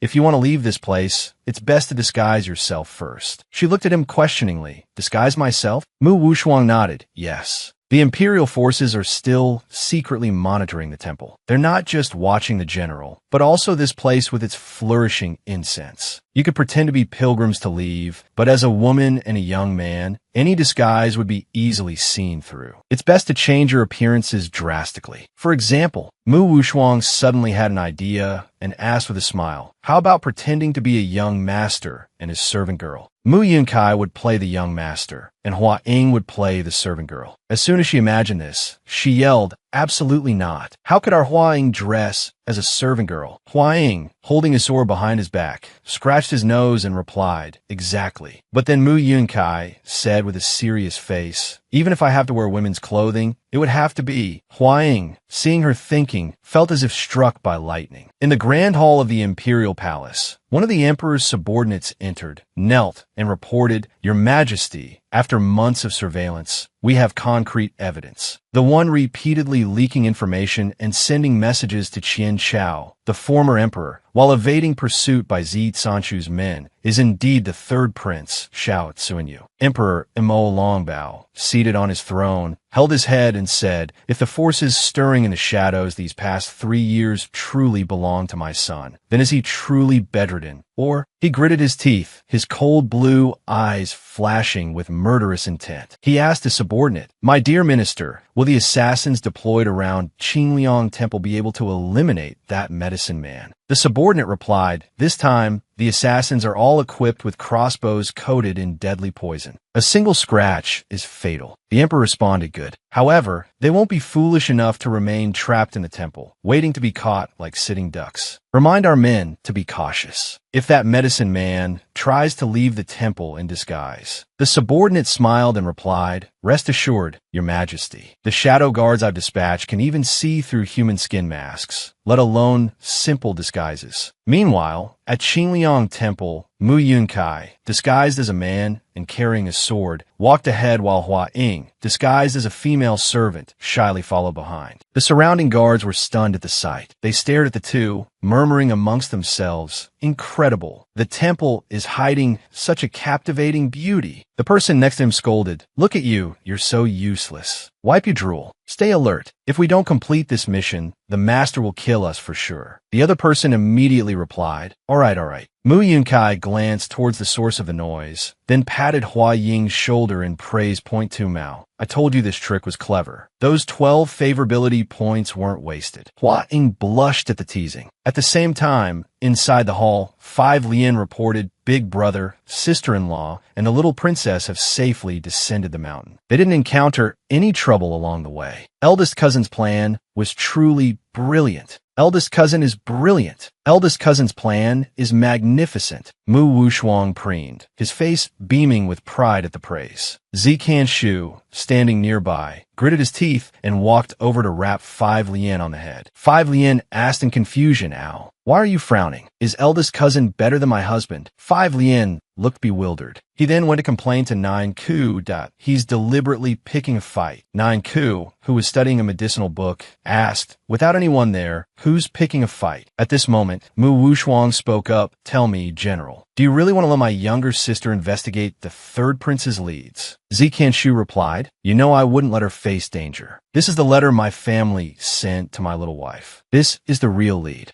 He handed the letter to Mu Wushuang, who opened it and gasped. Inside, the letter read, "My little wife, rest assured and bring that little dumpling to the demonic sect to find clues about the curse. Don't worry, although I want to cooperate with Emperor Yin, I won't do anything stupid this time. My right hand is for the world, my left hand is to hold you. The demonic sect is dangerous. Don't rely on anyone. If the investigation goes well, don't return to the temple. I'll come find you after I've handled this matter." Mu Wushuang smiled after reading the letter. Zikan Shu, seeing her expression, broke out in a cold sweat. He quickly snatched the letter back, asking how did this letter get in your hands? Mu Wushuang looked puzzled. "Huh? Didn't you just give it to me?" Zikan Shu was stunned. "The letter in my little wife's hands isn't." He glanced at 5 Lien, who now had a bump on his head. 5 Lien, under his intense gaze, was utterly confused. Meanwhile, inside a desolate tomb, Mu Yunkai took out a letter and read, 1,000 years ago, a demonic scholar caused chaos in a remote mountain village. A child with white hair went missing. Damn, it couldn't really be that he was eaten by a demon 1,000 years ago and his body was taken over, could it? After leaving the demonic sect, I'll go to that village to investigate. After reading the letter, she put it away. She stretched out her hand, and a screen immediately appeared. She said, "Now I'm acting alone with Tu Mao. Let's see the final initial memory fragment." The system displayed a notification, "Memory sufficient, function description." After reading all initial memory fragments, you can read high-level memory fragments. You can currently view the final initial memory fragment. Mu Wushuang limit. Do you want to view it? Mu Yunkai pressed the confirm button. The system panel suddenly issued a cold notification, echoing through the space like a fateful bell. Mu Wushuang limit activated. At the imperial palace of the Great Mu Dynasty, where white snow blanketed the ground amidst the harsh winter, Mu Wushuang, still a child, had cheeks flushed red from the biting wind. His small hands clutched a ball of white snow. His voice trembled like wind chimes in the winter night. In another corner, Mu Yunkai, currently in the form of a small rabbit, quietly observed. When she saw Mu Wushuang bring the snowball to his mouth and take a bite, her rabbit ears twitched slightly, and she felt a pang of alarm. "This is my older brother from back then. Oh, this is so sad." Just then, 2 eunuchs approached from afar. One of them sneered, his voice laced with sarcasm, Oh, isn't that the deposed empress's bastard? He's still alive? What a tenacious life. One of them stepped forward, yanking Mu Wushuang's hair and sneering cruelly. Does Your Highness enjoy eating snow so much? Before Mu Wushuang could react, the man shoved his head down into the hard-packed snow. Blood gushed from his nose and the corner of his mouth, staining the white snow crimson. The man's voice was harsh and merciless, as if he found amusement in inflicting pain. Enjoy your snow, Your Highness. Let your servant help you eat your fill. The other man, not to be outdone, added his own taunt. Oh dear, we're just offering His Highness a bit of snow. There's no need to kneel for it. Witnessing all of this, Mu Yunkai,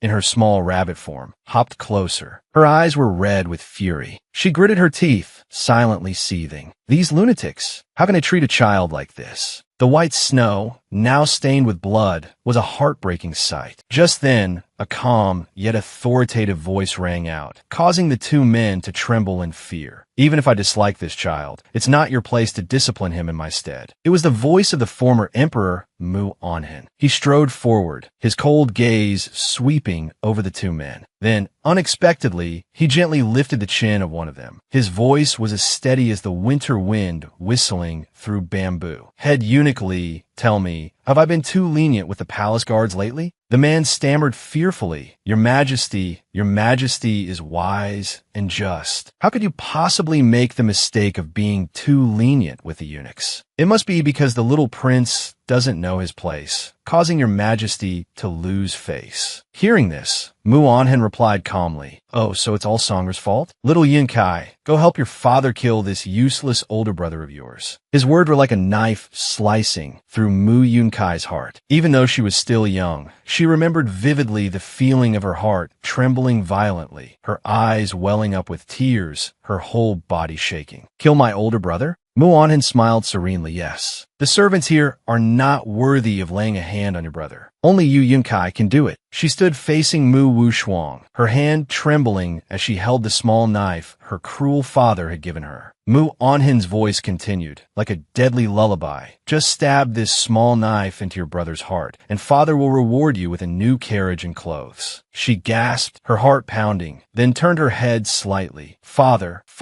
older brother is already dead. She hadn't followed his order. And because of that, Mu Onhen gritted his teeth in anger, his eyes flashing with murderous intent. At that moment, the system suddenly chimed again, as if confirming a predetermined event. Mu Wushuang limit reached. Back in the present, Mu Yunkai stared blankly at the notification, her face darkening. Her eyes blazed with intense resentment. Unable to contain herself, she slammed her fist into the screen, shattering it instantly. What kind of messed up father is that? Her roar shook the entire space, startling the two Maos standing beside her. After a few moments, her breathing gradually calmed. Mu Yunkai's voice was low but heavy. Judging by this story, I must have saved that stingy fellow before. Could it be because of this that the Dog Emperor held a grudge? And then, to protect myself, I betrayed my older brother. The two Maos glanced at her and then spoke, Master. Startled, Mu Yunkai turned her head, her eyes flashing with alertness. Tu Mao looked into the distance and softly said, Hey, Tan is here. Hearing that familiar name, she couldn't help but gasp in surprise. Huh? Five Lian's familiar voice echoed throughout the room. Laced with amusement and provocation, sister-in-law, we meet again. Heigo wasn't at ease about you, so he sent me here to be your bodyguard. Since fate has brought us together again, why don't we take advantage of this moonlit night and have a little spar? As soon as he finished speaking, he lunged unexpectedly towards Mu Yunkai. She was startled and hadn't yet reacted when a figure, fast as lightning, appeared. Tu Mao delivered a precise kick, sending Five Lian flying back. He lowered his voice, standing protectively in front of Mu Yunkai, and shouted, his cold gaze sweeping towards Five Lian. Why send a mad dog here? Five Lian, hearing this,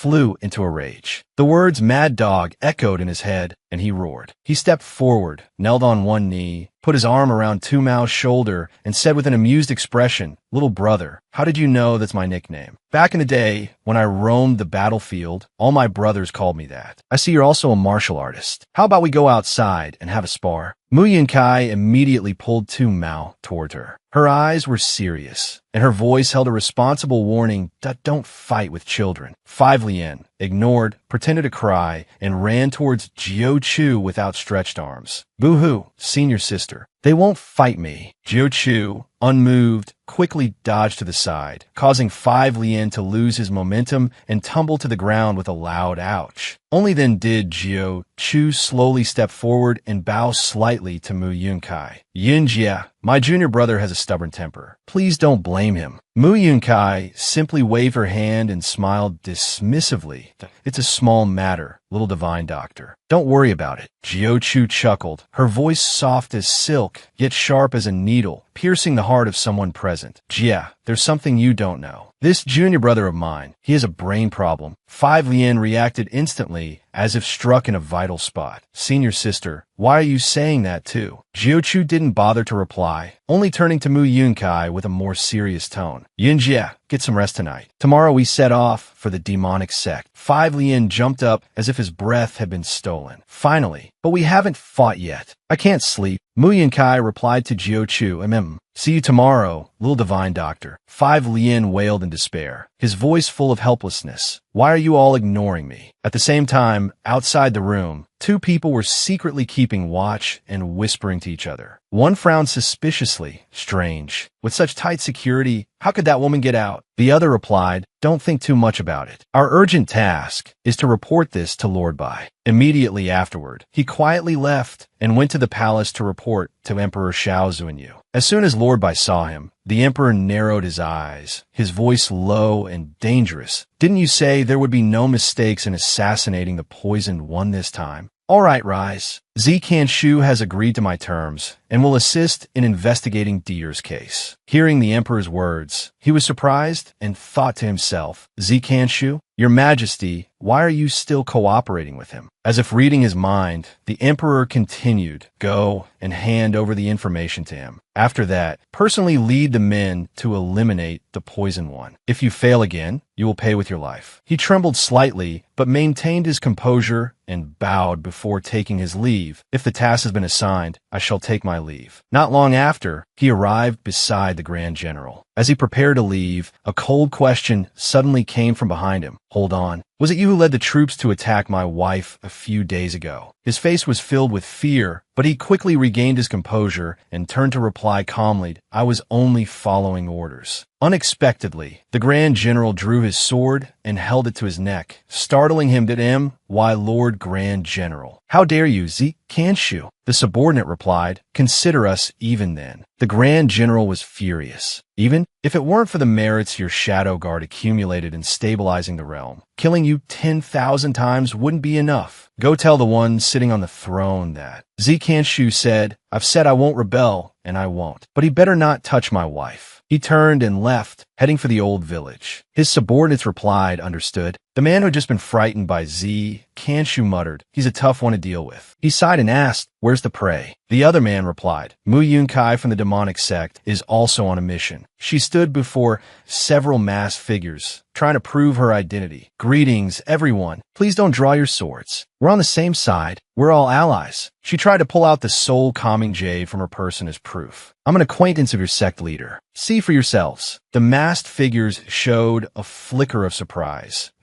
Isn't this the item our master has been searching for? The soul-calming jade. Mu Yunkai was taken aback. The scene before her eyes was bustling and noisy. This was truly unexpected. She hadn't imagined the demonic sect's inner workings to be so vibrant. A hazy, fragmented memory flooded back in her mind, causing her to pause for a moment. A thought surfaced clearly in her head. This is very similar to that damned white-haired man's secret garden. Suddenly, a majestic figure approached, a woman dressed in magnificent robes, exuding a noble air. She called out softly, young master. Then she turned and met Mu Yunkai's gaze, which was fixed intently upon her. Mu Yunkai's heart pounded as if pulled taut by an invisible force. She thought, it's our sect leader. Like a destined encounter, the moment their eyes met, their very beings seemed to stir. The word burst from her lips uncontrollably, mother. The woman froze for a moment, then tears welled up in her eyes. She choked out, Dada. Mu Yunkai, overcome with emotion, rushed forward and leaned against her mother's legs, resting her head in her lap like a child who had never grown up. Her mother gently stroked her hair, her gaze as gentle as autumn water. In that tender moment, Mu Yunkai choked out, "Mother, it's so good to say that word again." Then she softly asked, "Mother, are you here on a mission too? You didn't actually abandon me all those years ago, did you? You were just transported to another world and couldn't come home, right?" Her mother sighed. Her eyes, filled with remorse and sorrow, whispered, "Silly child, if it weren't for that car accident all those years ago, how could I have left you? And as for a mission, I don't know what it is. I only remember drinking a lot of water from a lake. After I woke up, I was here." Memories flooded back like a torrent. In her mind, the cold voices of the demonic sect members echoed. "Master, another one has died." "Ha! Truly useless." A small sword spirit sitting beside her replied, "Is there no one who can accept my lord's inner energy?" At that time, Mu Yunkai's mother awoke in a feverish delirium, her hands tied behind her back, her shoulders aching as if they were about to break apart. The sect member turned around. The small sword spirit also turned, staring intently as if appraising a valuable item. Then it whispered, as if passing judgment, "Still alive?" The small sword spirit looked at Mu Yunkai's mother and uttered a chilling sentence. "Ha! Finally found a suitable sacrifice." Hearing this, rage flared within Mu Yunkai. She gritted her teeth, furiously spitting out, "Sacrifice? What in the world is that damned silver-haired bastard trying to do?" Hearing her daughter's words, Mu Yunkai's mother's eyes suddenly lit up with suspicion. She slowly asked, her voice filled with confusion and probing, "Do you know him?" Mu Yunkai clenched her fists in fury. "Know him? That cunning, treacherous, fierce, and cruel white fox. What did he do to you?"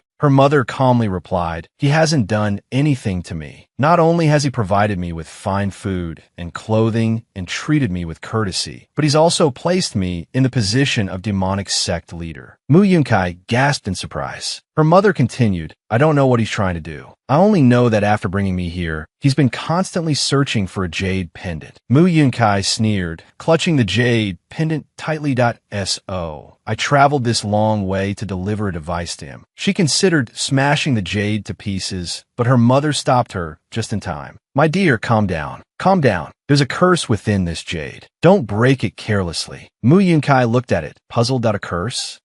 Everything related to that silver-haired man is troublesome, mother. He's the devil himself. Who knows what kind of wicked tricks he's up to now? Why don't we run away together?" Hearing this suggestion, her mother smiled and agreed without hesitation. "All right, but you came to the demonic sect to investigate something, didn't you? Call your friend here and let's talk. Once that's settled, we'll travel the world together." Mu Yunkai entrusted a letter to a carrier pigeon, but couldn't help but worry. "Little pigeon, are you sure you could deliver this letter directly to Tai Zi's hands?" The pigeon, capable of speech, replied to her question, "Of course. I'm a super speed pigeon." Mu Yunkai and Air Mao sat facing her mother. Her voice became subdued, but she couldn't hide her emotion. She spoke softly, as if untangling memories. "Mother, it's like this. When I first transmigrated to this world, I met a young guard. He treated me very well, even better than himself. But this child carries a curse that very likely originates from the demonic sect." Before she could finish, her mother's eyes widened in astonishment. Her body trembled slightly. "What? Are you saying this child is another sword spirit?" Mu Yunkai was confused. "Another?" Her mother calmly explained. "Oh, you didn't know? That Dan Shu, he's also a sword spirit." The air in the room instantly froze. Mu Yunkai gritted her teeth, a sound of hatred echoing in the silence. "How could this be?" Her mother laughed. "Ha ha. So, the outside world doesn't know about his identity. He's managed to stay hidden for so long. He's truly remarkable." Her mother stood up and gently touched her shoulder. "My daughter, come. I'll take you somewhere." Her mother led the way down into a dark cellar. "Actually, before you arrived, I didn't even know that Sword Spirit carried a curse. I'm afraid I can't offer you any useful clues. However, this place might give you the answers you seek." Everyone's gaze fell upon the ancient stone sword, embedded in the center of the chamber. An unusual aura emanated from it. Mu Yunkai hesitated. That stone sword? Could it be the sword Huaying? Suddenly, Mao felt dizzy and collapsed, clutching Mu Yunkai's sleeve. She gently embraced him, softly calling his name. Huaying, why must we continue to endure? If there's no justice in this world, why can't we use the swords we hold to carve out some justice? Mao shook his head in his delirium, murmuring no. Dan Chu continued in his trance. Draw your sword with me. Let's create a new, beautiful world. Chaotic sounds assaulted his mind. Jiao Chu quickly worked to stabilize Mao. Mu Yunkai anxiously asked the little divine doctor, "What's wrong with Mao?" Jiao Chu's voice, calm yet chilling, replied, "This is a nightmare spell. Can turn the person in the dream into a puppet of the caster. This technique only works in places that awaken special memories. I'm afraid someone has already made arrangements on this side." One of the Grand General's subordinates cheerfully spoke, "Sir, we've caught a fat pigeon. Should we fry, roast, or stew it?" The Grand General, upon hearing this, roared in anger, "Stew your head. This is my wife's messenger pigeon." In a hazy, dreamlike state, Dan Chu saw his whole body covered in wounds, blood mixed with dust, the pungent smell assaulting his senses. He gasped, his golden red eyes glaring furiously at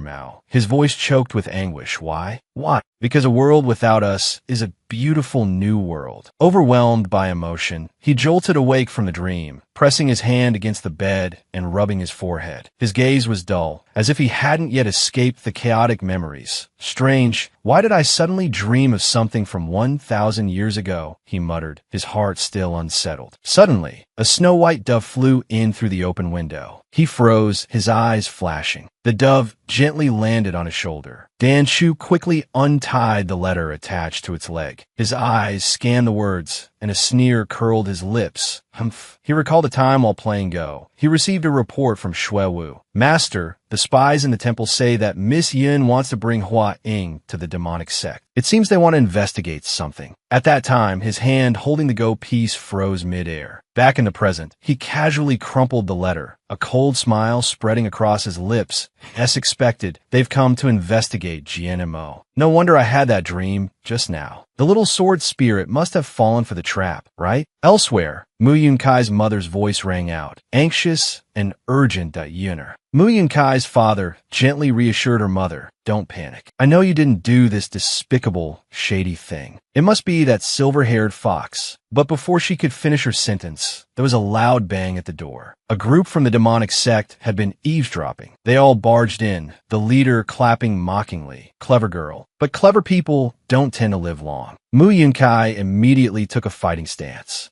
But her mother stopped her, shouting with authority, "Yi, what are you doing? Bringing weapons and barging into the sect leader's room? Are you planning a rebellion?" The demonic sect member scoffed, his voice provocative. "Rebellion? Has the sect leader forgotten? The true master of this demonic sect is Lord Dan Chu." At that moment, Wu Yin was urgently pulling Jiao Chu along, whispering, "Little divine doctor, they're going to fight later. Don't worry, sister, we'll protect Huaying." As soon as the guardian finished speaking, he snapped his fingers. A hidden mechanism was activated. The ground beneath Mu Yunkai, her mother, Jiao Chu, and Wu Yin suddenly collapsed, revealing a deep, dark pit. He stood at the edge, smirking triumphantly, then slowly walked over, looking down with feigned pity. "Oh dear, what a pity." The Lord clearly wanted the sacrifices to be in top condition for the grand ceremony. If that woman hadn't revealed the Lord's secret, they could have enjoyed good food and drink while waiting for him. But with the great undertaking almost complete, it doesn't matter anymore. He turned and walked away, his voice icy as he ordered his subordinates, "Secure cell 7. The Lord must have received the letter and will arrive soon." The subordinate bowed and replied yes. Night gradually fell. Cell 7 was eerily silent. Mu Yunkai looked around, her sharp eyes searching for an escape route in the thick darkness. There's seriously no way out on all four sides. Is flying the only way to leave this seventh prison? Wu Yin sat next to Mu Yunkai, leaning against the wall. Her voice was as light as a breeze, Senior sister, sit down here. The ground is cool. Mu Yunkai turned to Jiu-Chu, her face etched with worry. Little divine doctor, how is Air Mao's condition? Jiu-Chu replied, her voice slow and grave, he's not in any immediate danger. But if we can't leave this place quickly and burn some calming incense, I fear my little brother's soul will be trapped in this nightmare, and he won't be able to wake up. At that moment, Mu Yunkai's mother was gently stroking Air Mao's hair. The boy was dozing on her lap. She sighed sadly. That silly girl. She's been called sect leader so much she's become foolish. If she'd been a little more cautious, this wouldn't have happened. Mu Yunkai sat down beside her mother, placing a hand on her shoulder and comforting her in a soft voice. Mother, don't be like that. I was also tricked by that damned silver-haired fox. We should focus on finding a way to escape. Just then, the sound of flapping wings echoed, and a familiar pigeon suddenly flew in, landing gently in front of Mu Yunkai. Master, the letter has arrived. I've brought your reply. Mu Yunkai's eyes lit up with a glimmer of hope as she saw it. Little pigeon, how did you get in here? You're asking how it's so bright in this pitch-black prison. Wu Yin, sitting nearby, chimed in,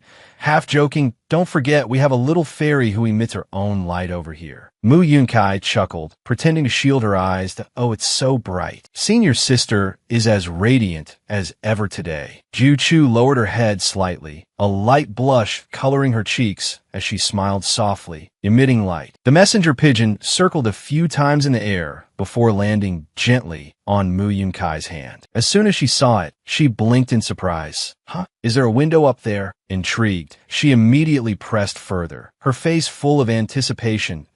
Is it big? Big enough for someone our size to fit through. The pigeon tilted its head, looking back at its small body, then cooed uncertainly. Mu Yunkai paused for a beat, then forced a smile, as if she'd come to a realization. If it's that small, we definitely can't get through. Behind her, Wu Yin couldn't help but giggle, pointing at her and teasing playfully. Senior sister, look. Sister-in-law is having a whole conversation with a bird. Undeterred by the teasing, the pigeon tilted its head and asked in a serious tone, does Master wish to leave? Mu Yunkai looked at the small bird with an equally serious expression. Of course. We've been imprisoned in this 7th cell by those demonic sect brats. That silver-haired man is keeping us alive because we're still useful. He doesn't need to worry about our lives. She paused. Then her gaze slowly shifted towards Air Mao, who lay motionless in the corner. Her voice dropped, but Air Mao, he can't wait any longer. The pigeon's eyes suddenly became serious. All right, I'll get you out, Master. Mu Yunkai's eyes widened in surprise. Oh, little bird, you really have a way? The pigeon puffed out its chest and flapped its wings enthusiastically. Of course. I am a super-speed pigeon. Pecking bird mode, activate. Then, in some miraculous way, everyone vanished in an instant. Music Air Mouse stirred and slowly woke up. He raised a hand to his head and murmured, was that a dream or real? He sat up and saw Mu Yunkai dozing by the bedside. She was clutching his sleeve in her sleep, mumbling, ugh. Why do I always get tricked by that white fox? He clearly took Air Mao away to lift the curse. And yet, I'm such a fool. Air Mao gently embraced her, soothing her, it's all right, Master. Everything will be all right. We'll be okay. Meanwhile, Jiu-Chu anxiously asked Wu Lien, Yunjia, my little brother's soul image, are you feeling better? 5 Lien quickly replied, much better. I'm truly grateful to the little divine doctor for last night. Jiu-Chu's eyes flickered with gratitude, but I've already troubled you so much. This matter of my mother. 5 Lien interjected sympathetically, sister, she's a friend of junior brother, which makes her a friend of Jiu-Chu too. What's with all the formality between us? Jiu-Chu continued in a gentle tone. It's just that Commander Ling Xi's body is truly unique. If we want to eliminate the demonic energy within him, he still needs to come with us to the Divine Medicine Sect, so Elder Sect Leader can examine him. Mu Yunkai and her mother prepared to part ways. Her mother gently stroked her head, making it hard for Mu Yunkai to leave. Must we part so soon after just meeting? Her mother smiled and chided, silly child. We'll see each other again soon. The sound of horse hooves echoed from outside. Mu Yunkai saw Jiu-Chu off, calling out, little divine doctor,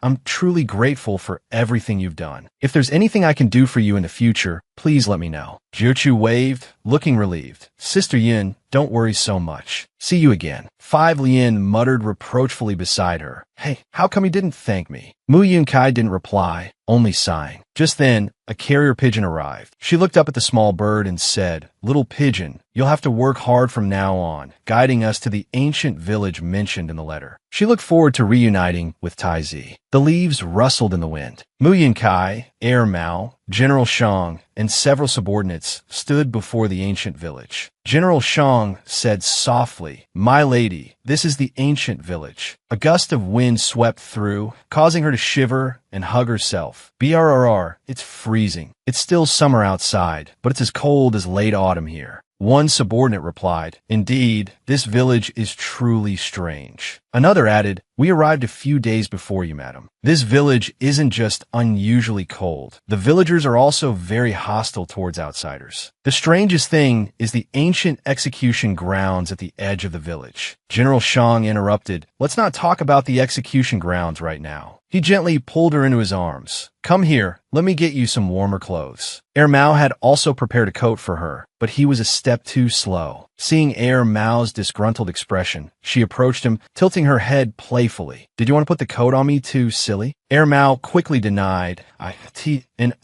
You're imagining things. It's so hot. I should take some layers off to cool down. She teased him further.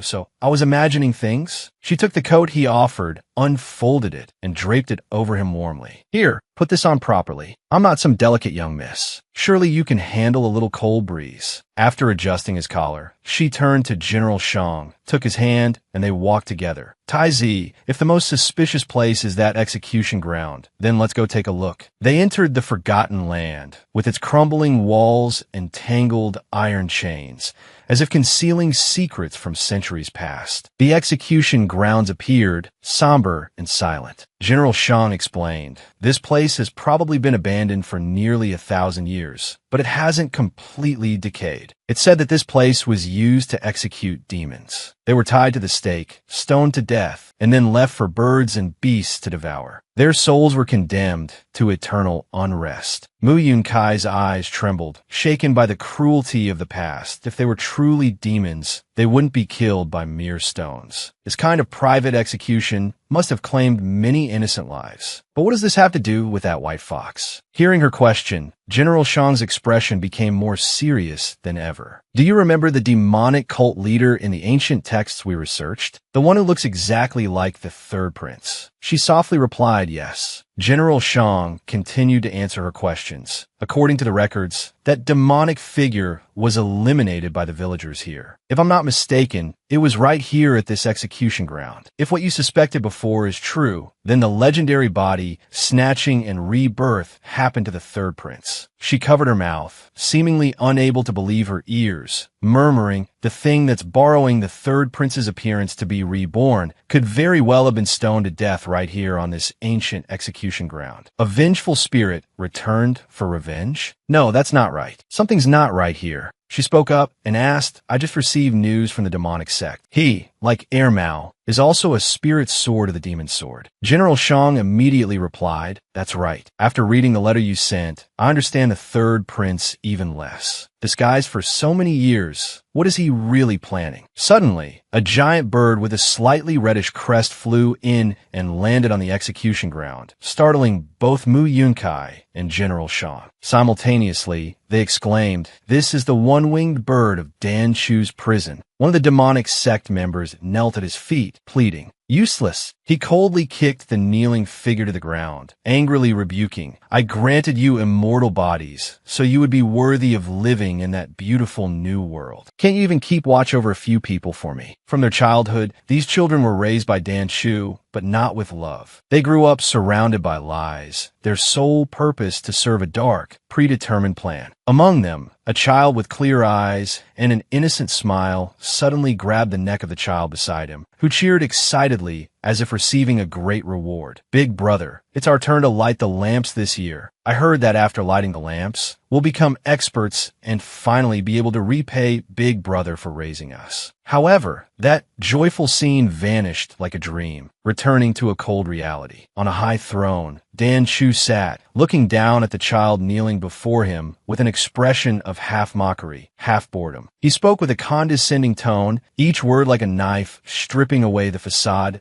"IT first." It sounded quite interesting. "So what's the result? None of the children in your group could be of any use." Without waiting another second, he waved his hand dismissively, as if discarding a defective product. "Take them below for reconstruction. I hope this time you can become useful." A demonic sect subordinate stepped forward and bowed. "My lord, should we pursue the sect leader and retrieve the soul blood jade?" Dan Chu lazily waved his hand. "In no need. No matter where the sacrifice goes, I can use the formation to summon her back. As for the soul blood jade, Xiao Yun will willingly offer it to me. It's a card I've already prepared." Elsewhere, in a quiet, small room, Mu Yunkai stared intently at two differently colored feathers lying in her palm. A look of confusion flickered in her eyes. "Tai Zi, look at this feather. When I was undercover at the Bai Mao residence during the Cold Food Festival, this fell from his lapel." She tilted her head, carefully observing every detail, her voice becoming more thoughtful. "The color is different from the one-winged bird we saw today, but the shape is exactly the same." General Shang stood silently for a long time, then slowly nodded, his gaze heavy. "They are indeed identical in shape. But the third prince, the feather, and that one-winged bird, what is the connection between these three?" Mu Yunkai furrowed her brow slightly, as if trying to connect the tangled pieces of the puzzle. "Yes, could there be a connection?" Mu Yunkai pondered silently, her thoughts intertwining like delicate silk threads. Looking back at past memories, Bai Mao truly wasn't human from the start, still unfamiliar with human customs. The system's explanation about the feather, that it belonged to an unknown god, clashed with the clues Tai Zi Gu and his team found, which pointed to a one-winged demon. The clue her mother left behind was the spirit of a demonic sword. Could it be that this demonic sword was originally a divine sword? A god within the sword descended to the mortal realm, underwent trials, took human form, and then for some reason fell from grace and became a demon? Lost in these murky thoughts, a panic cry from outside suddenly snapped her back to reality. "My lady, it's terrible." A subordinate hastily helped a wounded man inside. The man, covered in blood, gasped for breath as he crawled closer and weakly reported, "My lady's brother-in-law's shadow guards came with news. He said, your brother-in-law has been captured." The news made Mu Yunkai tremble. She immediately demanded, her voice sharp with a mixture of anger and panic. "Who did it? Why? Who are they?" The injured man struggled to lift his head, his face contorted in pain, but he persevered, forcing out the words, "It was the third prince. The third prince used the late emperor's clues to lure our young master into a trap, then tied him up and took him to the Kuei Hua ward. He said, if you don't bring the soul blood jade to exchange for his life, he'll spread the word that the young master will service any customer for free. He promises he'll make sure your brother-in-law won't have a moment's rest day or night, even in death, under the bodies of others." As the words fell, Mu Yunkai's eyes blazed. Her whole body trembled with rage, her hands clenched white. Through gritted teeth, she spat out each word in utter fury. "Dan Chu, are you even human?" Mu Wushuang, gagged and bound, his eyes filled with impotent rage, watched as Dan Chu strolled towards him, his casual demeanor radiating an oppressive aura. He leaned down, his mocking voice echoing in the silent room. "Young Master Hua, tell me, does Yin Gunyang appreciate how meticulously I've recreated the picture book she once drew? A pity the threads in her drawings are so intricate. I truly can't fathom how they were tied." With that, he lightly trailed his fan across Mu Wushuang's chest, a cruel, teasing gesture. Before he could finish his sentence, he flung the fan through the window, the force throwing the window open and slamming it against the frame in the sudden gust of wind. His eyes glittered with mockery. "Let your dear little sister teach you a lesson." Meanwhile, Mu Yunkai, clinging to the roof above the window with gecko-like agility, had been hidden there for some time. Captured by Dan Shu, she found herself bound and suspended upside down. He sat down, leisurely sipping his tea, and looked at her dangling form, his words as casual as if discussing a game of chess. Well, Yin and Yang did say, one hand for the jade, one hand for the hostage. You didn't bring the soul blood jade and snuck over here instead. Don't tell me you planned to take him by force. Mu Yunkai, unafraid, retorted, How could I possibly take him from you? 2 hostages for the price of 1. Aren't you pleased? Hearing this, he trembled with rage and roared, Someone, bring Mu Wushuang here. A nearby subordinate, seeing Dan Shu, trembled, internally screaming, Oh no! He was about to open the door when he immediately dropped to his knees, stammering, My lord, just now, in the courtesan's room, many men in black appeared. This subordinate truly didn't dare. Before he could finish, Dan Shu backhanded him, sending him sprawling. His voice boomed like thunder. Useless fools. Turning back to Mu Yunkai, Dan Shu's eyes were now dark. Each word dripped with danger. This empty fort strategy was clever, using herself as bait to lure him away. That you're confident, aren't you? He stepped forward, gripping her neck lightly, but menacingly that I wouldn't dare touch you. Mu Yunkai gasped, struggling for breath, yet maintaining her composure. A chilling response, isn't it? I wouldn't dare place any hope in you either. Just then, a flash of light erupted from the doorway, accompanied by a familiar, fervent shout. Master, trust me. Air Mao burst in like a whirlwind, bravely shielding Mu Yunkai, his eyes filled with fierce protectiveness. Meanwhile, elsewhere, Mu Wushuang was being dragged away by a figure cloaked in black. Though weakened by poison, he forced out each word, his voice trembling as if torn from his chest. Wait,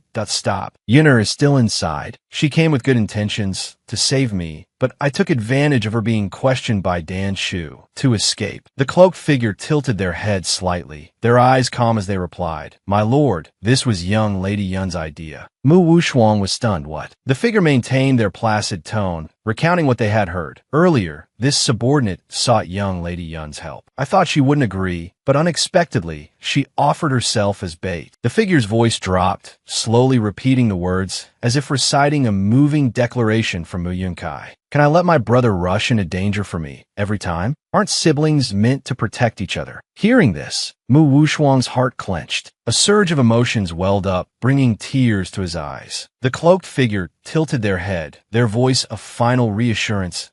Why, lord, you've been struck by the third prince's soft bone powder. Even if you return, you can't help. You needn't worry too much. The young lady and General Z still have a backup plan. Dan Shu was taken aback by Air Mao's appearance. That weren't you hit by the Dream Demon technique? Even if you haven't become my puppet, shouldn't you be unconscious by now? My technique can't be ineffective. Air Mao yelled, Enough talk. After 1,000 years, it's time to end this. The clang of swords echoed as Air Mao transformed back into his youthful form. The system announced favorability of Hua Ying. 2. Mu Yunkai couldn't believe her eyes, thinking, only 2 favorability? Wasn't it just at 50 last time? How much favorability did that demonic sword use cost Air Mao? Mu Yunkai stepped forward to intervene. Bao Bei, wait. Don't attack yet. She then looked directly at Dan Shu, her eyes stern. Third prince, there's something I must remind you of. When I brought Air Mao here, Tai Zigu also led an army to surround the demonic sect. The power you've painstakingly built is in danger. A triumphant look spread across Mu Yunkai's face.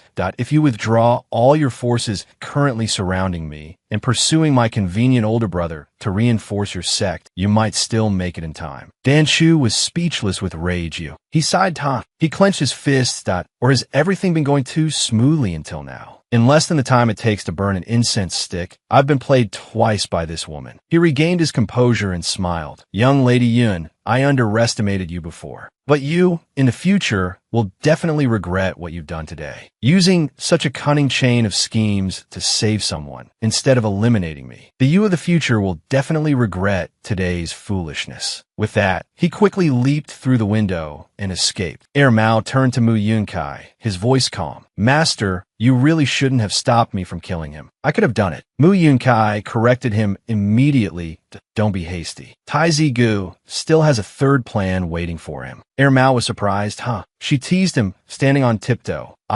You've grown taller. Reaching it isn't easy. Moreover, if you use this sword to fight, you'll get hurt. Right now, Hua Ying's favorability is increasing. Mao is a little embarrassed to be meddling. She continues to tease, "Oh my, the older you get, the more your words betray your heart." At this time, Dan Shu returned to the demonic sect, surprising them that, "My lord, why have you returned?" He didn't beat around the bush and went straight to the main question, "Isn't there a large army besieging the demonic sect? Where are they?" A subordinate reported, "Just now, a group of people passed by, but they just withdrew. I don't know why." Hearing this, he growled, his eyes turning fierce. "Withdrew? Yunkai, are you playing with me? Do you find this amusing?" General Shang then inquired, "Subordinate by, who was that demonic person flying in the sky just now? Did you see clearly?" The subordinate trembled, not daring to answer. Subordinate by stammered, how could the third prince be a demon?" General Shang said, "Perhaps he is." He seemed to remember something and frowned. "His Majesty doesn't believe me, but His Majesty believes you. I advise you to let His Majesty be on guard early. Don't continue to waste your excess energy on harming my wife." The next day, Mo Yunkai went to Mo Wushuang's place. A look of gratitude appeared in her eyes. Yun'er, thank you this time. She had been in this world for so long, yet this was the first time he had said such words to her. Hearing this, she smiled and replied, "We're family. There's no need to be so polite. First, drink this bowl of medicine." Mo Wushuang quickly backed away. Mo Yunkai still held up the bowl of medicine. "Come back here. What are you running from? Didn't you hear the doctor just now? You've been severely poisoned. If it's not neutralized in time, the Ruangu sand in your body will harm your foundation. You'll be bettered in for life." Mo Wushuang was forced to drink the bitter medicine, making him want to cry. She quickly changed the subject. "Actually, I came to repay a debt." "Good brother, why don't you try a candied winter melon?" Seeing this, Mo Wushuang pursed his lips and dodged, yelling, "Get out." Later, outside, the black-cloaked attendant following behind replied, "Young lady, I apologize. This servant will supervise the young master to finish the medicine. Please return to your room and rest." Mo Yunkai gently replied, "It's just candied winter melon. If he doesn't want to eat it, then so be it." The black-cloaked attendant's voice was slightly reproachful. The point of chasing me out like that? Isn't it all thanks to the young lady's gift?" Mo Yunkai was momentarily stunned. Later, while sitting alone in her room,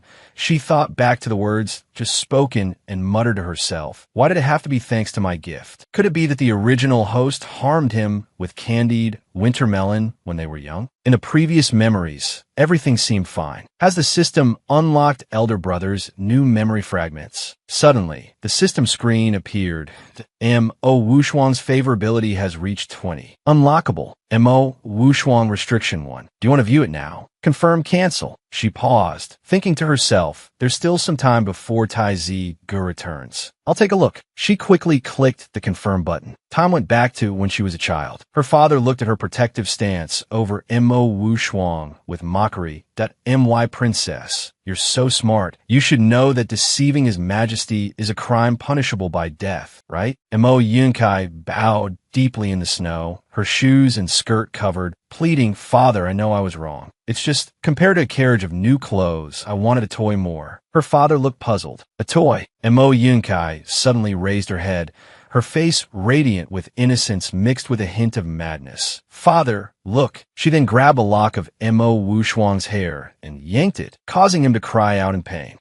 Mo Yunkai's eyes turned cold as she looked at him with a coercive gaze. Big brother's whimpers when being bullied are quite something. Words sharp as a knife. The Emperor's eyes lit up with excitement. "Ha ha ha. Interesting, truly very interesting. Compared to killing him, this method is much more entertaining. All right, then I shall bestow Song-er to you. My princess, you must have your fun with him." From then on, within the princess's chambers, slapping sounds could occasionally be heard. The boy's miserable screams. Mo Yunkai continuously tortured and beat him. "Get down. Who told you to get on the table?" The princess's cruel games became the Emperor's greatest amusement. "Ha ha ha. My princess truly knows how to play. How can there be such a perverse person in this world?" But the Emperor didn't know that. After each torment, she always cared for Mo Wushuang. Those actions were, in fact, her protecting him from her father. Does it hurt, brother? I'm sorry. If I don't actually hit you, father will be suspicious. She thought to herself, I've never truly wanted to harm him. She was always thoughtful and worried. The eunuch has left. Hurry and eat. Mo Wushuang ate ravenously, making her blame herself even more. I'm sorry. I shouldn't treat you like this, but I'm truly afraid father will kill me. To protect both of us, this is the only way I could think of. A conflicted feeling, painful and miserable, began to sprout. The boy had grown accustomed to the beatings and humiliation, but her warm gaze, even if only fleeting, became the only thing in this world. Brother, don't be afraid. I will protect you. But as soon as the emperor's footsteps echoed, all the gentleness in her eyes instantly disappeared, replaced by a cruel tone. My toy, only I can hit him. Father, full of delight, said, ha ha, worthy of being my daughter. After father left, she returned to her original state. Thankfully, I managed to finish the second half of that sentence. If father knew I was protecting him, both of us would be done for. She stealthily glanced at him, and she couldn't help but think that boy, accustomed to being abused, actually saw this tiny bit of warmth mixed with selfishness as spring after a cold winter, summer arriving. In the blink of an eye, 5 years passed. The little prince, as he grew up, gradually sparked new amusement for the emperor. Rumors in the harem arose again. What should I do? What should I do? Father, how could he have such thoughts about you? A sigh mixed with curiosity, carrying a feigned pity. Weren't those two new beauties greatly favored? In the blink of an eye, His Majesty chased them out of the palace. The person standing next to her slightly curled her lips in a contemptuous smile. Who told him, a man, to like wearing women's clothing? His Majesty hates those with such strange habits the most. Confused, upon hearing those words, she immediately recalled the women's clothing. At that moment, slap, a sharp sound rang out. The system panel displayed the words, Mo Wushuang Restriction 2. Mo Yunkai's eyes, filled with depth, stared intently at the screen, pondering. Finished playing. Although the memories, as usual, were stuck at the crucial point from the strange smile at the end, it wasn't difficult to guess what happened afterward. She recalled her words at that time. Brother, quickly put on my clothes. Wear my clothes, and tonight you'll be safe. Her father's actions and words when he saw Mo Wushuang in her female attired song. Are you deliberately seducing me by dressing like this? Those memories haunted and bothered her to this day. She forcefully brushed aside those thoughts. Even with this level of misunderstanding, it could still be clearly explained, right? After that, between the original owner and her Tiangi older brother, what happened? She continued to ponder the events that transpired. This memory fragment seemed completely unrelated to the hush money. She muttered to herself, wondering what to do about the hush money. Couldn't they send a little more? The amount you see is based on your favorability. That's the rule. 3 days later, at Jinshu Palace, she cooked a large pot of soup and then softly called out Mao. The bone broth is ready to be served. Mao's eyes lit up at the sight. Wow. She thought to herself, it seems like it's been a long time since we've been able to comfortably sit around the table and enjoy a peaceful meal like this, ever since we met that white fox. The General Shang solicitously filled her bowl. Madam, eat some meat. Suddenly, Mao choked, spraying food all over the table. General Shang frowned in annoyance. Mao wasn't having it either and retorted, chopsticks with saliva. Use different chopsticks for serving. General Shang and Mao exchanged fiery glares. Meanwhile, Mo Wushuang calmly continued her meal, thinking, what a bunch of childish fools. Is this really the time to argue about this? She looked seriously at General Shang. Sir, consider the timing. Bai Ma Chong is returning to the capital. General Shang replied, he's probably arrived already. Mo Wushuang reminded him, Your Excellency, given His Majesty's favor towards the third prince, will he believe Bai Ma Chong's words? General Shang's expression was full of confidence. I'm afraid you've forgotten. Our emperor is the most suspicious person there is. Meanwhile, Dan Chu went to pay his respects to the emperor. Father, you're like this. The emperor turned back to look at him, surprised. Dear, aren't you supposed to be better than? Seeing his father's angry expression, he felt a flicker of fear, but it's too stuffy in the room. I just wanted to get some fresh air. The emperor couldn't contain himself and grabbed Dan Chu by the collar, shouting, fresh air? Fresh air for an entire evening without returning? Enough with the pretense. What's the matter with the demonic sect? And what about the wings on your back? Dan Chu thought to himself, wings? Could it be that the attack on the demonic sect from Jinshu Palace wasn't to save Zhao, but to force me to reveal my true form and arouse the Emperor's suspicion? But how did they find out? The Emperor continued to press him. Dear, what's really going on? Tell me the truth. I'm desperately trying to find a reason not to kill you. Dan Chu remained silent, only offering a sinister smile. 3 days later, at NAMA-MANGAI's temporary residence, a subordinate rushed in, panting, "My lord, it's bad." After His Majesty exposed the third prince's true identity, even with the full force of the Imperial Guard, they couldn't subdue him. On the contrary, the third prince broke through the encirclement and escaped the palace. The subordinate gasped for breath. The third prince also spread word that if his sister-in-law still refuses to hand over the Jade Soul blood, he will rebel and kill the Emperor. In the dungeon, Dan Chu had imprisoned the Emperor. The Emperor looked at his son's arrogant face with a heart full of pain. I ultimately couldn't bring myself to harm you. But why are you treating me like this? I've never mistreated you. Dan Chu scoffed. Father, why so angry? You haven't mistreated me. Has General Shang mistreated you? You clearly knew he had no intention of rebelling. He recounted General Shang's words from his imprisonment. Yet he still conspired with me, devising a plan to throw him into the heavenly prison. He stepped closer to the Emperor. You have your ambitions, and I have mine. You taught me that it's acceptable to use any means necessary to achieve one's goals. The Emperor was shocked, unable to believe his ears. But why? The one I favored most was you. Just wait 100 years, and this world will be yours sooner or later. Why are you ruining my grand plan? Dan Chu's eyes blazed, as if he'd lost all humanity.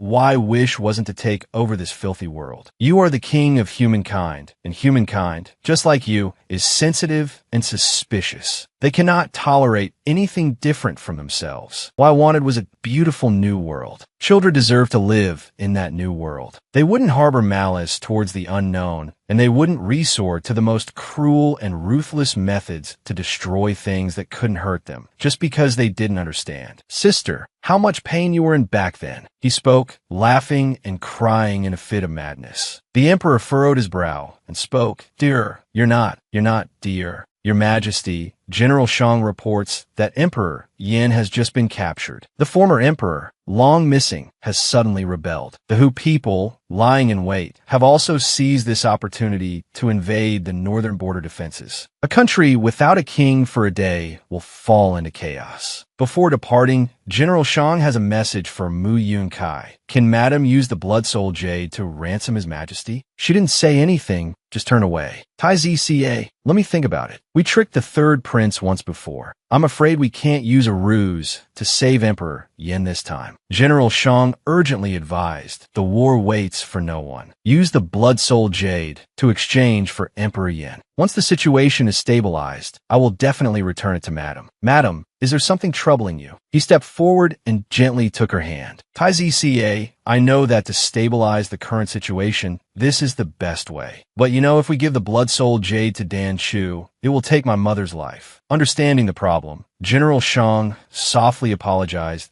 I didn't know that the jade was actually a sacrificial object. Mu Yunkai sighed softly and looked up at him. 0.1 life in exchange for peace in the realm. No matter how you look at it, it seems worthwhile, right? But the person being put in danger is my mother. I'm not a saint who would sacrifice family for the greater good. Tai ZCA, is there really no other way? General Shang was silent for a moment, then spoke. There is, of course there is. Madam, don't worry. I've thought of another way. This method will definitely work. Don't worry. Your mother is safe now. He then embraced Mu Yunkai tightly. Later, General Shang, Mu Yunkai, and Heir Mao arrived at the Divine Medical Sect and stood before Wu Lian and Jiu Chu. Mu Yunkai spoke, Master, I'm taking her to a sacred place to exorcise evil spirits. Wu Lian's voice was cheerful. Really? Thank you. General Shang continued, You must thank her properly. But this time, I have another matter to request. Jiu Chu replied calmly, Yes, my junior brother has already told me. General, have you really thought this through?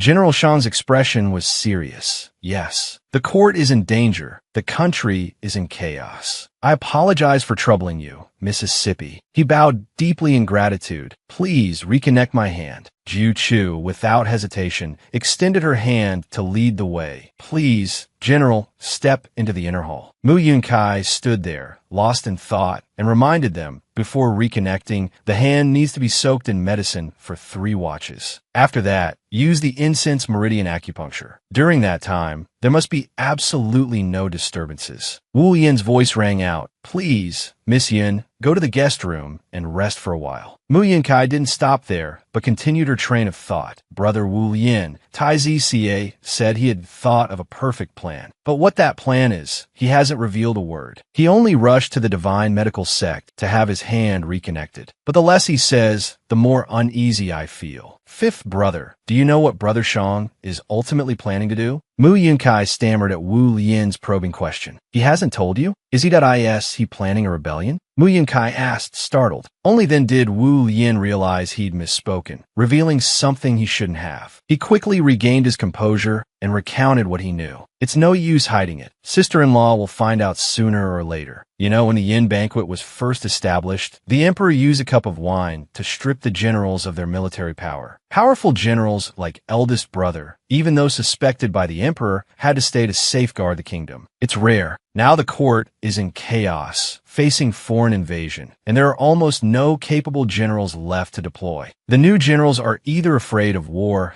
or suspect this is a trap set by His Majesty and the Third Prince. They insist they won't send troops without an imperial edict and the tiger tally. This ironically reassures the suspicious emperor. The quickest and most stable solution was to use the Blood Soul Jade to ransom His Majesty. But that would put you in a difficult position. A nation cannot be without a ruler for even a day. So, he'll raise the banner of rebellion and establish a new emperor. Fight rebellion with rebellion. First, protect the land and its people. Then, launch a campaign against the Third Prince. After that, he'll stage a play with the young prince, shifting all the blame onto himself. He'll take the name of a traitor, accept the punishment, and fake his death to escape. Even if he survives, the generations-long reputation of the Z family for loyalty and righteousness will be completely destroyed. This is General Shang's perfect plan. Hearing Wu Yin's long explanation left Mu Yunkai troubled, her mind wavering. She said in a low voice, his plan to IT really can protect the kingdom and protect me. But what about him? Seeing her thoughtful expression, Wu Yin approached and comforted her. Sister-in-law, you know Brother Shang's character. He can't ignore the kingdom's plight. He can't let the thorn that pierced his heart years ago pierce you as well. He suddenly pulled down the cloth covering his eyes, causing her to freeze. A while later, as she gazed into the distance, Mao called out, Master, eat. Mao brought food to her. She smiled gently and stroked the boy's head. Eat first. Before Brother Tai Zi's arm is healed, I want to enter the memory palace and see the thorn that fifth brother mentioned. A system message quickly arrived. Favorability with Z Jinshu has reached 70. Z Jinshu limited scenes 2 and 3 are unlocked. Do you wish to view them or cancel? She paused, murmuring, what does this mean? The system displayed. Do you wish to view them or cancel? Without further hesitation, she confirmed. The space transported her back to her childhood. General Shang was kneeling in the thick snow, seemingly waiting for something. But he was met with the harsh words of a subordinate,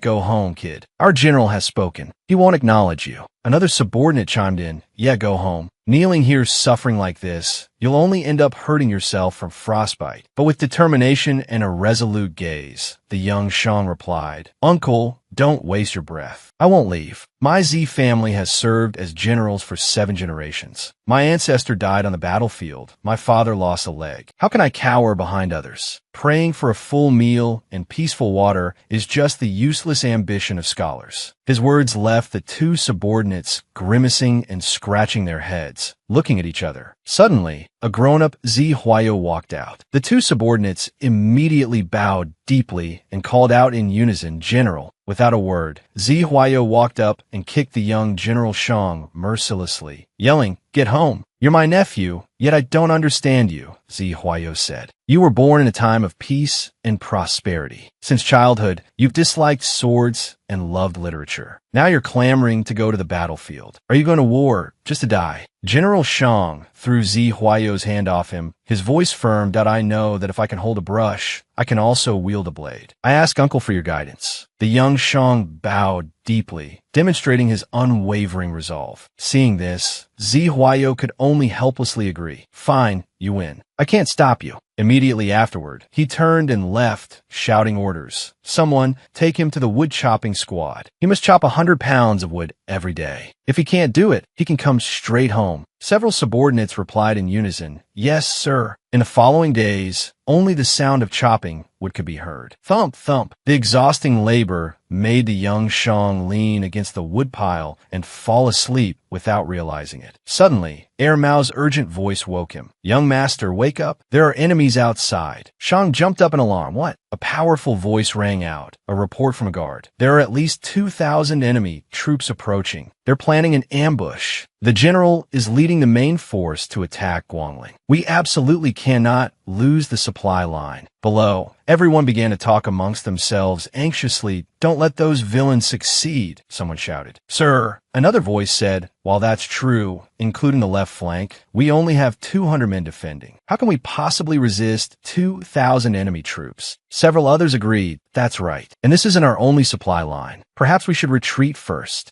Suddenly, a voice rang out from behind them. No, the army marches on its stomach. We absolutely cannot allow anything to happen to the supply lines. It was the young Shang. He had arrived just in time, speaking between gasps for breath. But the other soldiers scoffed at him, as he was still very young. Empty words. Everyone knows that. But how can 200 men fight against 2,000? Exactly. Does a kid like you have a solution? Shang was silent for a moment, then smirked and folded his arms, a triumphant look on his face. I do. Meanwhile, a messenger ran to report to Zi Huayo. General, that kid is not to be underestimated. We were able to successfully attack and capture Guangling. We must give him proper credit. Zi Huayo stood up in surprise. What? The messenger replied, the enemy originally planned to besiege Wei to rescue Zhao, disrupting our supply lines. We were about to return to defend the supplies. The young master's depot only had 200 soldiers guarding it, making it the weakest point. But he didn't lose a single soldier and managed to make the enemy retreat on their own. When the enemy arrived at the depot, there wasn't a soul in sight. Not only were supplies scattered everywhere, but weapons were also strewn all over the ground. Did the enemy get scared off and run away, even leaving their personal belongings behind? Zi Huayo paused, a thoughtful expression on his face.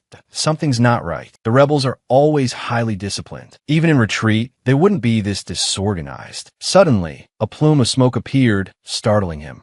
There are only 100 or so soldiers guarding here. How can there be so many smoke signals? If they were really retreating, why would they light so many? Countless questions and speculations arose.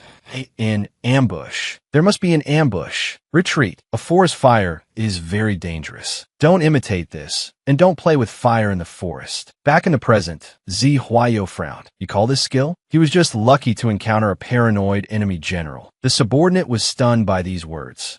General? Don't you have too much prejudice against that brat? General Shang turned away and ordered, call that brat into my tent. The subordinate was again taken aback and exclaimed, The general maintained a calm tone, that if he truly wants to command troops in battle, knowing only petty tricks and with an empty head like this won't do. From then on, Jin Shu became a trusted bodyguard by Shang's side, training with him throughout winter and summer, diligently practicing siege warfare and military strategy. Finally, he became a young general of a new generation. At that time, Mao was still young. He called out loudly after General Shang, Brother, has becoming a general made you unable to speak properly anymore? I worked so hard to find you, yet you won't even listen to me finish my sentence. General Shang only turned his head slightly and glanced back, replying, Emperor Yin is under attack. The military situation is urgent. Wait until I return, and I'll listen to what you have to say. Having finished his sentence, he and several soldiers rode straight into the forest. Mao watched his retreating figure, tears welling up. Brother, Mother, I'm afraid she won't be able to wait until you return. Dan Chu ordered his men to tie up the emperor. He spoke cruelly and calmly. Father, you are truly useless. The news has spread for nearly a week, yet General Shang hasn't shown any intention of exchanging the Blood Soul Jade. It seems we must add some spice for the general. He then stepped forward and bent down, his eyes full of madness. For example, your right hand. The Emperor, in disbelief, asked loudly, "Who are you, really?" He replied indifferently, "Who I am isn't important. What's important is that in General Shang's heart, it's best to have you as Emperor." The Emperor, helpless and self-reproachful, murmured, "In the end, was I wrong?" The Emperor recalled his days on the throne. "Enough. Do you think I acted against the Shang family without reason? The Shang family's merits are high and their power great. If I let them continue to grow stronger, in 100 years, you princes who have no merit to the country, who could suppress the Shang family throughout the land. There is no land that is not the king's, no people who are not the king's subjects. Is it the world of the family or the family of the world? Since when has my heart only held the family and not the world?" A subordinate behind him, without hesitation, swung his sword down. General Shang emerged after bathing, his body covered by only a single piece of cloth. Mu Yunkai approached, touching him curiously. She looked up and softly exclaimed, "You really did touch it." He smiled gently, "Yes." Later, she embraced Jiu Chu joyfully. "Little divine doctor, you truly are the best in the world." Jiu Chu just smiled softly upon hearing this. "Save the thanks for later. Sister, don't you still have matters to discuss with him?" She quickly left when she noticed General Shang's presence behind them. Jiu Chu excused herself. General Shang's deep voice called out to Mu Yunkai, "Wife, you've been unconscious for 2 days. Has something serious happened?" She startled, her eyes filled with worry as she replied, "Yesterday, the imperial city received a gift. It was the emperor's right hand." The air thickened. "What?" She continued, "This is Dan Chu's warning. He said if General Shang doesn't bring the Blood Soul Jade to exchange for Emperor Yan, the next gift will be Emperor Yan's head on a platter. So, Your Highness, will he still cooperate with you?" Silence hung in the air for a moment. Then he spoke softly, as if the explanation had been brewing for a long time. "Wife, you know everything now, don't you?" She replied with a hint of reproach. "How long were you planning to keep this from me?" She playfully tapped him on the head with her foot, expressing her frustration. He maintained his gentle and caring demeanor. "Ever since Your Highness and I decided to do this, I've been prepared for the worst possible outcome. Don't worry, my wife." He calmly recounted the letter. "The third prince has obtained the demonic artifact he desired. I fear it's related to something he knows. If he truly gets his hands on that jade, I'm afraid this kingdom will be lost. My master knew I was a prince first and a man second. Compared to the safety of the emperor and the realm, peace is 1,000 times more important. Therefore, no matter what happens, I will make the right decision. Isn't that what everyone says? The most heartless are the emperors and royalty. My wife, don't feel burdened. You must know that our decision isn't just for your mother." He pulled her into an embrace. "Rest assured, stand behind me. Wait for my triumphant return." She playfully scratched him. "Taizigu, you've really overthought this. And stop with the dramatic pronouncements. Let me take the lead in this rebellion." General Shang suddenly turned to look at her. "What?" Mu Yunkai, sitting beside him, looked up and replied, "I don't feel any regret for Emperor Yan. The third prince is a snake. He nurtured himself. Today's outcome is his own doing. But I'm grateful that Your Highness has made this decision. You will become a wise ruler. The crime of rebellion and regicide shouldn't fall on your shoulders." She devised a plan and confidently told him, "I'll claim my husband, Zijin Shu, was falsely accused and killed by Emperor Yan. I'll rally the remaining Z family to rebel and support Your Highness as regent, seizing the tiger talisman. We'll put all the blame on me. This scenario is reasonable, isn't it?" He gaped at her, stammering in protest,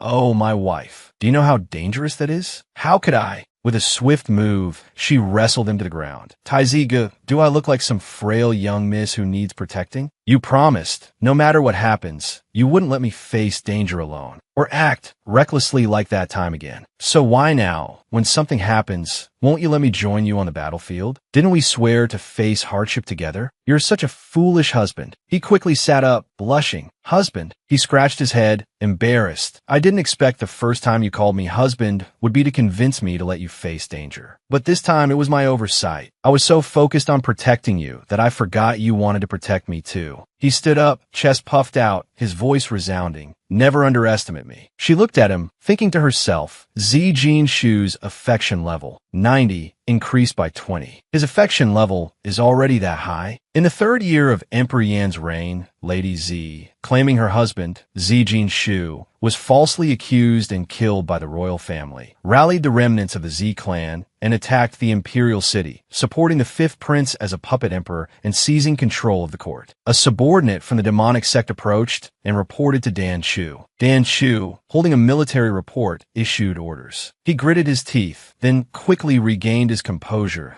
Oh, they really not care about that old man's life? Not a shred of compassion. This is a headache. Why can't I watch the drama of a couple betraying each other? But it's fine. After all, when you realize that no matter how hard you try, you can't change the inevitable defeat. Fifth Lian entered, softly calling Mu Yunkai, sister-in-law. Sister-in-law, your mother. The expression on her face. It will definitely be more interesting, right? Hearing this, the smile on Dan Chu's lips disappeared, replaced by an extremely bewildered expression. Dan Chu was currently ordering his subordinates. Men, in the next few days, prepare plenty of fine wine and delicious food. Mission will be bringing gifts for a visit soon. We absolutely must not be disrespectful to our esteemed guest. The sound of horse hooves clopping, Mu Yunkai slowly approached. Before her was Dan Chu and several of his subordinates. Dan Chu softly asked, "She's here?" "She's arrived." One subordinate spoke up, "She's here." "She came alone." Dan Chu tilted his head, smirked, and said, "Miss Yin, I've been waiting for a long time. This time, you really came here to deliver the Jade Blood Soul, right?" Mu Yunkai hesitated. She recalled Dan Chu's words. Master, while helping Ling Ci remove the demonic energy, Ling Ci was suddenly swallowed by a bizarre magic array. Before the array disappeared, a demonic voice transmitted a message. If your older sister wants your mother to live, then have her bring the Jade Blood Soul to the demonic sect alone. Sitting on her horse, she looked down at Dan Chu and replied, "Third Prince, it seems that if you want, you can use a magic array to capture my mother at any time and any place." As if his secret had been exposed, Dan Chu forced a laugh and tried to cover it up. "Oh dear, have I been found out?" Mu Yunkai's gaze sharpened. "If that's the case, why did you still have to scheme and plot so meticulously, dragging everyone into this chaotic situation?" She pointed her sword at him. Dan Chu, unafraid, used the fan he was holding to block the sword's point, maintaining a calm demeanor that, of course, it's to throw this world into chaos. The Jade Blood Soul needs to be sacrificed with blood. How could I kill enough people alone? By overthrowing and rebelling, a storm of bloody rage, killing and causing chaos, letting the blood flow like rivers. He waved his hand and spoke loudly, causing Mu Yunkai to recoil in surprise. Dan Chu continued, gesturing dramatically. "Even the soldiers you send to quell the rebellion, their battle blood and military merits will also become nourishment for this sacrifice." Hearing this, Mu Yunkai frowned, shouted, and swung her sword towards him. "You're crazy. Truly insane." Dan Chu quickly dodged, jumping back. "Miss Yin, if you attack me fiercely now, aren't you afraid something will happen to Ling Ci?" Mu Yunkai ignored him and charged in a fight. "Stop with the nonsense." Suddenly, he unfurled his wings and flew up, his voice low and calculating. "Miss Yun, I guess you didn't come alone, but I didn't expect you to let little Hua Ying use human sword unity to save your mother. You truly will stop at nothing." She recalled Heir Mao's earlier instructions. "A necessary plan, master. Put me into the sword." She refused his offer to NO. Before she could finish, Heir Mao interrupted, "My body won't hurt. If I can't help master, my heart will ache." She remembered Heir Mao taking her hand and placing it on his chest, and she thought to herself, "Heir Mao, you said that as long as you don't hurt others, the curse won't activate. You definitely wouldn't lie to me about this, right?" She flew up, pointing her sword directly at Dan Chu, but he continuously dodged with ease. He looked at her and gathered a surge of energy in his hand, preparing to aim it at her. That a toast refused is a toast twice served. At that critical moment, the voice of a subordinate rang out.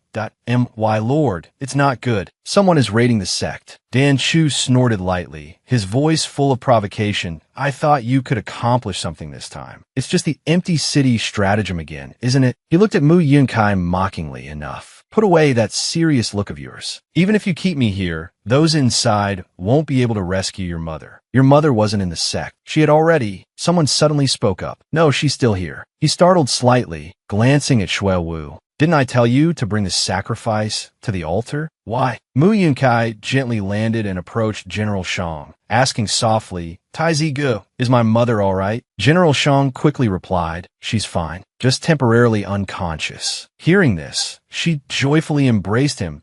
That's wonderful. I'm so glad you're here. Later, back at the palace, Mu Yunkai and General Shang sat on a bench. She glanced at him and said, Tai Zigu, the world is still in turmoil. Do you really want to leave the battlefield here to follow me into the demonic sect? Although now isn't the best time to confront Dan Shu, he has forced your hand. He replied quickly without hesitation, yes. I've already made arrangements for the troops and battle formations outside. There's no need for me to worry too much. He affirmed energetically, as her husband, I will naturally go to battle for you. We were able to rescue your mother smoothly, but the credit for this doesn't belong to me. It's all thanks to Miss Shui Wu. Hearing this, Shui Wu was embarrassed and silent for a moment before replying. Miss Yun, there's no need for gratitude. I've long wanted to escape Dan Chu's control. I'm not helping you. I'm saving myself. Seeing the two of them laughing and talking happily, Dan Chu felt a pang of annoyance. He gritted his teeth and muttered, she clearly has the exact same face as my sister. Yet at this crucial moment, she betrays me. His anger reached its peak. He summoned his power and roared, no more games. No more games with you common rabble. None of you are worthy of the new world I've prepared for my sister. Thunder and lightning converged. Shui Wu, controlled by his power, lost control of her body. Mu Yunkai cried out in alarm, Miss Shui Wu. Then she looked up at Dan Chu, who was still hovering in the air. She murmured this. Dan Chu held a sharp sword, his arrogance evident. Yes. It wasn't in vain that I nurtured these brats for so long. Fresh, beautiful souls, perfect for forging a sword. Mu Yunkai, hearing this, seemed unable to believe her ears. She stammered, You dare use these children? He grinned mockingly. Yes, Mississippi. Why so angry? I've escaped the sword, so shouldn't there be a new soul to take its place? I'm not foolish like Little Huaying. I don't want to merge with the sword. There's no need for me to willingly step into the sword. Mu Yunkai gritted her teeth in hatred. General Shang, seeing this, whispered a reminder, my wife, don't get agitated. Just follow the plan. She sighed and quickly regained her composure. Mu Yunkai gripped her sword tightly and charged, her eyes sharp, confronting the little sword spirit. Dan Chu, if you're no longer going to harbor those petty thoughts, let's end this here. Dan Chu gritted his teeth, fiercely confronting Mu Yunkai. He reminisced, 1,000 years ago, I faced Huaying. That battle was a stalemate. But now it's different. While Huaying is comfortably serving as a tool for humans to fight for fame and fortune, I've diligently collected souls, nurturing the demonic sword. Now that the demonic sword is complete, I have no reason to lose. He raised his sword high. Mu Yunkai, watching him, seemed to have an idea. She muttered to herself, now's my chance. She yelled, go Air Mao. Mu Yunkai flew up, striking Dan Chu, leaving him stunned in disbelief. What? Air Mao seized the opportunity while he was unguarded. She swung her sword towards him and yelled, Dan Chu, you are the loser. The blade lunged forward, catching him off guard and burying itself deep in his back. Dan Chu choked, struggling to lift his head as he stammered. So naive. I lost. Air Mao affirmed with certainty, you lost. Mu Yunkai poised herself to deliver a final blow when, understanding the current situation, she suddenly shouted, Air Mao. Air Mao loudly warned his master not to approach. Dan Chu slowly rose, his expression disbelieving that I lost. I lost. How could I lose? Mu Yunkai stammered, witnessing the scene before her. What is this? Air Mao explained, this is self-inflicted. He poured too many souls into the demonic sword. Their resentment. It has exceeded the limit the sword can withstand. It's backfiring on its master. Dan Chu spoke like a man possessed. My demonic sword has been forged into a sacrificial offering. My blood and soul have been prepared. Sister, and I will go to the new world. With that, a black smoke enveloped Dan Chu, and he vanished into the swamp. An eerie silence fell. Mu Yunkai, still in disbelief, whispered, so it's over. Suddenly, the swamp began to bubble, and skulls and resentful spirits struggled to escape, startling Mu Yunkai. This Are these resentful spirits? Or Dan Chu, Mao, regaining his composure, his gaze firm and unafraid, stated, "Whatever it is, don't." Suddenly, a clear voice rang out, "Little brother, don't rush." Mao turned, startled, to see Jiu Chu, the little divine doctor, walking barefoot towards them, murmuring cryptic words. "The evil hasn't fully dissipated. These children can still be saved." Jiu Chu began chanting, "Let me guide you to salvation. Mahi se, all ghosts and gods, pure and wondrous, free from attachment, perfectly complete. Kulme, all beings in the world, free and at ease, return to paradise. Go to the new world." As she chanted, lotus flowers bloomed, and the resentful spirits seemed to find release. Mu Yunkai watched in awe. The little divine doctor, she's so skilled. Tai Zigu beside her also exclaimed, "Indeed. Master said senior sister can communicate with the divine." Countless resentful spirits thanked Jiu Chu. "Thank you. Thank you. Thank you, beautiful sister. Thank you, sister." They then quickly dissipated into nothingness. Jiu Chu turned to Mu Yunkai and softly spoke. "Yunjie," she explained. "After the evil dissipated, the children ascended together. But a trace of demonic energy remains, taking this form." Mu Yunkai was surprised. "It's the venomous spirit bird." She looked at it, thinking this must be Dan Chu. The next day, they traveled together. Mu Yunkai pondered. Mao said the demonic energy of the sword is gone. This bird is probably just a remnant of Dan Chu, but it can't be cut by a sword, nor burned by fire. Seeking a clue to completely destroy Dan Chu, she broke the silence, but we've brought it back to the ancient village where the venomous spirit bird first appeared. This is the place. The venomous spirit bird chirped sadly to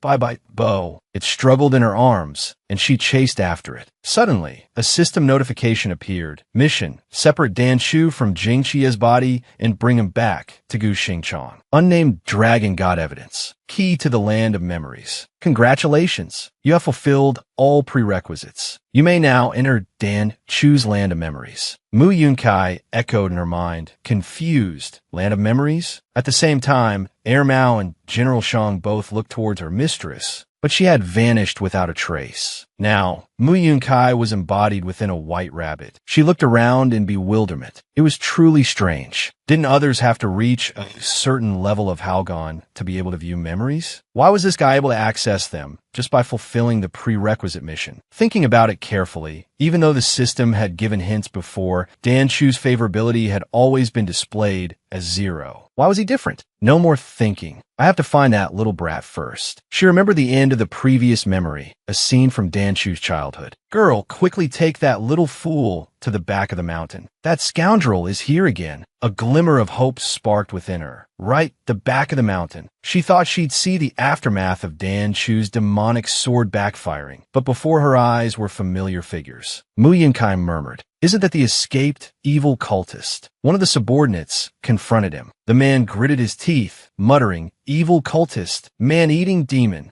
Before he could finish his sentence, the evil cultist grabbed him, lifting him into the air, causing the subordinate to scream in terror. Another brave subordinate stood before him, wielding a broad, sharp axe. Finally, there's no escape. Not long after, the cultist devoured the subordinate. Suddenly, he roared, sparks of electricity flashing across his eyes. A blue light emerged from within that light, and Dan Chu's body appeared, floating in midair. The remaining subordinates looked up, as if they couldn't believe their eyes. What's this? Dan Chu. At this moment, he was in the form of a child. He smiled. Mu Yunkai, in her rabbit form, froze at the sight. She muttered, delicious. Wait a minute. Could it be that the evil cultist that burst forth from Dan Chu's body was absorbed at this moment? Later, the villagers erupted in cheers. Everyone, we're saved. Excited chatter filled the air. The boys saved by the family. The young man named Dan Chu. He can purify evil souls and send them to heaven. This young man, he must be a messenger sent by the angels. Mu Yunkai couldn't bear to listen anymore and leaped forward, squeaking, her inner thoughts screaming, "He's not a messenger. He's not a messenger." Squeak, squeak, squeak. Don't absorb those things anymore. An old man, finding her a nuisance, brushed her aside. The villagers cheered enthusiastically for Dan Shu.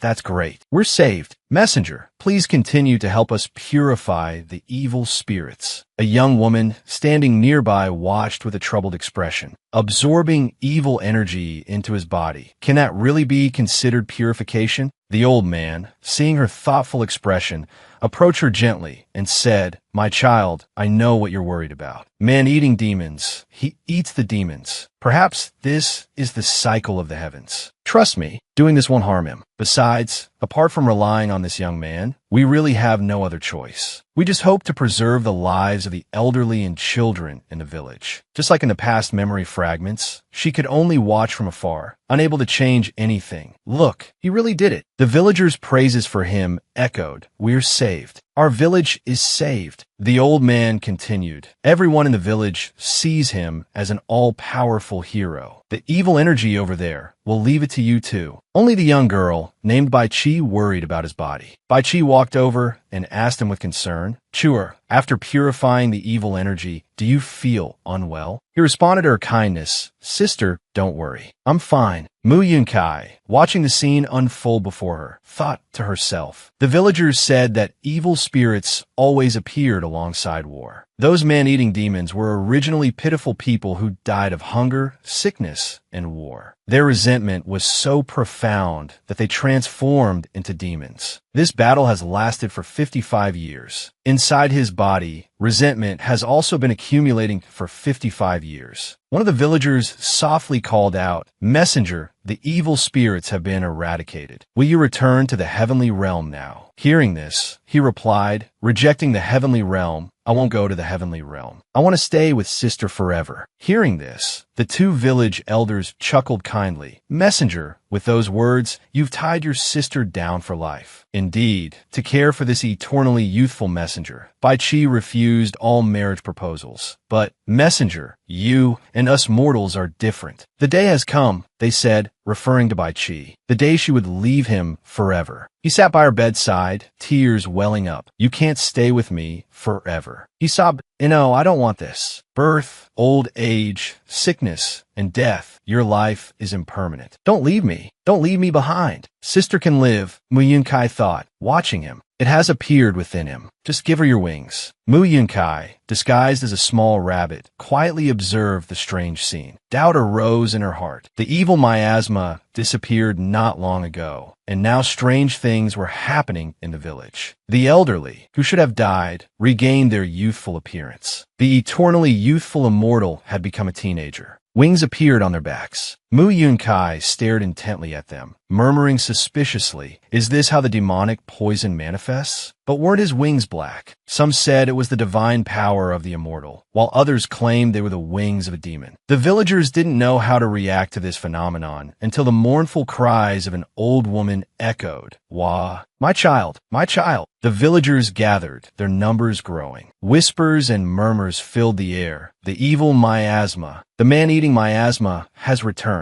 The immortal, quickly, invite the immortal. Another villager suddenly retorted, no need to find the immortal. Did the man-eating miasma ever leave any bones behind? Before grandfather passed away, he told me, "Mauer, you must remember this. The man-eating miasma, he eats the miasma, but the immortal could also be a more terrifying demon. If anything unusual happens to him, you must eliminate him." Witnessing this, Mu Yunkai pondered silently. They used the reappearance of the evil miasma as an excuse to separate Dan Shu. A hazy memory of the villagers surfaced in her mind. First, deal with this demoness. Her demonic power resides in her wings, right? If the wings can't be severed, pluck out all her feathers. The woman could only scream in agony. At that moment, Dan Shu appeared, carrying a small child on his back. He softly comforted the child, "Don't cry. Big brother killed the tiger that eats children." But before he could finish, the villager's words stunned him. The demoness is dead. Witnessing the villager's cruelty, he roared, "Stop." His booming voice startled the villagers, who fled in terror, shouting, "Murder! Murder! He's a demon. He really is a demon.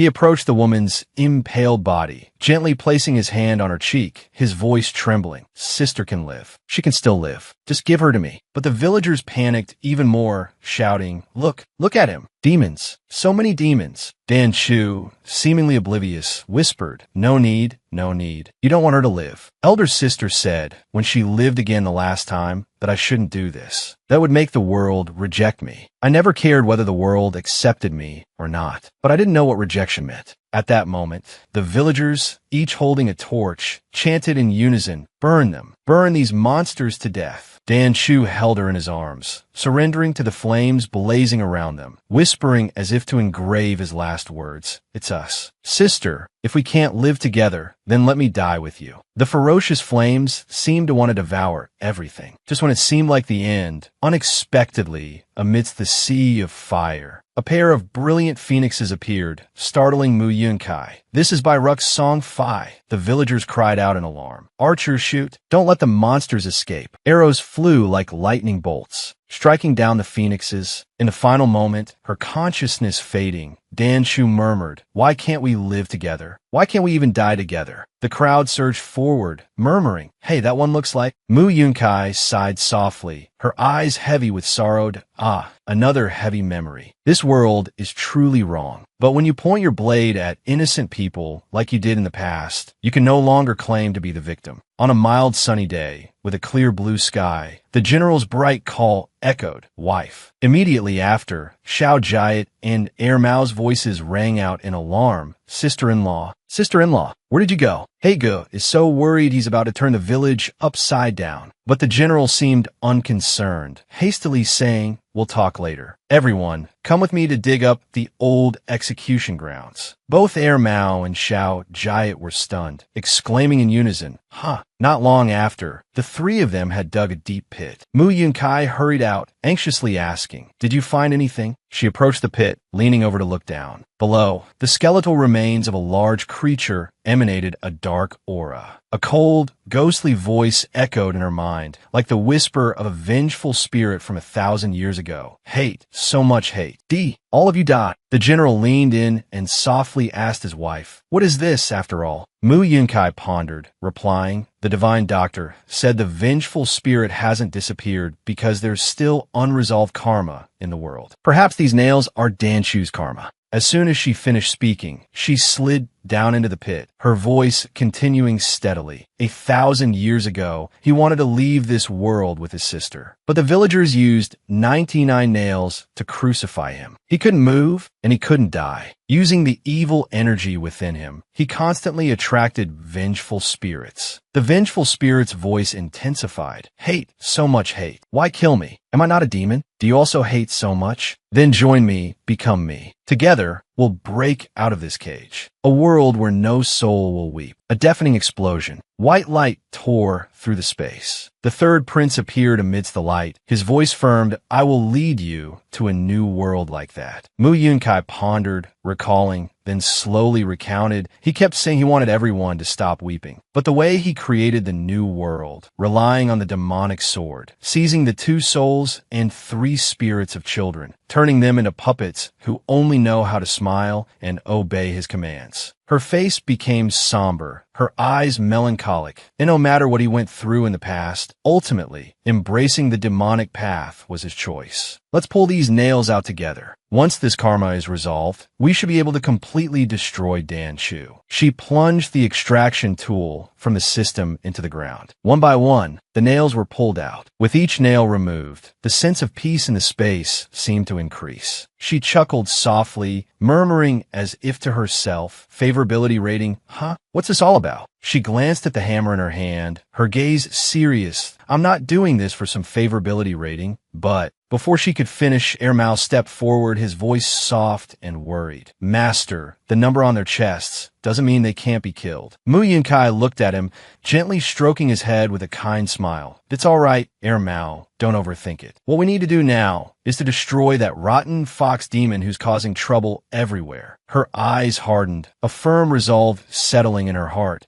As long as we can destroy him, Mother and everyone will be safe. Even if the system judges it a mission failure and I can never ascend, her voice rang out echoing in the air. I absolutely won't regret it. I only feel fortunate. Fortunate that I have the power to protect you all. Fortunate to be with you for this half a life of hardship. Even a full favorability rating can't change the evil deeds Dan Chu has committed. Moreover, his feelings for me could never surpass his love for his sister. She was determined not to let him continue the blood soul sacrifice. She had to destroy him completely. Removing the nails, she wiped her forehead and exhaled softly. The last nail is finally out. Suddenly, a strange light emanated from the bottom of the pit, brilliant and mystical. Mu Yunkai turned, her eyes questioning as she softly uttered, "What is this?" A celestial maiden, dressed in white as pure as snow, her long hair loosely bound and flowing gently in the breeze, approached with a serene demeanor. Yet her eyes were filled with a deep contemplation, as if she had just witnessed a reversal of fate. The iron nails, now removed, lay scattered on the ground, cold and forlorn. Her voice, soft as a whisper of wind through the pine trees, yet piercing to the heart, asked, "Is it because all the iron nails have been removed that the frost, initially trapped on the ground, has now merged with Dan Chu, transforming him into his current state?" In response, a call echoed from the phoenix perched between earth and sky. "Celestial maiden, thank you." Mu Yunkai stood silently, her figure like a sword thrust deep into time, motionless and cold. Every line of her face was like sculpted ice, devoid of expression. Only her eyes, deep and dark as an abyss, dared not be held for long. Her voice, even and icy, like a sentence long past, declared no need for thanks. "Next, I will kill you." From within the burning form of the phoenix, Dan Chu's voice resonated, calm and steady. "My karma is not yet severed. Celestial maiden, you cannot kill me. But do not worry, everything is about to end. I was blinded by evil, and yet I never realized my sister's soul was also trapped in this desolate forest. She cannot fly. She cannot live without me. So, in this final moment, let me take her to a new world." Amidst the void, a cycle of reincarnation slowly materialized. Dan Chu, now back in human form, looked up at her, his eyes filled with the longing of a lifetime. "Sister, if we can meet again in the next life, I want to be a small cinnabar mole between your eyebrows, to be born with you, to grow old with you." The two were pulled into the swirling vortex of reincarnation, reaching for each other, but an invisible force tore them apart. In that instant, he sighed softly, "What a pity." She cried out in anguish, "Chill." He said, "It's a pity someone like me is no longer worthy of a new world." Back in reality, Mu Yunkai sighed quietly, her eyes still clouded with lingering uncertainty. In the distance, where the battle raged, smoke and fire billowed, Mu Wushuang still commanded the troops. A subordinate rushed in to report, "General, the vanguard troops have been annihilated. Over 3,000 soldiers surrendered. Their leader, Muon Han, was in the largest tent at the front." Mu Wushuang's eyes fixed on that tent. After a long silence, he slowly spoke, 10 years. "Father, it's time to end this." He gripped his sword tightly, each step towards the tent heavy with accumulated resentment. Suddenly, a familiar voice emerged from the tent, slow but weighted with the passage of years. "Song Ni, you've arrived." Muon Han sat up, looking directly at him, his gaze as deep as a bottomless abyss. "Finally, you've come." Mu Wushuang stared at Muon Han, his eyes filled with astonishment. His lips trembled as he stammered, "You." Muon Han remained unfazed, his cold gaze meeting Mu Wushuang's like a dying ember. "Look closely at my decaying appearance. Sooner or later, you will become just like me." Hearing this, Mu Wushuang smirked, a cryptic smile appearing on his face. Muon Han continued, "So, separated from me for 3 years, you've been yearning for me day and night, haven't you? How was the gift I had the third prince deliver to you? Was it truly effective?" Those words cut like a knife into Mu Wushuang's heart. He couldn't believe it. His body trembled slightly, his voice shaking.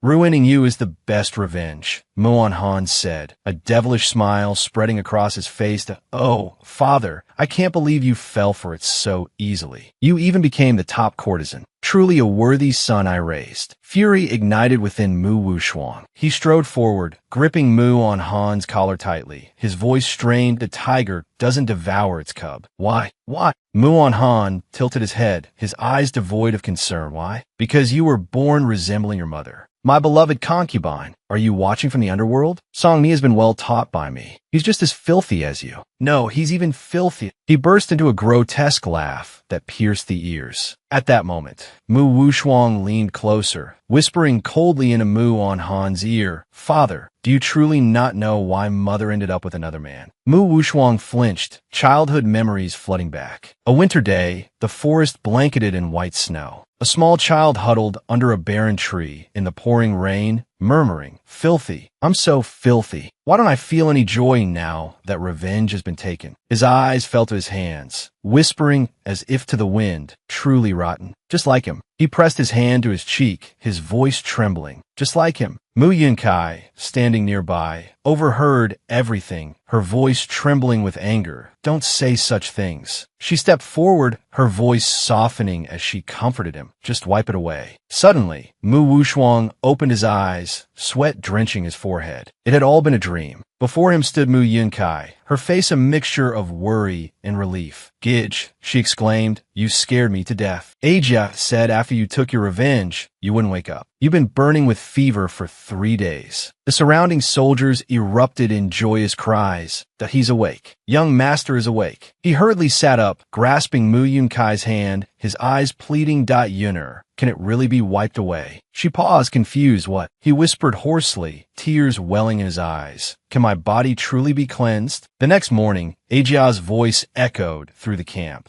"I've moved the young master's belongings as instructed, dividing them into 36 portions and loading them onto 36 carts." Mu Wushuang nodded in satisfaction. "Good." Ajia continued, "This is all the wealth the young master accumulated over the years running the Chrysanthemum House, land, jewelry, and other such things." Yet he seemed unconcerned. Turning his head slightly, he spoke calmly, "1 carriage per person. Brothers, split up and remove your masks. You," he said, turning to Ajia, "smile and discard that black robe. Live in the light from now on." "Ajia, what do you mean?" Ajia replied, "Young master, don't you need us anymore? What we've done." Mu Wushuang stood before the still lake. He slowly spoke, "The water is so clear." Then his body gradually sank into the cold water. He whispered, "If I die here, even my bones will be cleansed, won't they?" Just as his figure disappeared beneath the surface, Mu Yunkai ran up from behind. Without hesitation, she plunged in and pulled him ashore. Seeing him unconscious, she anxiously performed CPR while shaking him and angrily shouting, "Didn't you say you're going to bathe? Is this how you bathe?" Mu Wushuang coughed violently, water gushing from his mouth. His gloomy eyes looked at her. "What else can I do? After killing him, I only need to close my eyes to see him." He rested his arm on his forehead, staring at the blue sky, his eyes vacant.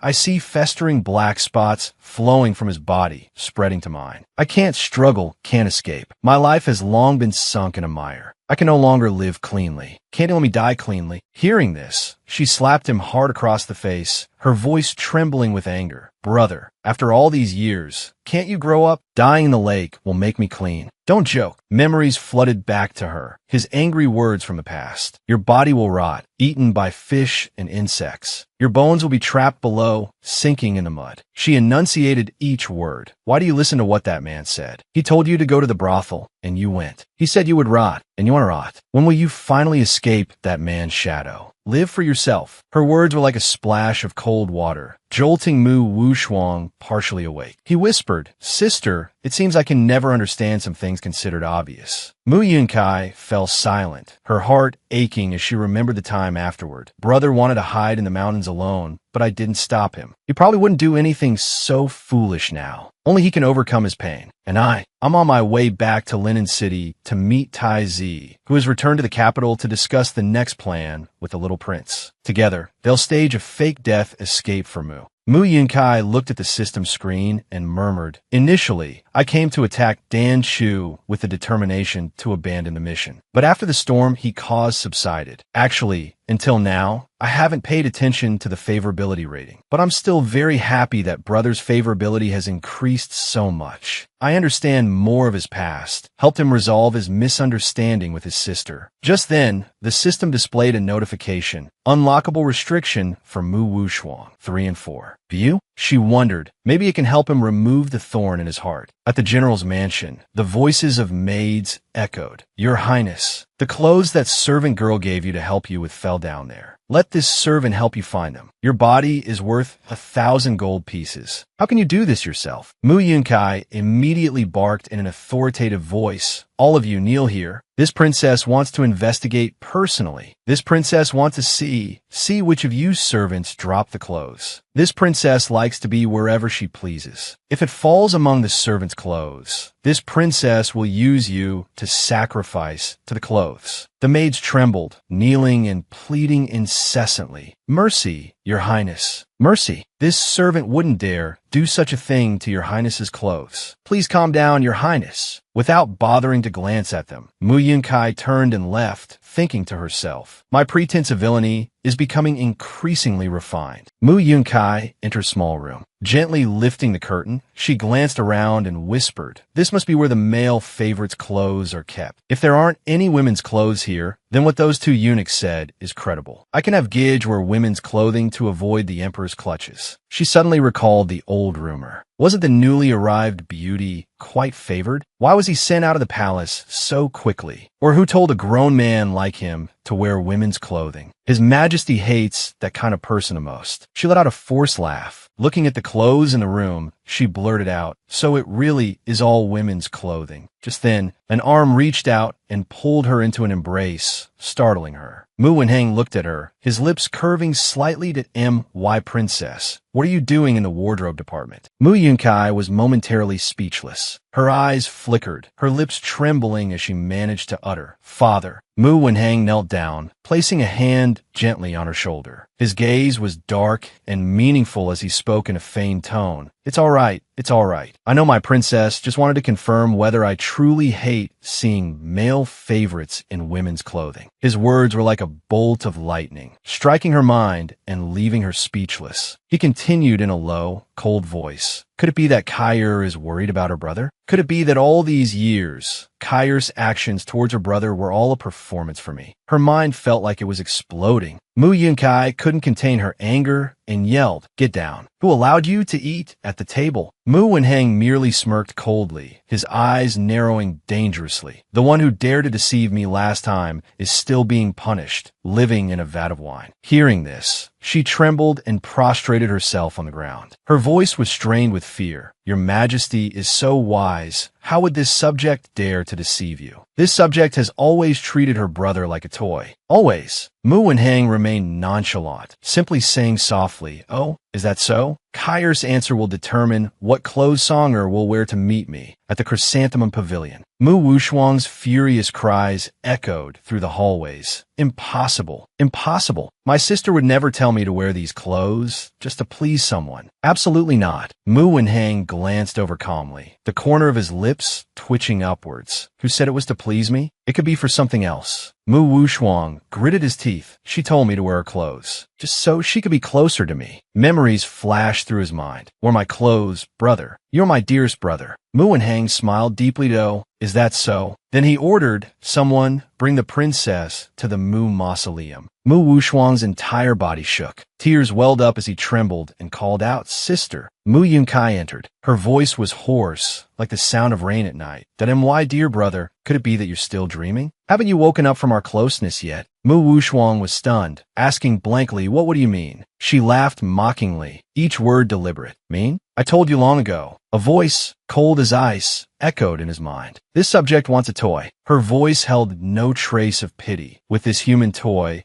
playing with his feelings is more interesting than playing with his body. This game is even sweeter than candied fruit. Her words were like knives piercing Mu Wushuang's heart. He cried out in pain, lunging towards her. Why? Tears streamed down his face as he sobbed. "Everything you've done, what was it all for? Give it back to me. Give my spring back to me." Mu Wenheng stepped forward, coldly picking him up like a rag doll and tossing him aside. Mu Wenheng said evenly, "Come, take the princess to the heavenly palace to calm her down." Mu Wushuang sobbed uncontrollably. Mu Wenheng approached him and whispered, "Songer, you know, you and I are the same." Everyone really enjoyed watching Kaini act. The rain was pouring down. Mo Yunkai walked slowly through the gloomy rain. Behind her, a soft voice urged the princess to rest. She seemed not to hear, simply collapsing silently in the palace hallway. Sobs echoed amidst the dreary rain. She struggled to her feet, wiping away her tears, her eyes bleak. I'm sorry. If we are not destined to be close siblings, then hate me. Compared to love, hate can help you live on. A moment later, within the quiet bedchamber, she sat facing the system screen, her eyes vacant, staring as if anticipating something about to happen. Just then, Mao entered and announced, "Master, Linen has arrived." A distant memory gradually surfaced in her mind. When I arrived in Linen, Taizigu had already arranged everything. The previous dynasty's enchantress was beheaded in the marketplace. A death row inmate was disguised as me. Emperor Yin issued a decree pardoning the main branch of the Tu family, using the excuse of transferring power to the young prince. Xiao Jia also accepted the responsibility of leading the Tu family, entering officialdom, protecting the people in a different way. From now on, the world will no longer have Mo-Yunkai and Tu Jinshu. The moment of parting that year, Xiao Jia, along with Tu Huayo and his wife, saw the two of them off, their eyes filled with unspoken words. "Master, take care. Brother, go in peace," she thought to herself. Only Mo-Yunkai and Jean Gidge remained, and he still owed her a wedding night. Reality rushed back in the general's mansion. At this moment,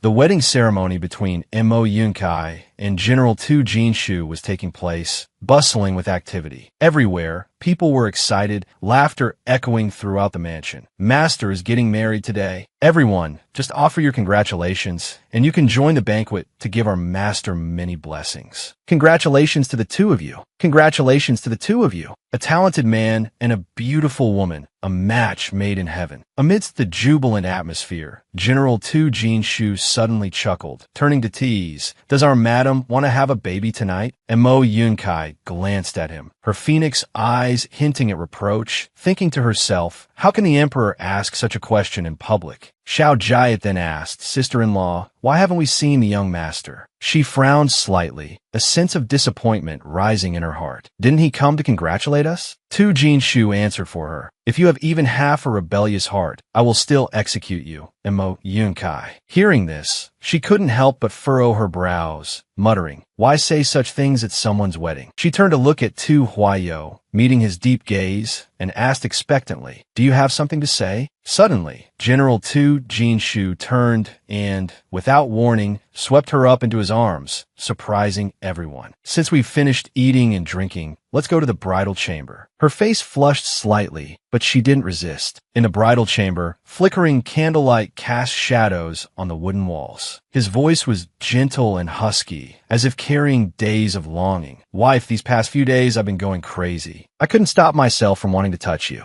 I was going mad." He approached, his fingertips gently caressing her cheek, his lips whispering against her ear before I didn't dare. I really didn't dare. Back then, even my life wasn't my own. But now it's different. I give it to you, my wife. He leaned down, giving her a burning kiss, then gently kissed her collarbone, whispering, "All of me is yours." Outside, in the quiet backyard, Mao sat silently, his gaze distant, tinged with melancholy. The grand ceremony was over, the lively chatter replaced by a cold breeze. Suddenly, a young woman from the divine physician sect appeared, her eyes both stern and gentle. She said softly, "Brother Hua, Ing suddenly asked 9 sections to help your brother lift the curse." Mao remained silent for a moment before softly asking, "Will I be reborn after the curse is lifted?" The young woman nodded, her voice soft as a gentle breeze. "Yes." Mao thought, both my little brother and Danshu are similar, both being a combination of vengeful spirits. Only in this way can the curse be broken. Only in this way can they be freed from the curse of immortal, undying existence. Mao fell silent for a moment, a flicker of pain crossing his eyes. He spoke in a low voice, "Sister, please don't tell her these words."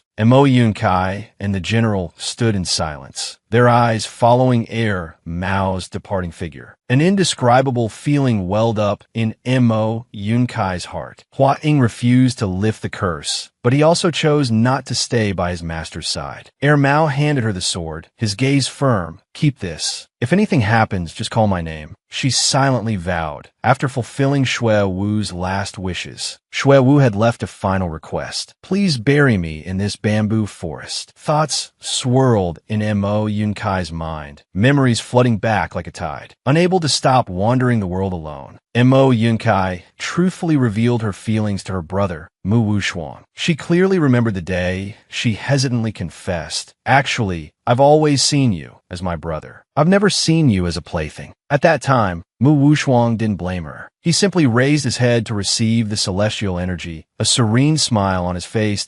So, my spring did truly exist once. But his heart no longer held any spring. From then on, accompanied by the ancient Buddha's light, he would never again enter the mortal world. From Jin dedicated himself wholeheartedly to assisting the young prince in revitalizing the imperial court, serving as a chancellor his entire life without marrying. Time passed, and another year of peach blossoms bloomed. Mo Yunkai had now become Yin Nai Nai, but Jean, her Jean Gidge, had left her with one final wish. Someone approached the bedside and softly called, "Grandmother, I'm sorry. I've traveled all over, but I still haven't found Senior Huaying." Yin Nai murmured weakly, Mao still refuses to see me." Then she thought to herself, "Ever since meeting Xiao Shun, he left the artifact that lifts the curse with me. You always avoid me. I'm about to die, and you still won't come see me so I can help you lift the curse." With that thought, she gently closed her eyes, her breath becoming as thin as smoke. Her descendants beside her frantically cried, "Mother, mother, grandmother,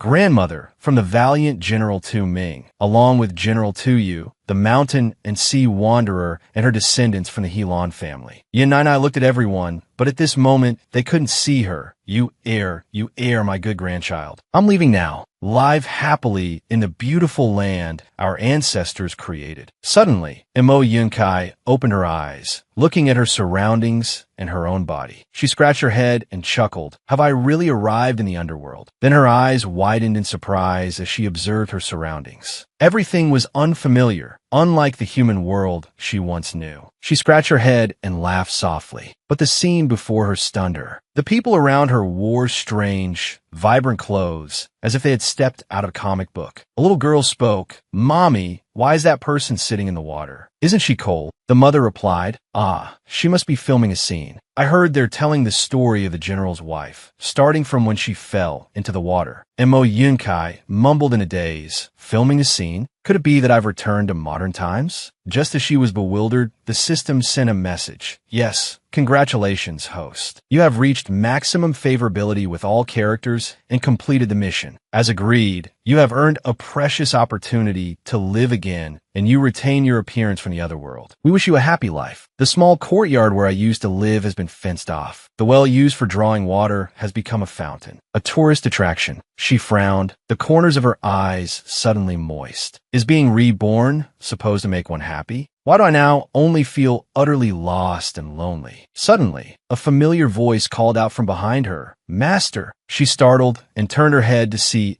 Mao standing there. His clothes were a blend of ancient and modern styles, but his eyes were still the same as they always were. Master didn't wait for her reaction. He rushed forward and hugged her tightly, as if afraid she would disappear in that instant. Even 1,000 years wouldn't feel this long. This story ends here. If you enjoyed it, please give me a like and a share so I can be motivated to make more videos. Remember to subscribe to watch the next episodes. Have an energetic day, everyone.